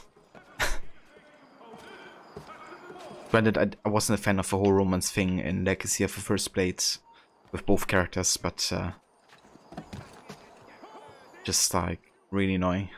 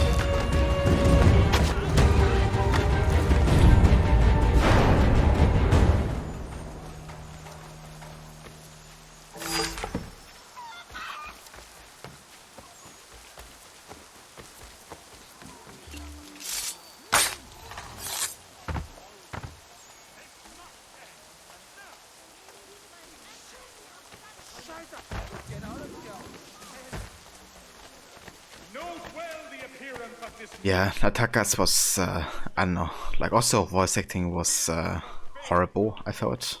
I didn't enjoy it at all. And it just didn't really feel like a character that Cassandra would fall in love with. It just really felt way too forced.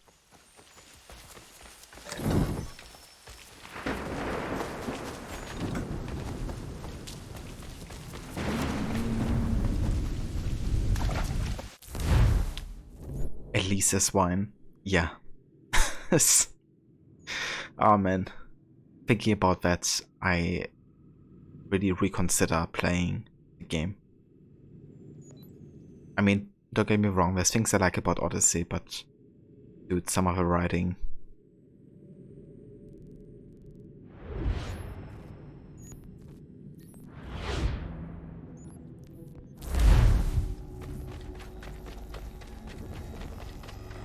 That's the other thing, Aura, right? Like, they market the game as like being all about choice. You know, and like saying, yeah, you can be, you know, whatever kind of like sexual orientation you wanna have. And the game will respect that, and then they bring up the DLC with a writer who never before worked on any AC game before about the origin of the most important weapon of the series. It doesn't even go in depth about that, but rather just focuses on like a forced family relationship. Forcing you into kind of like a heterosexual relationship as well as having a kid. It's kind of like, okay, yeah, that's exactly the expansion that the game needed, you know, and what you promised the game would be.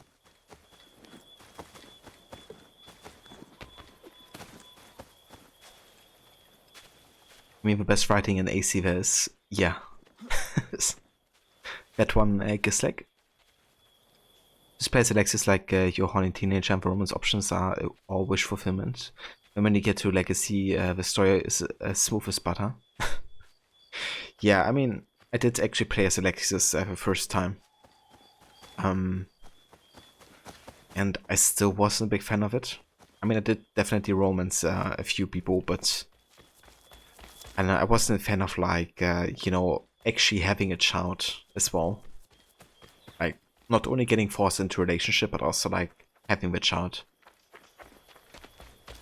Even if you choose actively not to be together with her.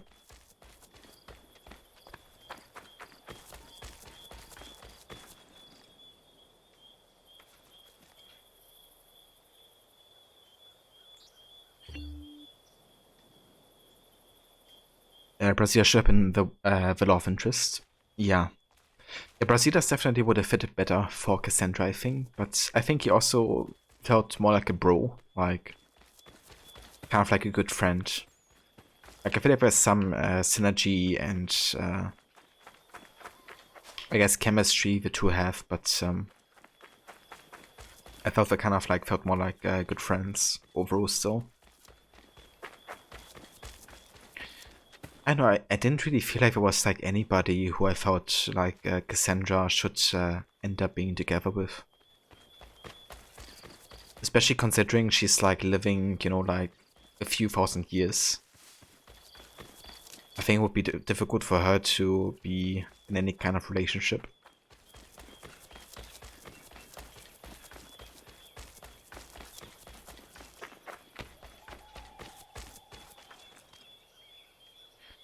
Speaking of the hidden blade that Darius has, eventually it falls in the hands of Cleopatra, who gives it to Aya, who then gives it to Bike. So what happened? If Aya is supposed to be a descendant of Cassandra, then why hasn't the hidden blade passed on generation to generation? It's not explained why. But you would think that it was surely lost somehow or stolen to eventually get to Cleopatra. Yeah, and that's like another issue I have also with the ending of Legacy. Because they don't do a good job like tying it together, right? They just say like, okay, Arya is now an ancestor of Cassandra because they both have Greek heritage, but I mean, it cannot be the only reason they are like related, right? Considering also that Bike actually has more similarities to Cassandra than Arya does. Like, you know, their ability to use eagle vision. Like, you know, he was the eagle bearer, for instance.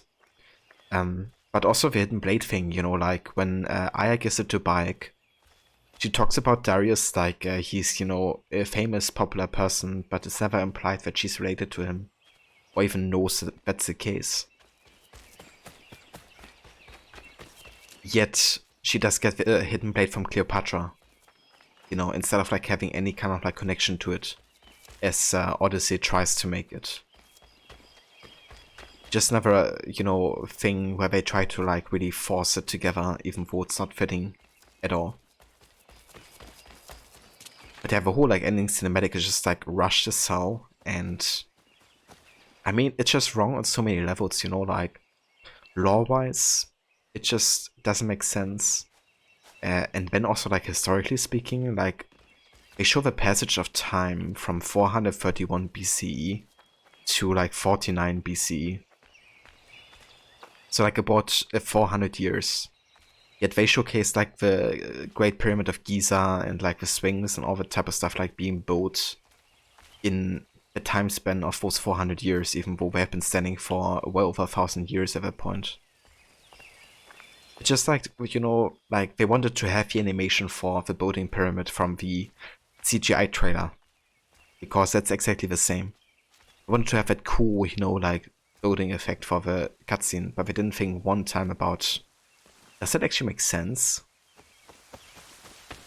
They just didn't care. You know, and that's Ubisoft Quebec in a nutshell, I guess.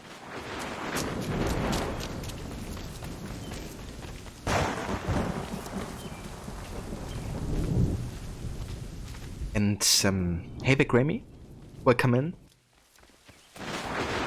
Thank you for joining. I hope you're having a good day.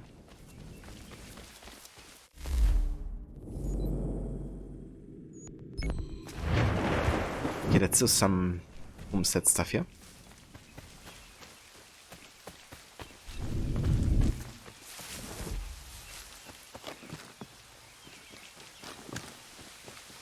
Yeah, it really is a forced connection that doesn't make a lot of sense in hindsight.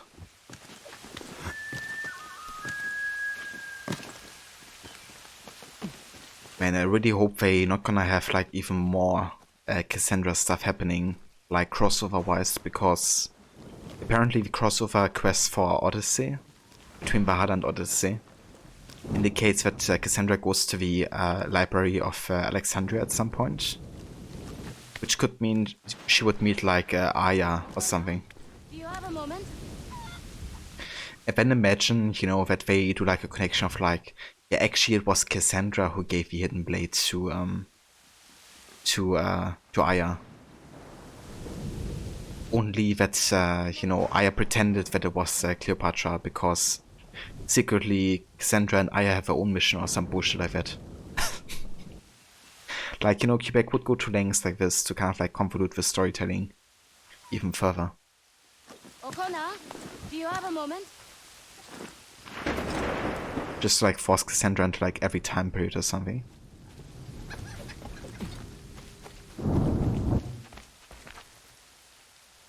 It's been an okay day. Got a bit of a quote in the game you want to play is down for maintenance, but otherwise all good. Aw, damn.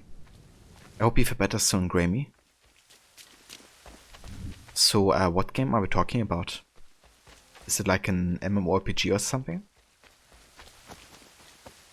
Okona, do you have a moment?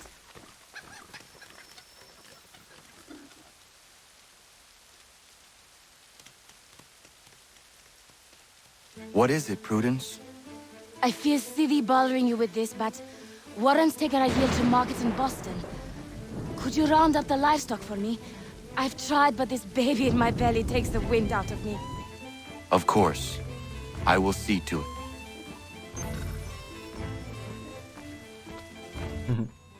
Reminds me of the Witcher 3 questline in Hearts of Stone DLC on the wedding. This way.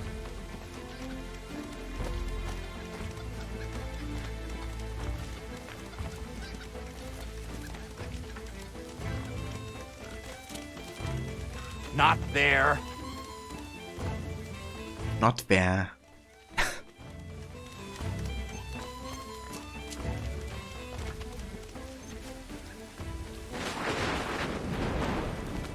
Faster than they look.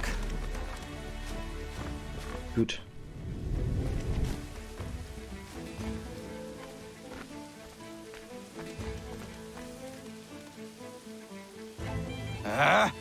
The things I do for this place. This pick is something. Okay. Hey there, Shoma. Welcome in. And goodbye. Thank you. Thanks for taking care of that rod. Could never have managed that. It was my pleasure. Are you well? I am, and I couldn't be happier. Warren and I have been waiting a long time for this. And if truth be told, we could not dream of a better place to raise our family. Account created 2 minutes ago. Yeah, seems legit. You played the Odyssey side of a crossover, and Cassandra sneaks into the library and leaves the scroll by Herodotus and sneaks out.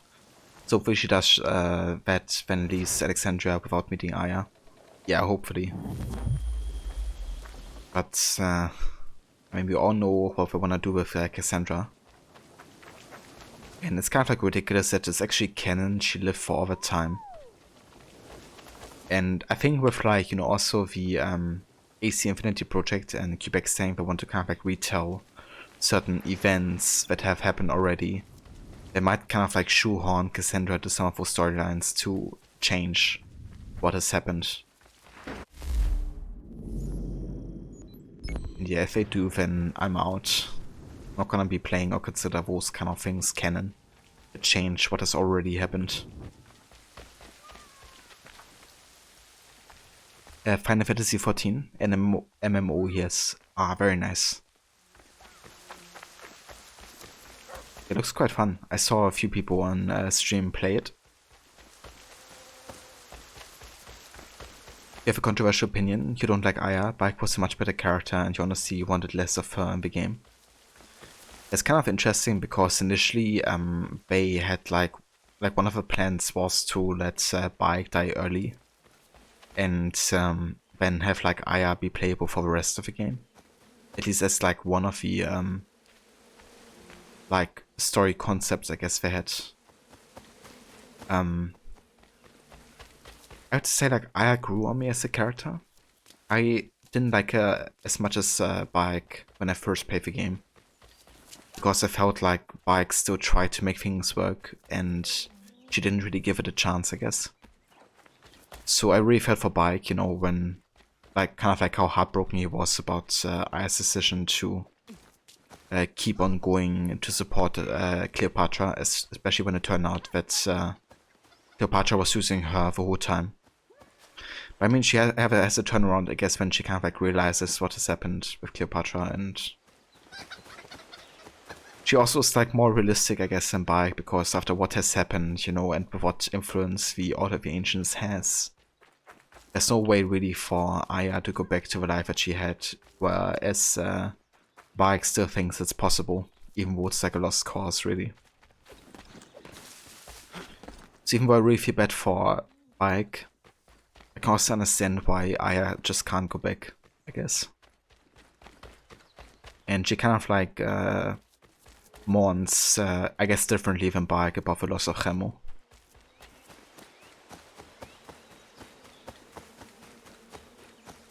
But I think she's really badass, and I love the like also ending that you have with her when you kill Caesar and also Septimius.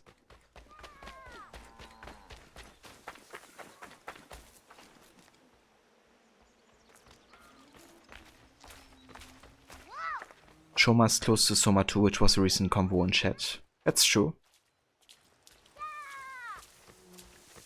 I kind of have the same thought, actually. We should have given Cassandra a better end. Love games where you can pet the animals.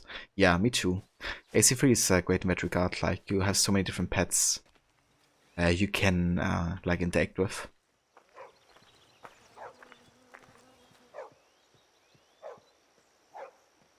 You bring up a lot of why you don't like her. She doesn't seem broken up about her son's death, and despite Bayek being Magi, her involvement as a fighter assassin Hidden One is never explained. Yeah, I don't know. I mean, she kind of is the one leading Bayek to like a lot of the other allies, right? Like in the newly founded Brotherhood. I feel like it's quite equal between like the people that Bayek brings into the Brotherhood and what she does. But yeah, I would definitely agree though that it seems like she's not really as heartbroken about Chemo's death as Bayek is, but I think it's really just like a different way of like mourning about it, you know. Like she tries to kind of like look forward and take care of the people that caused it. Whereas Bayek is like thinking more like backwards in a way where he tries to get finished with those people, but then he wants to, you know, continue living together with Aya in peace, I guess, if that's possible. But I think it kind of makes sense that they would kind of be like opposite in that regard. I mean, that's like the whole struggle, right, that they endure as a relationship. And instead of like going back to that, they create something new. Like they become parents in a new way to the creed and to the Brotherhood.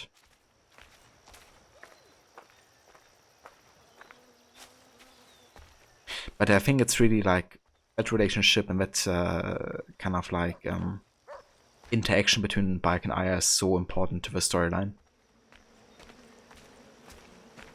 Also, for example, when Bayek loses his ring finger, right, like that's also so like symbolic for what happens with the relationship to Aya and what he kind of like sacrifices for this new creed, I guess. Aside from like one scene, Aya never really seemed like a wife, she just seemed like a fling. It never really had much emotional attachment to Bayek or Chemo. Whereas you enjoy playing as Haven and hated playing as Aya because of having your abilities stripped away. Yeah, I don't know. I think there's definitely some letters and stuff where you can definitely see that Aya is definitely caring about Chemo's death. And I mean, you also see it like a lot when she's killing Septimius, for instance. Or whenever Bayek and Aya kind of like reunite and talk about, you know, who they killed. You can definitely see how it affects also Aya. So, I don't know, I would disagree that she seems like she doesn't care. Because I think there's like plenty kind of like cutscenes and also letters I think that you find that say otherwise. I just really feel like it's a different way, you know, of kind of like mourning, as I mentioned. But yeah, that's also just like, I guess, a different kind of like view, you know. I can definitely also understand what you mean, though, because I felt like very similar, especially when I first played the game. But I don't know. I feel like the more I replay it and the more I learn about Aya's motives, I can kind of understand where she's coming from.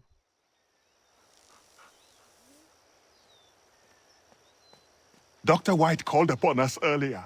A very unexpected surprise. One that has put both Prudence and I at ease.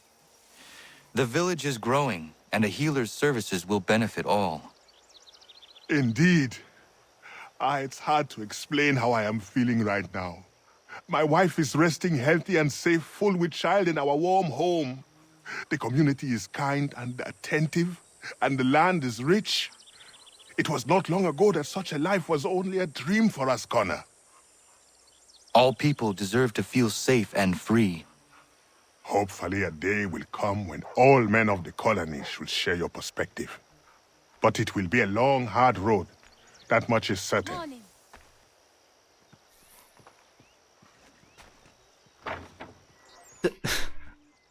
Prudence wanted to bump me into the home, apparently. I couldn't move her for a second. Like has this auto transformation from Major to Hidden One, and when he reaches that point, Aya's like way ahead of you there, Chief. Yeah, I mean, they both have been doing assassination stuff, right?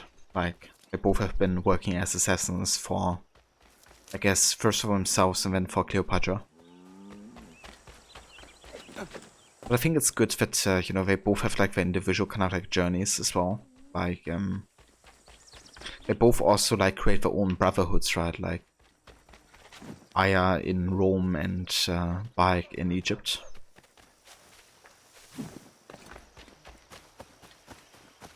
For someone who had Remo in her body, carrying him to full term and being born, you're pretty sure she would have been very emotional about losing her son. 100% Rod, yeah. That's the other thing, right? Like, I think one of the reasons why she also is like so obsessed with helping Cleopatra is because of like how much it hurt to lose Remo, right? Like, which she's trying to kind of like also, I guess in a way maybe also distract her from, you know, the thought of having lost her son. So I think it really makes sense, like her behavior, and can definitely understand, you know, why she's doing what she does.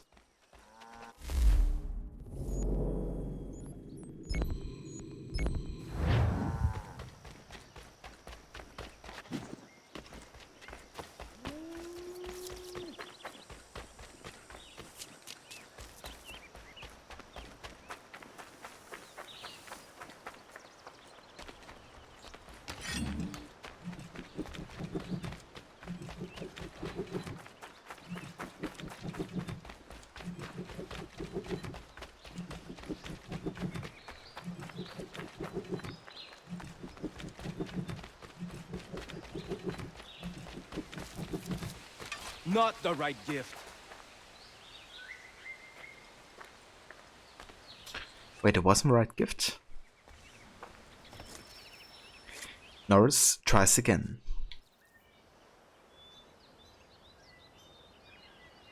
Bad news. She did not like the flowers. She tossed them aside.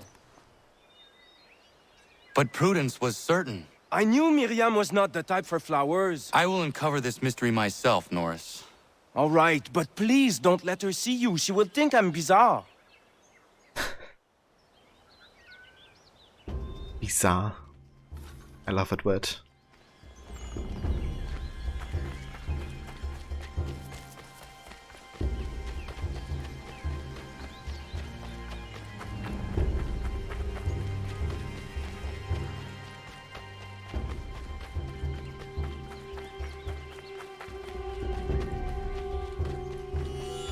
Okay, so you have to be completely stealthy while observing Miriam here.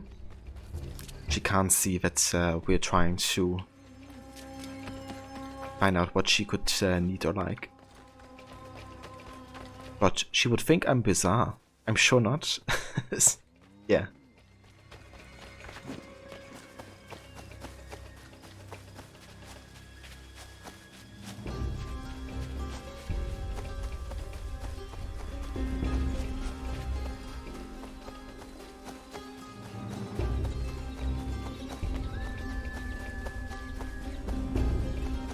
And I love all the soundtrack in the Homestead.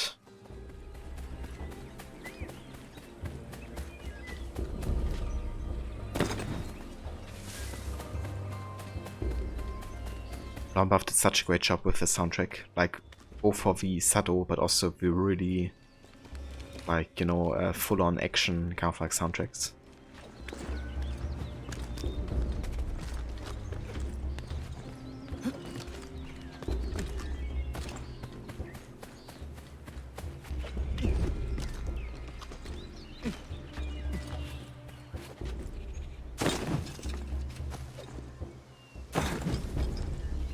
Of course, you would think you're bizarre, Norris. You're asking a third party to stalk her instead of talking to her yourself. Yeah. Yeah, you could just, you know, be upfront, I guess, but yeah, ain't so easy for him.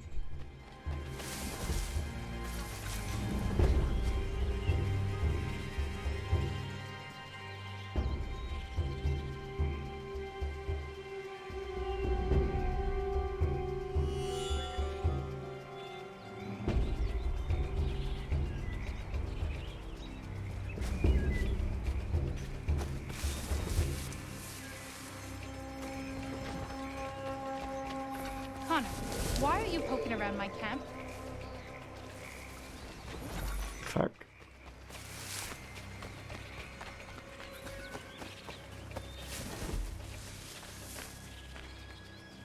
Well, I guess he failed in a way.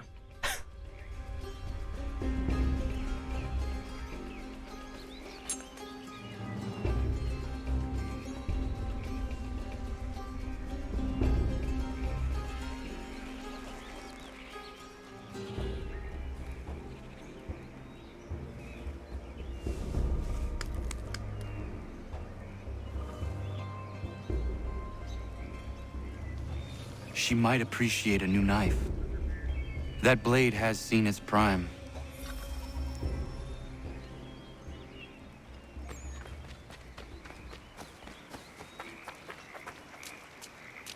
Alright, there we go. She needs a knife. Who would have thought? You know, given she's a huntress and everything.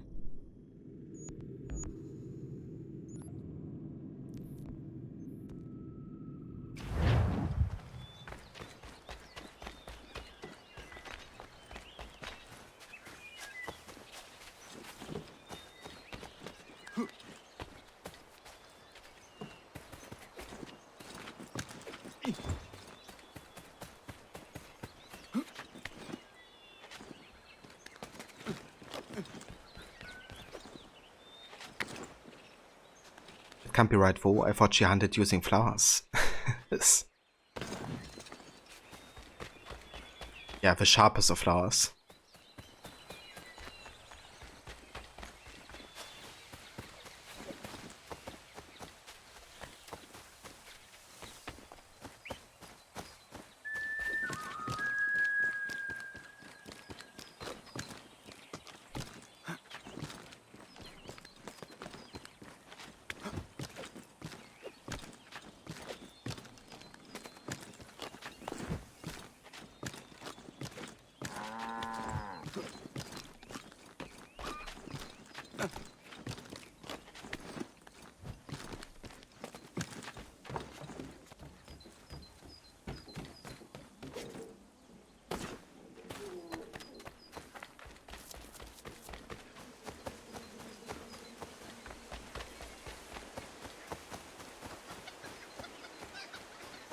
Yeah, I mean, nobody's doubting that Gisleck. Just a question of what is his best, I guess.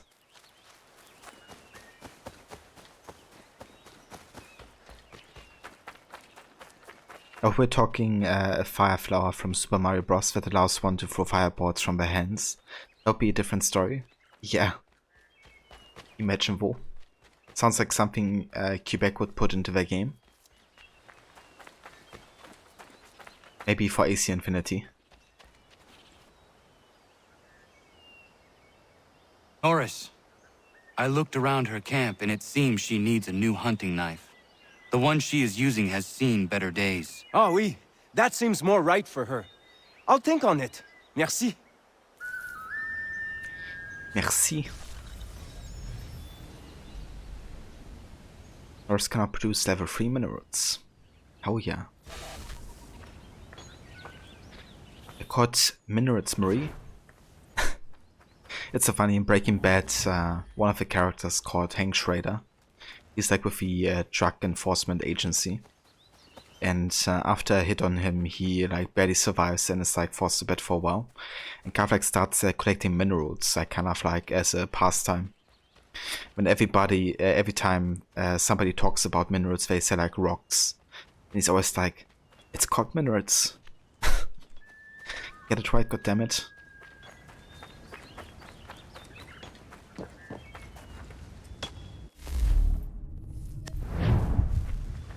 Infinity could be the Fortnite and have all these characters from other franchises be playable. Yeah, imagine though, I mean, who wouldn't wanna have like, you know, like Hawk and, you know, Connor work together to, you know, succeed during the during the American Revolution.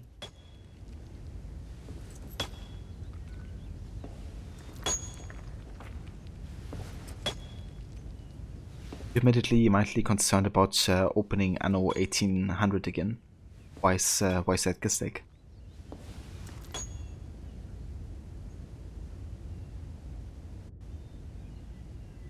Norris, how is the mine?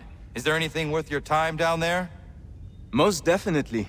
Copper, Connor, and a healthy amount of it. Excellent. I am glad. I've been meaning to ask, is Norris a common French name? My real name is not Norris. It's Maurice. But you told me... I did. When I arrived in Boston, people started calling me Norris, and I got tired of correcting them all the time. Just before we met, I had been talking with that lady at the pub. She said she liked my name, Norris. I decided to stick with it. Would you prefer I called you by your real name? Nah. Everybody here knows me as Norris, Miriam included. Names can change, but people stay the same. Isn't that right? Connor? Very true. Connor? But yeah, he makes a good point here. What should have let him die? Yeah, I don't know. I think Hank should have let Watt die. That's my problem. Hey, the goodie. Welcome in, dude. How's it going? Hope we're not adding cannons onto the Zeppelins. Wait, will they? Haken Connor, then you could have Ant-Man and Altair taking on zombies from Resident Evil. I mean, that sounds like fun for the entire family.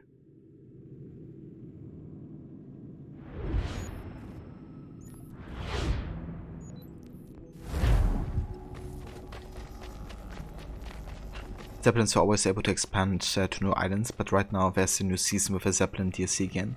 You haven't looked it up and you have no idea what to expect. Yeah, I mean, it could probably be something mildly inaccurate for the time period, considering it's Ubisoft we're talking about, or at least current Ubisoft. But yeah, who knows, maybe it turns out to be great.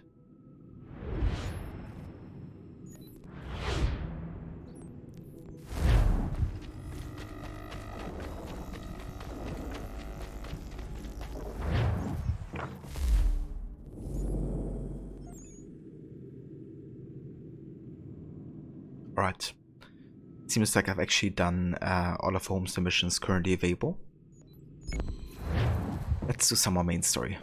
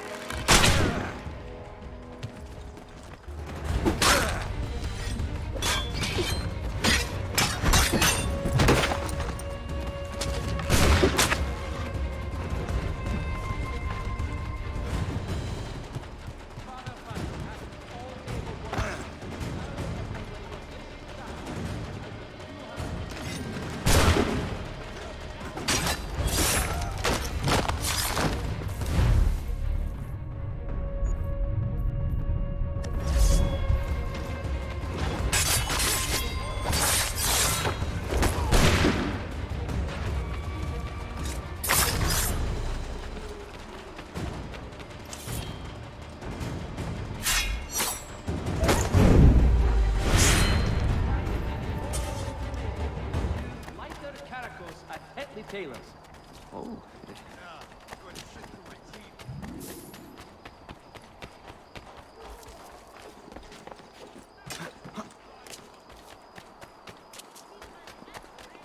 Ah, okay, I got you a sec. I'm not sure actually myself. I haven't really been into Anno since 1503. But I played both 1503 and 1602 a lot.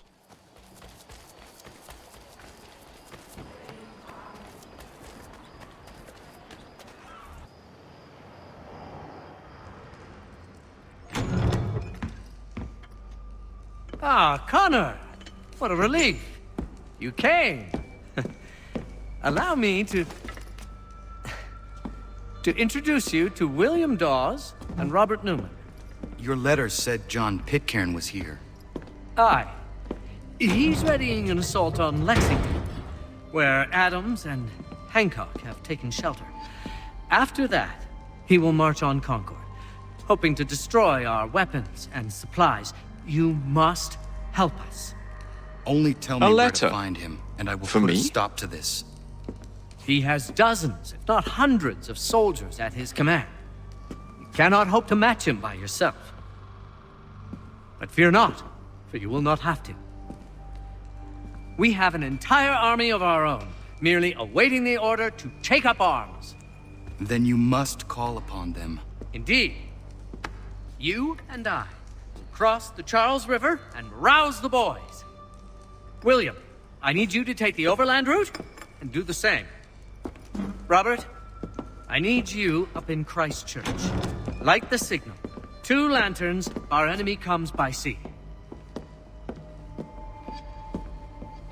No time for dawdling, my friend. We have lives to save. Come on.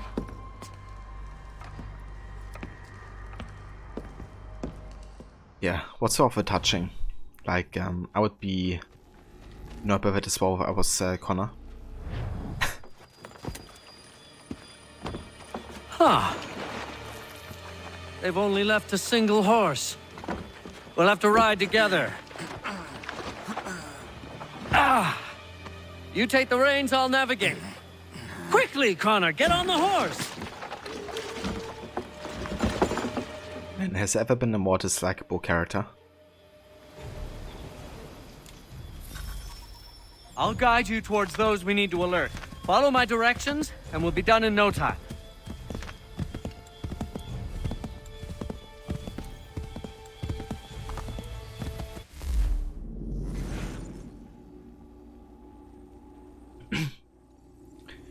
Not sure what Berlin is doing. Skull and Bones. I think Skull and Bones was developed or is developed by the team that also did the Nevo for the other AC games. Was it like Singapore, I think?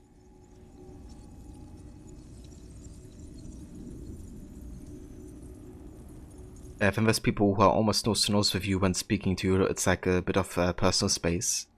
Yeah, no kidding. There's definitely a limit. Hey there, Oki. Indeed, yeah, this is a remaster version of the game.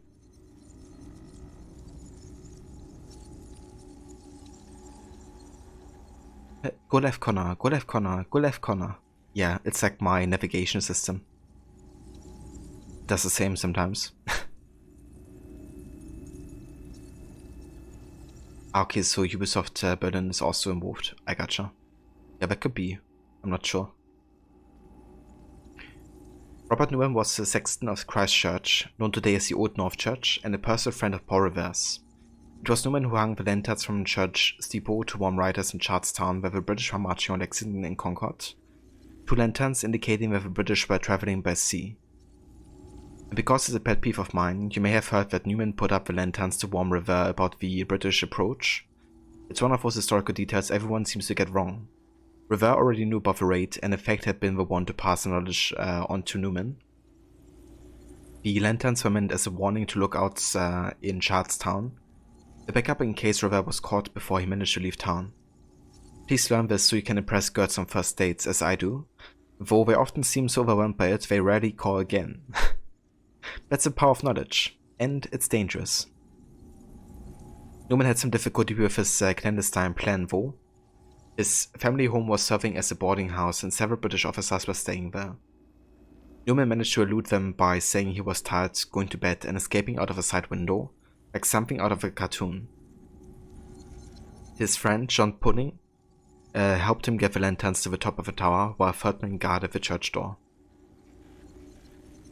Newman was later questioned about his actions that night, possibly because a 20-something announcing he's going to bed early is inherently suspicious, but he talked his way out of arrest and fled Boston. When Newman returned to the city, he went back to his old job as church sexton. There is evidence he took many to show tourists around the church crypt, including displaying the body of John Pitcairn, which might have something to do with Newman being replaced by a new sexton in 1788.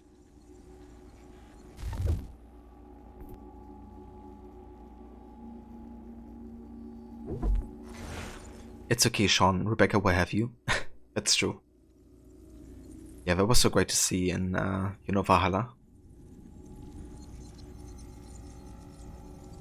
William Dawes Jr. was a Boston revolutionary and one of the riders sent out to warn Lexington and Concord, where the British regulars were on their way the night of April 18, 1775. The other rider was, of course, Paul Revere. While Revere took the route across the water to Charlestown, Dawes took the longer route across Boston Neck. He arrived in Lexington shortly after Revere did. Dawes was a tanner by trade. These days he would make a fortune in New Jersey, the amount of tanning that goes on there. And while he wasn't as politically active as Revere, he did wear a homespun suit to his wedding. Now, I know that doesn't sound intensely radical, but at the time it was quite a statement. At the time the rebels were trying to enforce boycotts of British products, like cloth, and encouraging people to buy American. By advertising his suit was locally made, Dawes was putting himself firmly on the Patriot side of the equation. He might as well have worn a bowler hat and a mask with a king's face on, though that would have been weird at a wedding.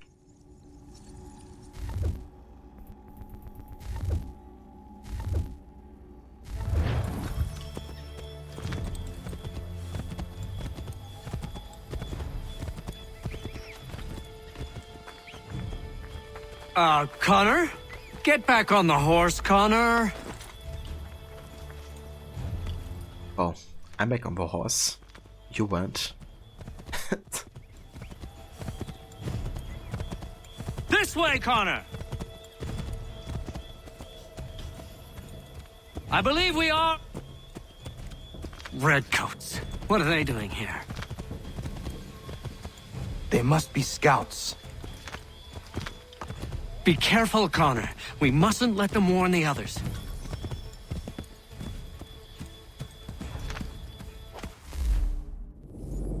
Give it up. We currently can't be triggering any open conflict. So it's a bit tricky because he's actually, like, if he's gonna get into conflict, then we're gonna fail the mission, essentially.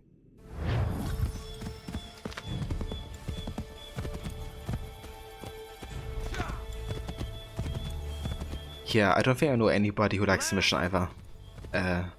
Sherlock. Might be safer if we approach the houses on foot.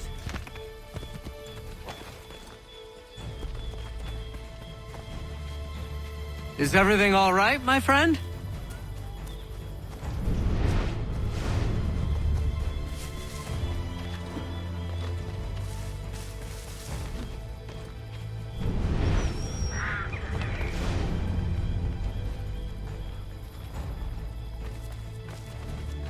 Get back on the horse, Connor. You said you have to not trigger any conflict, dude.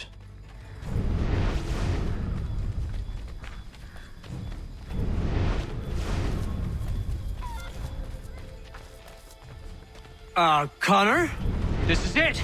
You have got the right place.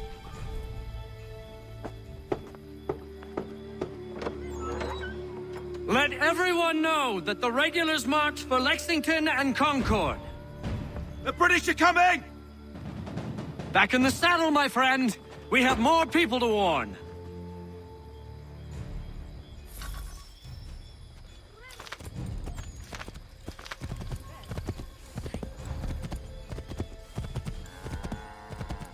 Yes! This is it! This is the way! Is this the way? Keep going!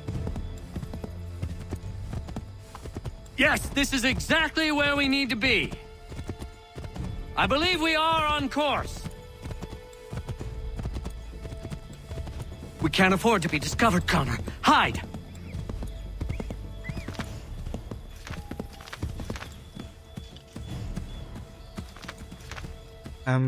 I think this one is worse because of the optional objective. I feel like in Brotherhood it's still rather like easy once you kind of like know roughly where you gotta go. But yeah, the one in Brotherhood is kind of funny though, whenever they say, I hope they let us inside. Yes! This is it! This is the way!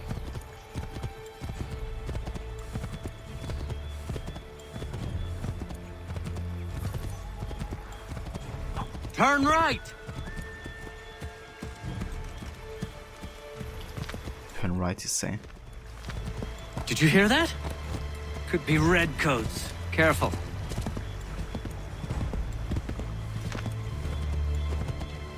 Might be safer if we approach the houses on foot.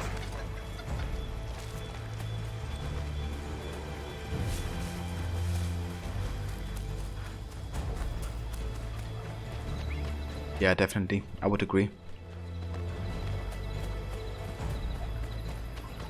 Okay, is it this house maybe?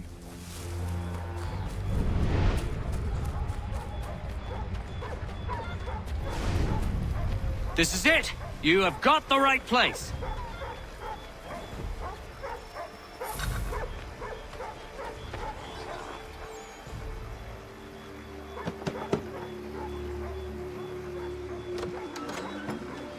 Spread the word.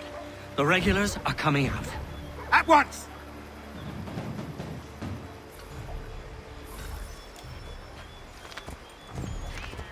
Yeah, that's fair, Sherlock.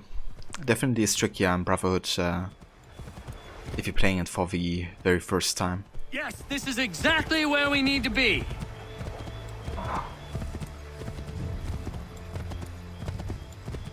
Left! Go right, Connor!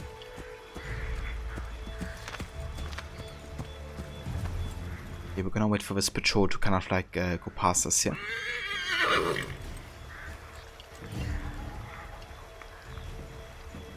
Excellent! We are right on course!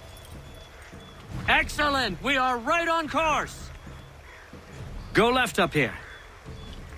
To the left, Connor! To the left, Connor! To the left, Connor!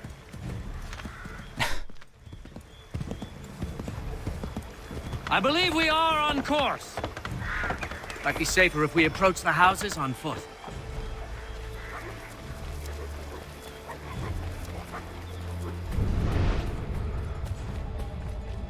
This is it! You have got the right place! You have got the right place.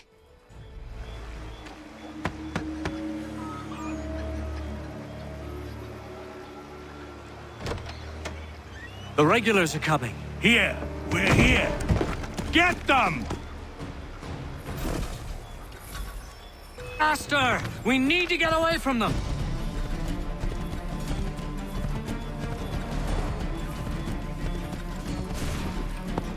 Find a way to get rid of them!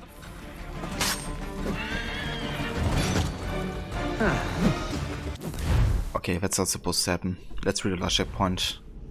Make it a bit easier for us here.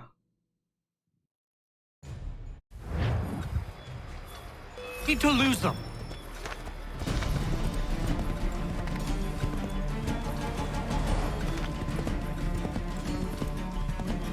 Find a way to get rid of them, Connor.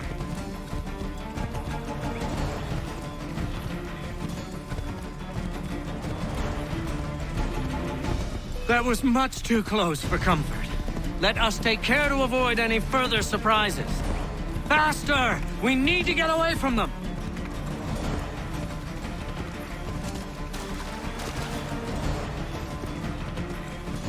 Find a way to get rid of them, Connor. working on it, dude. That was much too close for comfort. Let us take care to avoid any further surprises. Freaking Beyonce giving directions here. Yeah, no kidding. Yeah, really is way too loud for a stealth mission. But yeah, I guess he's not made for this. You have got the right place.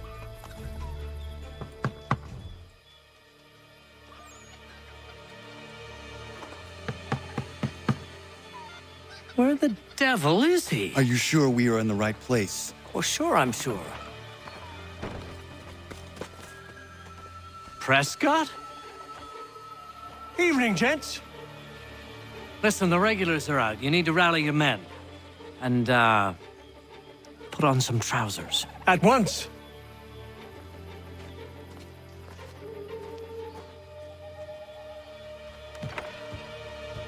That turkey. Yes. That was amazing. The random appearance of a turkey there.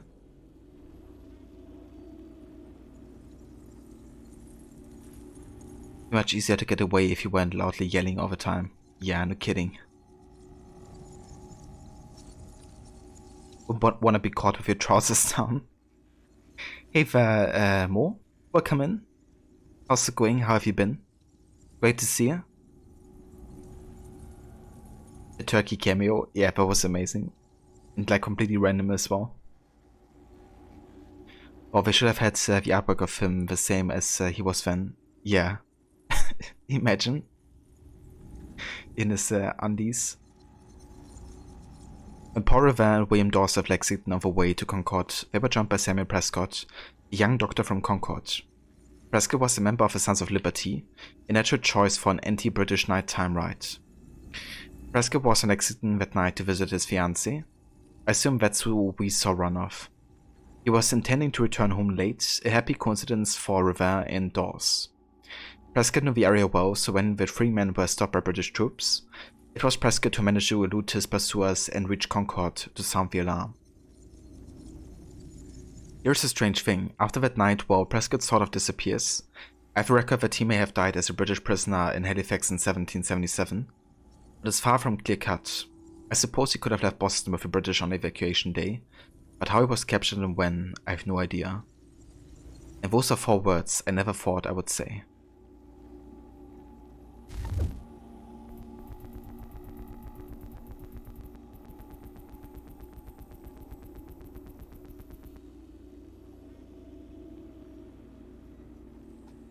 That's good to hear, Mo.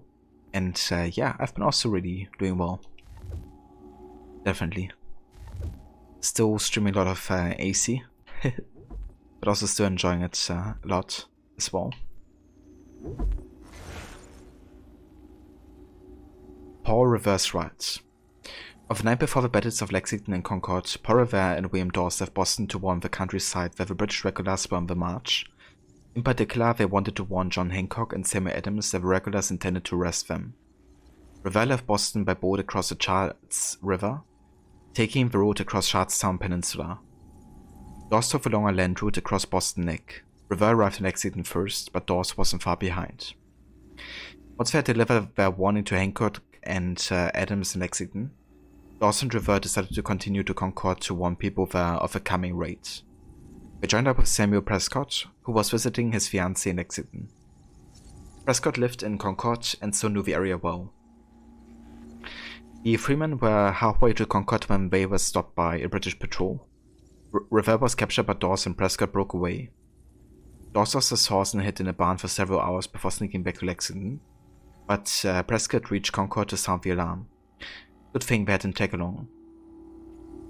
Years later, Henry Wadsworth Longfellow would write a poem about the event, which wrote off all the writers into one, Paul Revere, which is why everyone knows his name and why Revere is so revered.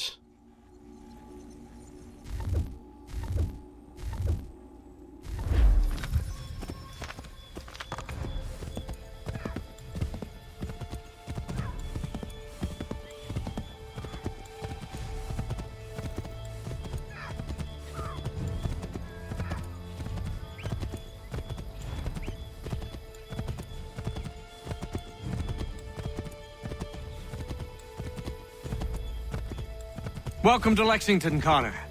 Now let's find Hancock and Adams. No sign of Dawes. I hope he's all right.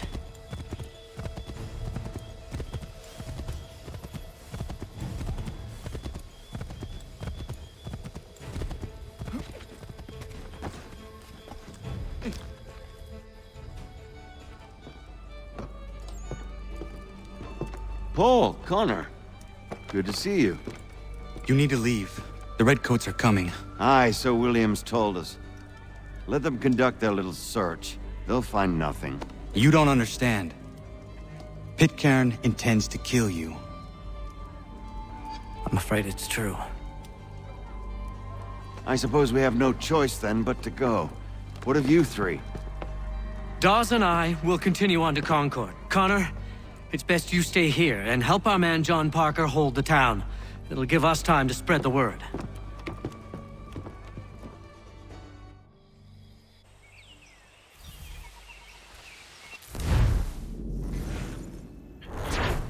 John Hancock was a Whig leader in Boston prior to the Revolutionary War. He went on to be the president of the Second Continental Congress, which was responsible for creating the Declaration of Independence. All very impressive, but most impressive of all was that his name would live on to be a slang for signature. Now that's a legacy. One day I imagine Sean would be used by children to describe a word very sneer. I can but dream. Hancock was born in Massachusetts, the son of a reverend, but his father died when he was young, and John was sent to live with his uncle in Beacon Hill. Thomas Hancock ran a prosperous shipping business, which John inherited when his uncle died in 1764. Hancock was a noted businessman and probably made at least some of his money smuggling, which he was tried for in 1768, though he was never convicted. He joined the Patriot cause after the Stamp Acts were imposed in 1764. He went on to be one of the instigators of the Tea Party. In fact, after the revolution began, he was such a well-known rebel that when the Boston governor offered clemency to anyone who would lay down their arms, Hancock was specifically left out of the deal. Hancock's probably best known for signing the Declaration of Independence. His signature was the first on the document. Possibly because of that, and possibly because Hancock was known for being extravagant, his name is signed with a flourish written larger than any of the others.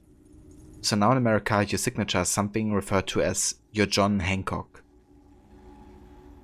I needn't explain why to some people that sounds a little bit dirty, but I will. It sounds like a penis reference. Thank you, Sean, for clarifying that. But smuggling. Yeah, dude. Every time I have to like read or hear of smuggling, I also have to think of the Black Flag conversation there.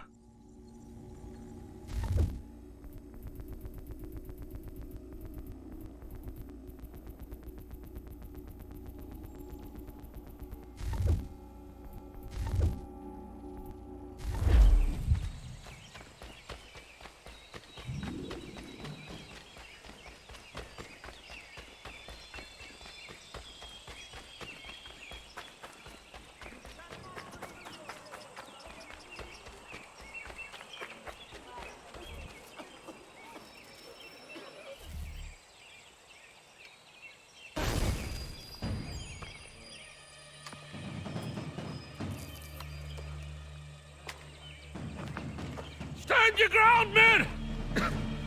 Don't fire! Unless fired upon!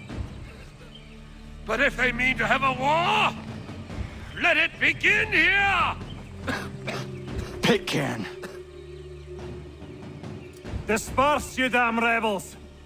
Lay down your arms and disperse!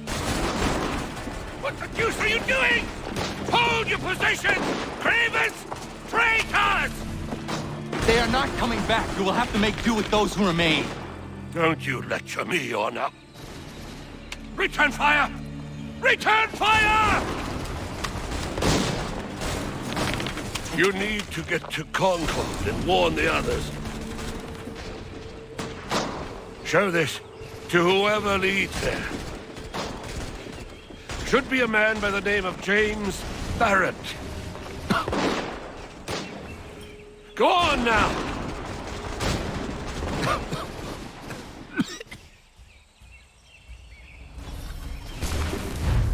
So this is actually quite important what just happened there. You know, Pitcairn basically was the one of the British side to kind of like start the fire, really. You know, like, as you see in this cutscene, the British fight first. And John Parker is then giving the command to return fire, not to initiate fire. It's very important because this is, I think, the conflict that kind of like kick-started the whole conflict between the rebels and the British to a new level, you know, and to really like kick off the war, the way it really, like, the way it kind of like unfolded and happened between colonists and the loyalists. But yeah, in this game, you know, the Templars are again responsible for escalating a conflict the same way they escalated the Boston massacre.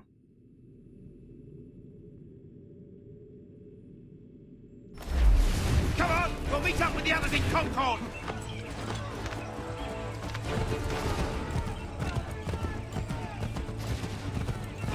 Get moving, men! We've little time!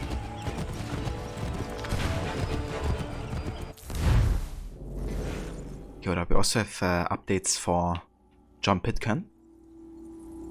When Thomas Gage sent British troops to Lexington and Concord, he picked Pitcairn for the job, figuring the rebels would listen to him when it came time to talk.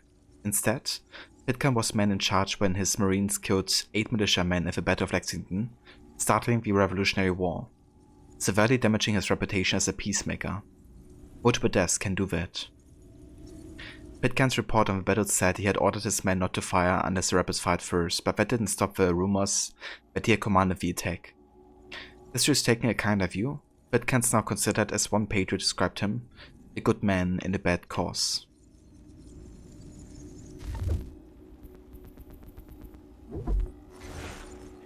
John Parker was the captain of the Lexington militia, and therefore the man in charge of the day of the battle at Lexington and Concord. Parker was a farmer by trade, but since he had been a soldier in the French and Indian War, he was placed in command despite the fact that he was quite ill with tuberculosis at the time. Parker went on to join the Continental Army in the siege of Boston, but was too ill to be involved in the Battle of Bunker Hill. Parker died in September 1775. The statue of the Minutemen on Lexington Green is said to be a representation of him, though since there are no known pictures of Parker, the resemblance is sketchy at best. It is the thought that counts.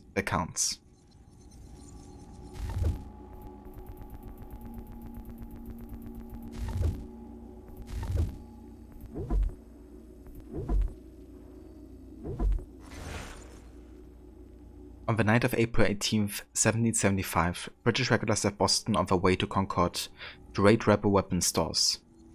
The intent was to make a quick raid, defuse rebel plans to attack the British, and capture instigators John Hancock and Samuel Adams. Unfortunately for the British, the result was the beginning of the American Revolution. In other words, this battle was a complete disaster for the British, and that's not a sentence with which I'm 100% comfortable.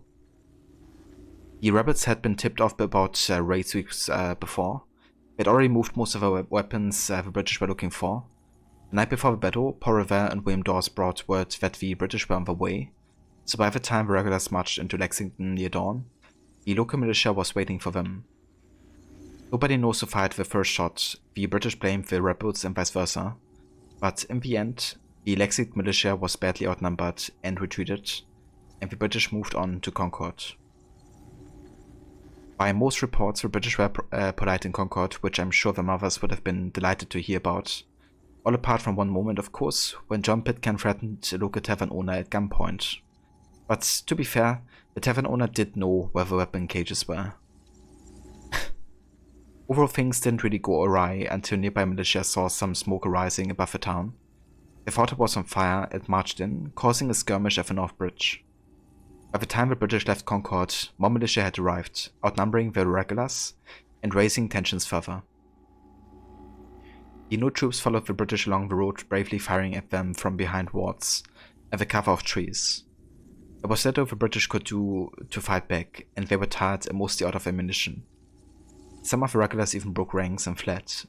For the rest, it was it was a long walk back to Boston. Rather than dispersing after the battle, the militia gathered outside of Boston Neck, starting the siege of Boston and the beginning of the Continental Army.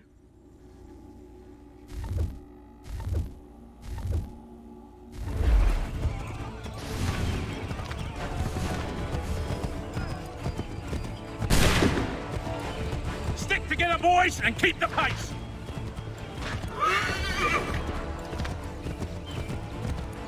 To Concord, lads!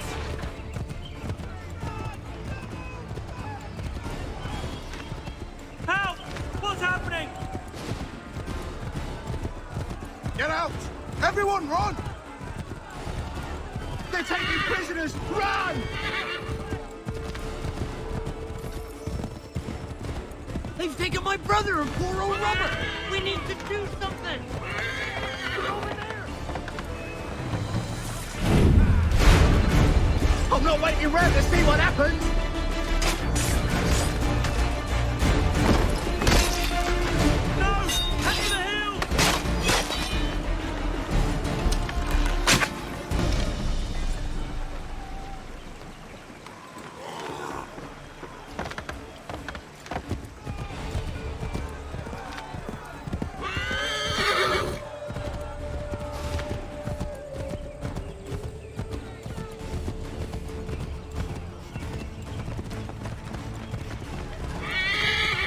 I've got a surprise for those lobster backs!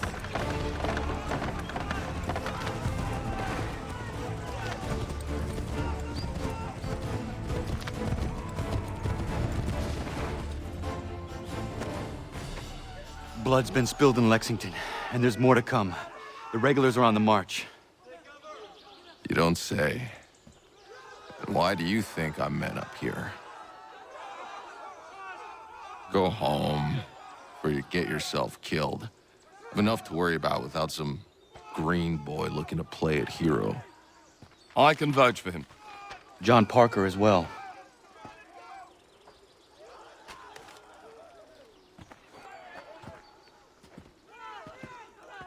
Where's Revere? Captured?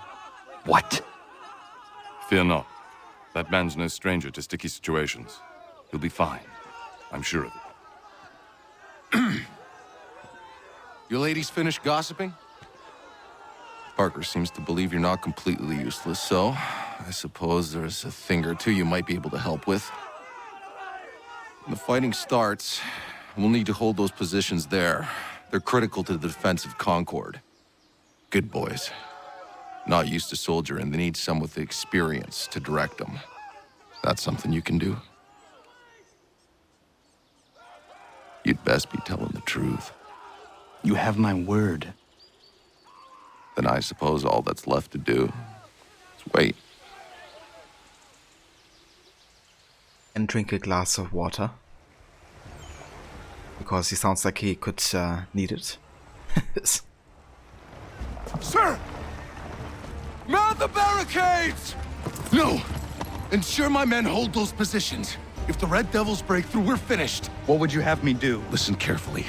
The Redcoats will form firing lines. Order the men to shoot just before the line is ready. Too soon and they'll miss their targets. Too late, and the enemy will open fire first. Understood. And if any of those bastards make it through, engage them. You must keep my men alive.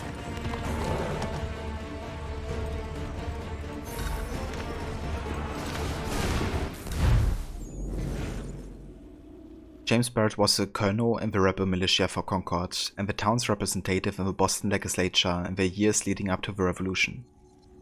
Barrett didn't exactly want the position at the head of the militia. He was 65 when the war started. He had his pipe and slippers ready and probably just wanted to watch a game show. Unfortunately for him, experienced commanders were in short supply, and Barrett had fought in the French and Indian War, so colonel it was. When the British came to Lexington and Concord looking for rebel weapon caches, troops headed straight to Barrett's farm, where they were told they would find the majority of the supplies. Of course, by the time they had arrived, most of the weapons had been removed and hidden elsewhere. Barrett wasn't there either. He was some distance away, organizing the militia march on the North Bridge, and overseeing the eventual victory in Concord.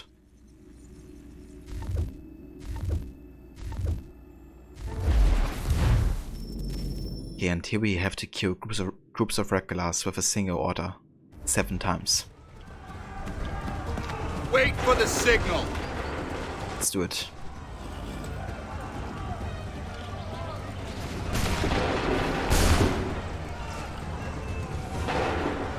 Best way is to wait until they stand still. That ensures that it's usually enough to kill everybody with a single order.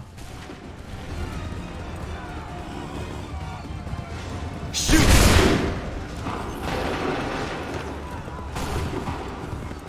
Make ready! Wait for the signal!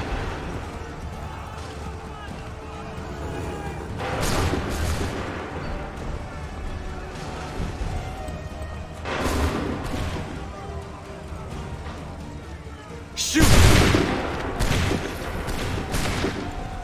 Make ready!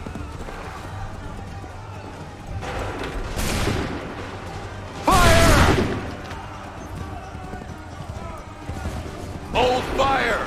Fire now! Wait for the signal! Prepare yourselves! Go! Prepare yourselves! Hold fire! Open fire! Wait for my signal.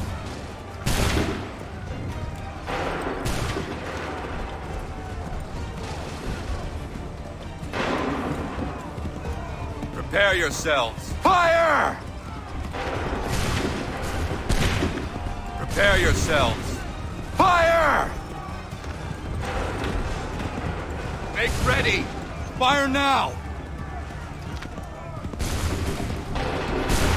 Prepare yourselves. Go! Wait for the signal.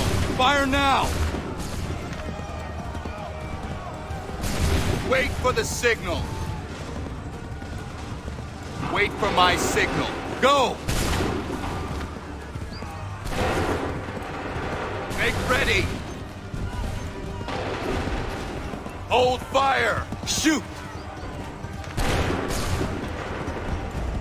Wait for my signal. Wait for the signal. Go!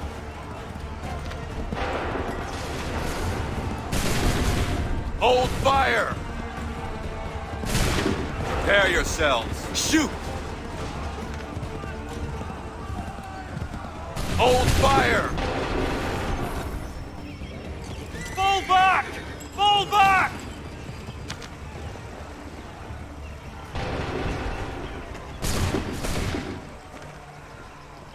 We did it! They're turning tail!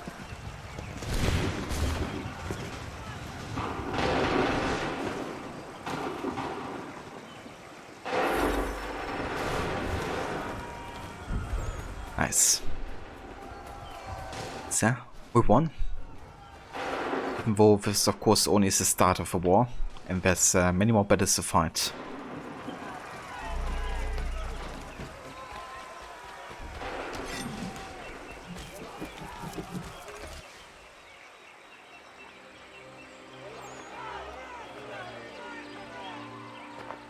Takes a true monster to do something like this. At least they're gone. I should have struck when I had the chance. Do you know where Pitcairn could have gone? Back into the withered bosom of the British, no doubt. So that he might regroup and plan his next atrocity. I need to find him.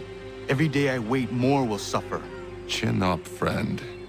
Many who should have died today now live because of you. And what of them? We do the best we can with what we've got. It is not enough. It never is.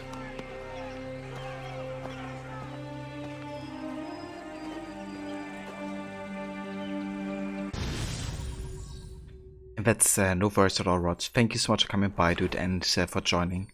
Thanks again also for the raid earlier. And yeah, for those of you who haven't checked out Rod before, I would highly recommend doing so. He's also playing the AC games on a regular basis, usually on the For the weekends. support of the glorious cause. I beg they will accept my most cordial thanks for this distinguished testimony of their approbation. Let me pause real quick. And he's also playing other games during the week, from Red Dead Redemption 2, where he's currently doing a 100% checklist run, to The Witcher 3 Blood and Wine DLC, also Tomb Raider as well, and Zelda Ocarina of Time, I think it is, as well. So lots of great games you can catch during the week, and of course a lot of AC content on the weekends. Also very knowledgeable in the series, and you can always ask him questions about characters and all that type of stuff. So yeah, definitely check out his channel if you haven't before. And that's a very short. More than happy to give you a shout out, dude. You have a good rest and a good night, and yeah, we will catch you again soon for some Red Dead and I guess some Zelda as well. And soon to play Rogue. Oh yeah, everybody's favorite AC game, especially Rod's. But lest some unlucky event should happen, unfavorable to my reputation, I beg it may be remembered by every gentleman in the room that I, this day, declare with utmost sincerity, I do not think myself equal to the command I am honored with.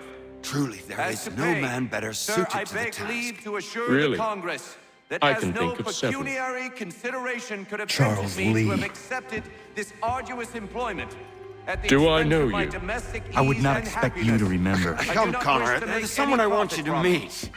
I will keep an exact account of my expenses. Sorry to pull you away Those like that, I but doubt not they the will last thing discharge, we need is and that the is two all of I you desire. coming to blows. Now, Connor, allow me to introduce you to our newly appointed Commander-in-Chief, George Washington. Ah, so you're the one who saved Sam and John at Lexington. It was the Patriots who did that. I merely lent support. As humble as he is brave. We could use more men like you. I'm sorry, but if you'll excuse me, I should attend to Charles over there. He looks none too happy about being passed over for command. It was good to meet you, Connor.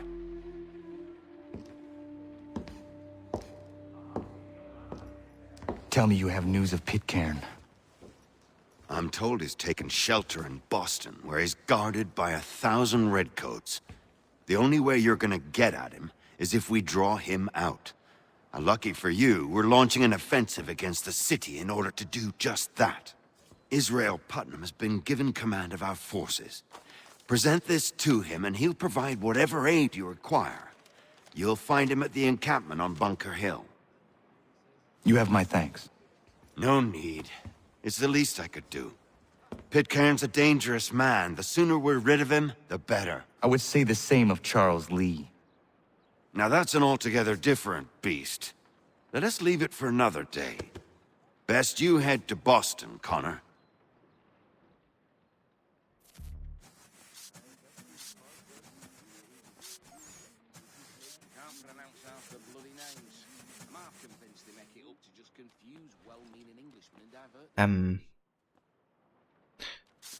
Recess would have gone Utstau and Kiln right there. Yeah, I mean, there's definitely something in Connor that wants to do with just that, but the thing is, you know, that environment, it would have been suicide, or like also political suicide, I guess, you know, because first it kind of has to bring forth evidence, right, that Charles actually working against Washington. So he can't just kill him in, you know, that situation like that. But yeah, it's definitely interesting, this like first confrontation again between Charles and Connor. Puchas didn't get a promotion. Yeah, he's quite upset as well.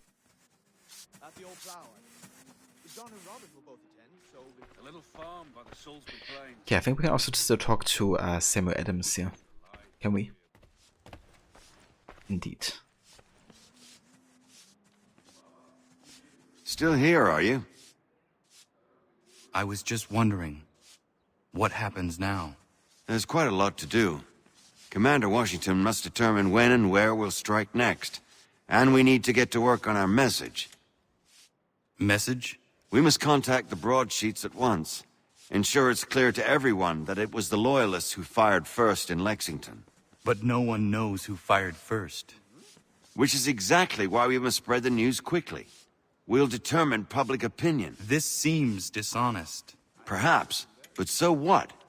People must believe we acted in self-defense, else we've committed treason. But you have.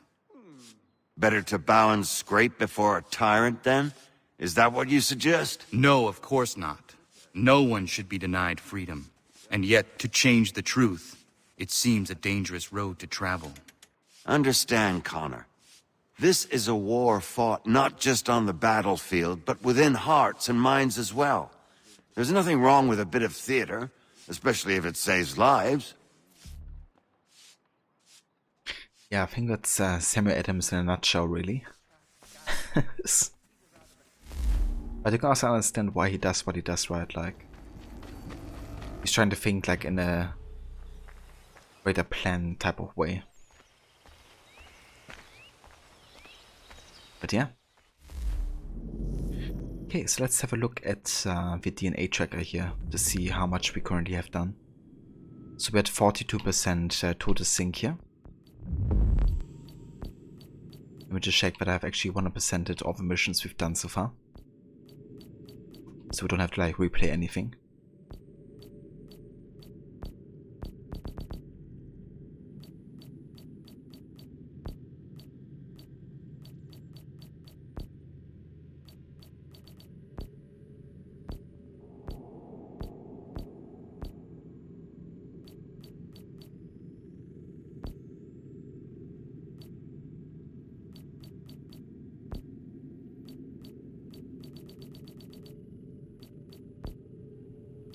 Alright, yeah, seems good. All the missions that have like any optional objectives, we 100%ed so far. Very nice.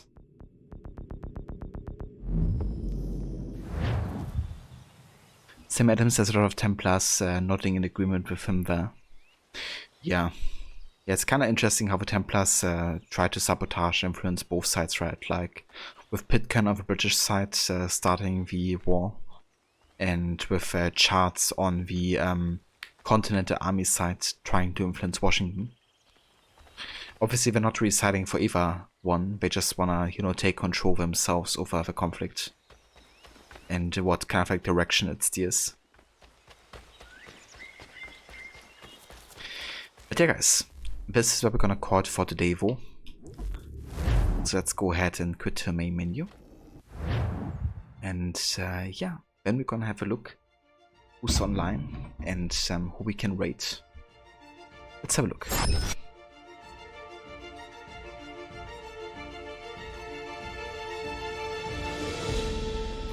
Yeah, before we head off here though and raid out, I want to thank everybody so much for coming by and for joining today's stream of Assassin's Creed 3. The next stream we can expect from me will be tomorrow. We're gonna be heading back into Witcher 3 with the Blood and Wine DLC, continuing with our in-depth story run. I think pretty soonish we're gonna be finished with our Witcher 3 playthrough as well, like maybe another 3 streams or so. So yeah, soon I also have to think about which game to play next. I'm kind of thinking between Uncharted and Batman Arkham Knight right now. Maybe something completely different, we have to see. But yeah, it's gonna be definitely interesting playing something new again.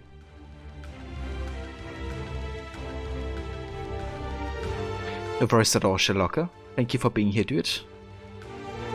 Thanks also, Fua, Anubesut, Mola, Rod, Aura, Udi, Grammy, Yasek, and everybody else who was in here.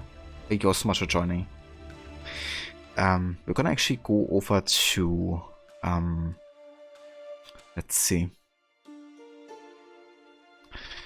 How about we say hi to Carnage today? He's playing Tiny Tina's Wonderland. I haven't seen too much of the game yet, but I hear it's quite good and popular.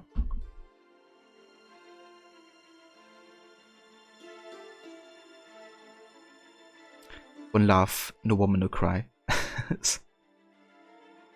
Cheers, Gislek. Thank you for being here. No worries, Fua. Thanks also for being here and for all the conversations. Take care in the best suit. Hope you enjoy also the free time coming up soon. But yeah, if you guys want to hop along with a raid and say hello to Carnage, feel free to use these raid emotes here. And yeah, I shall catch you all next time for some Witcher 3. Until then, take care, and I will see you in the next stream.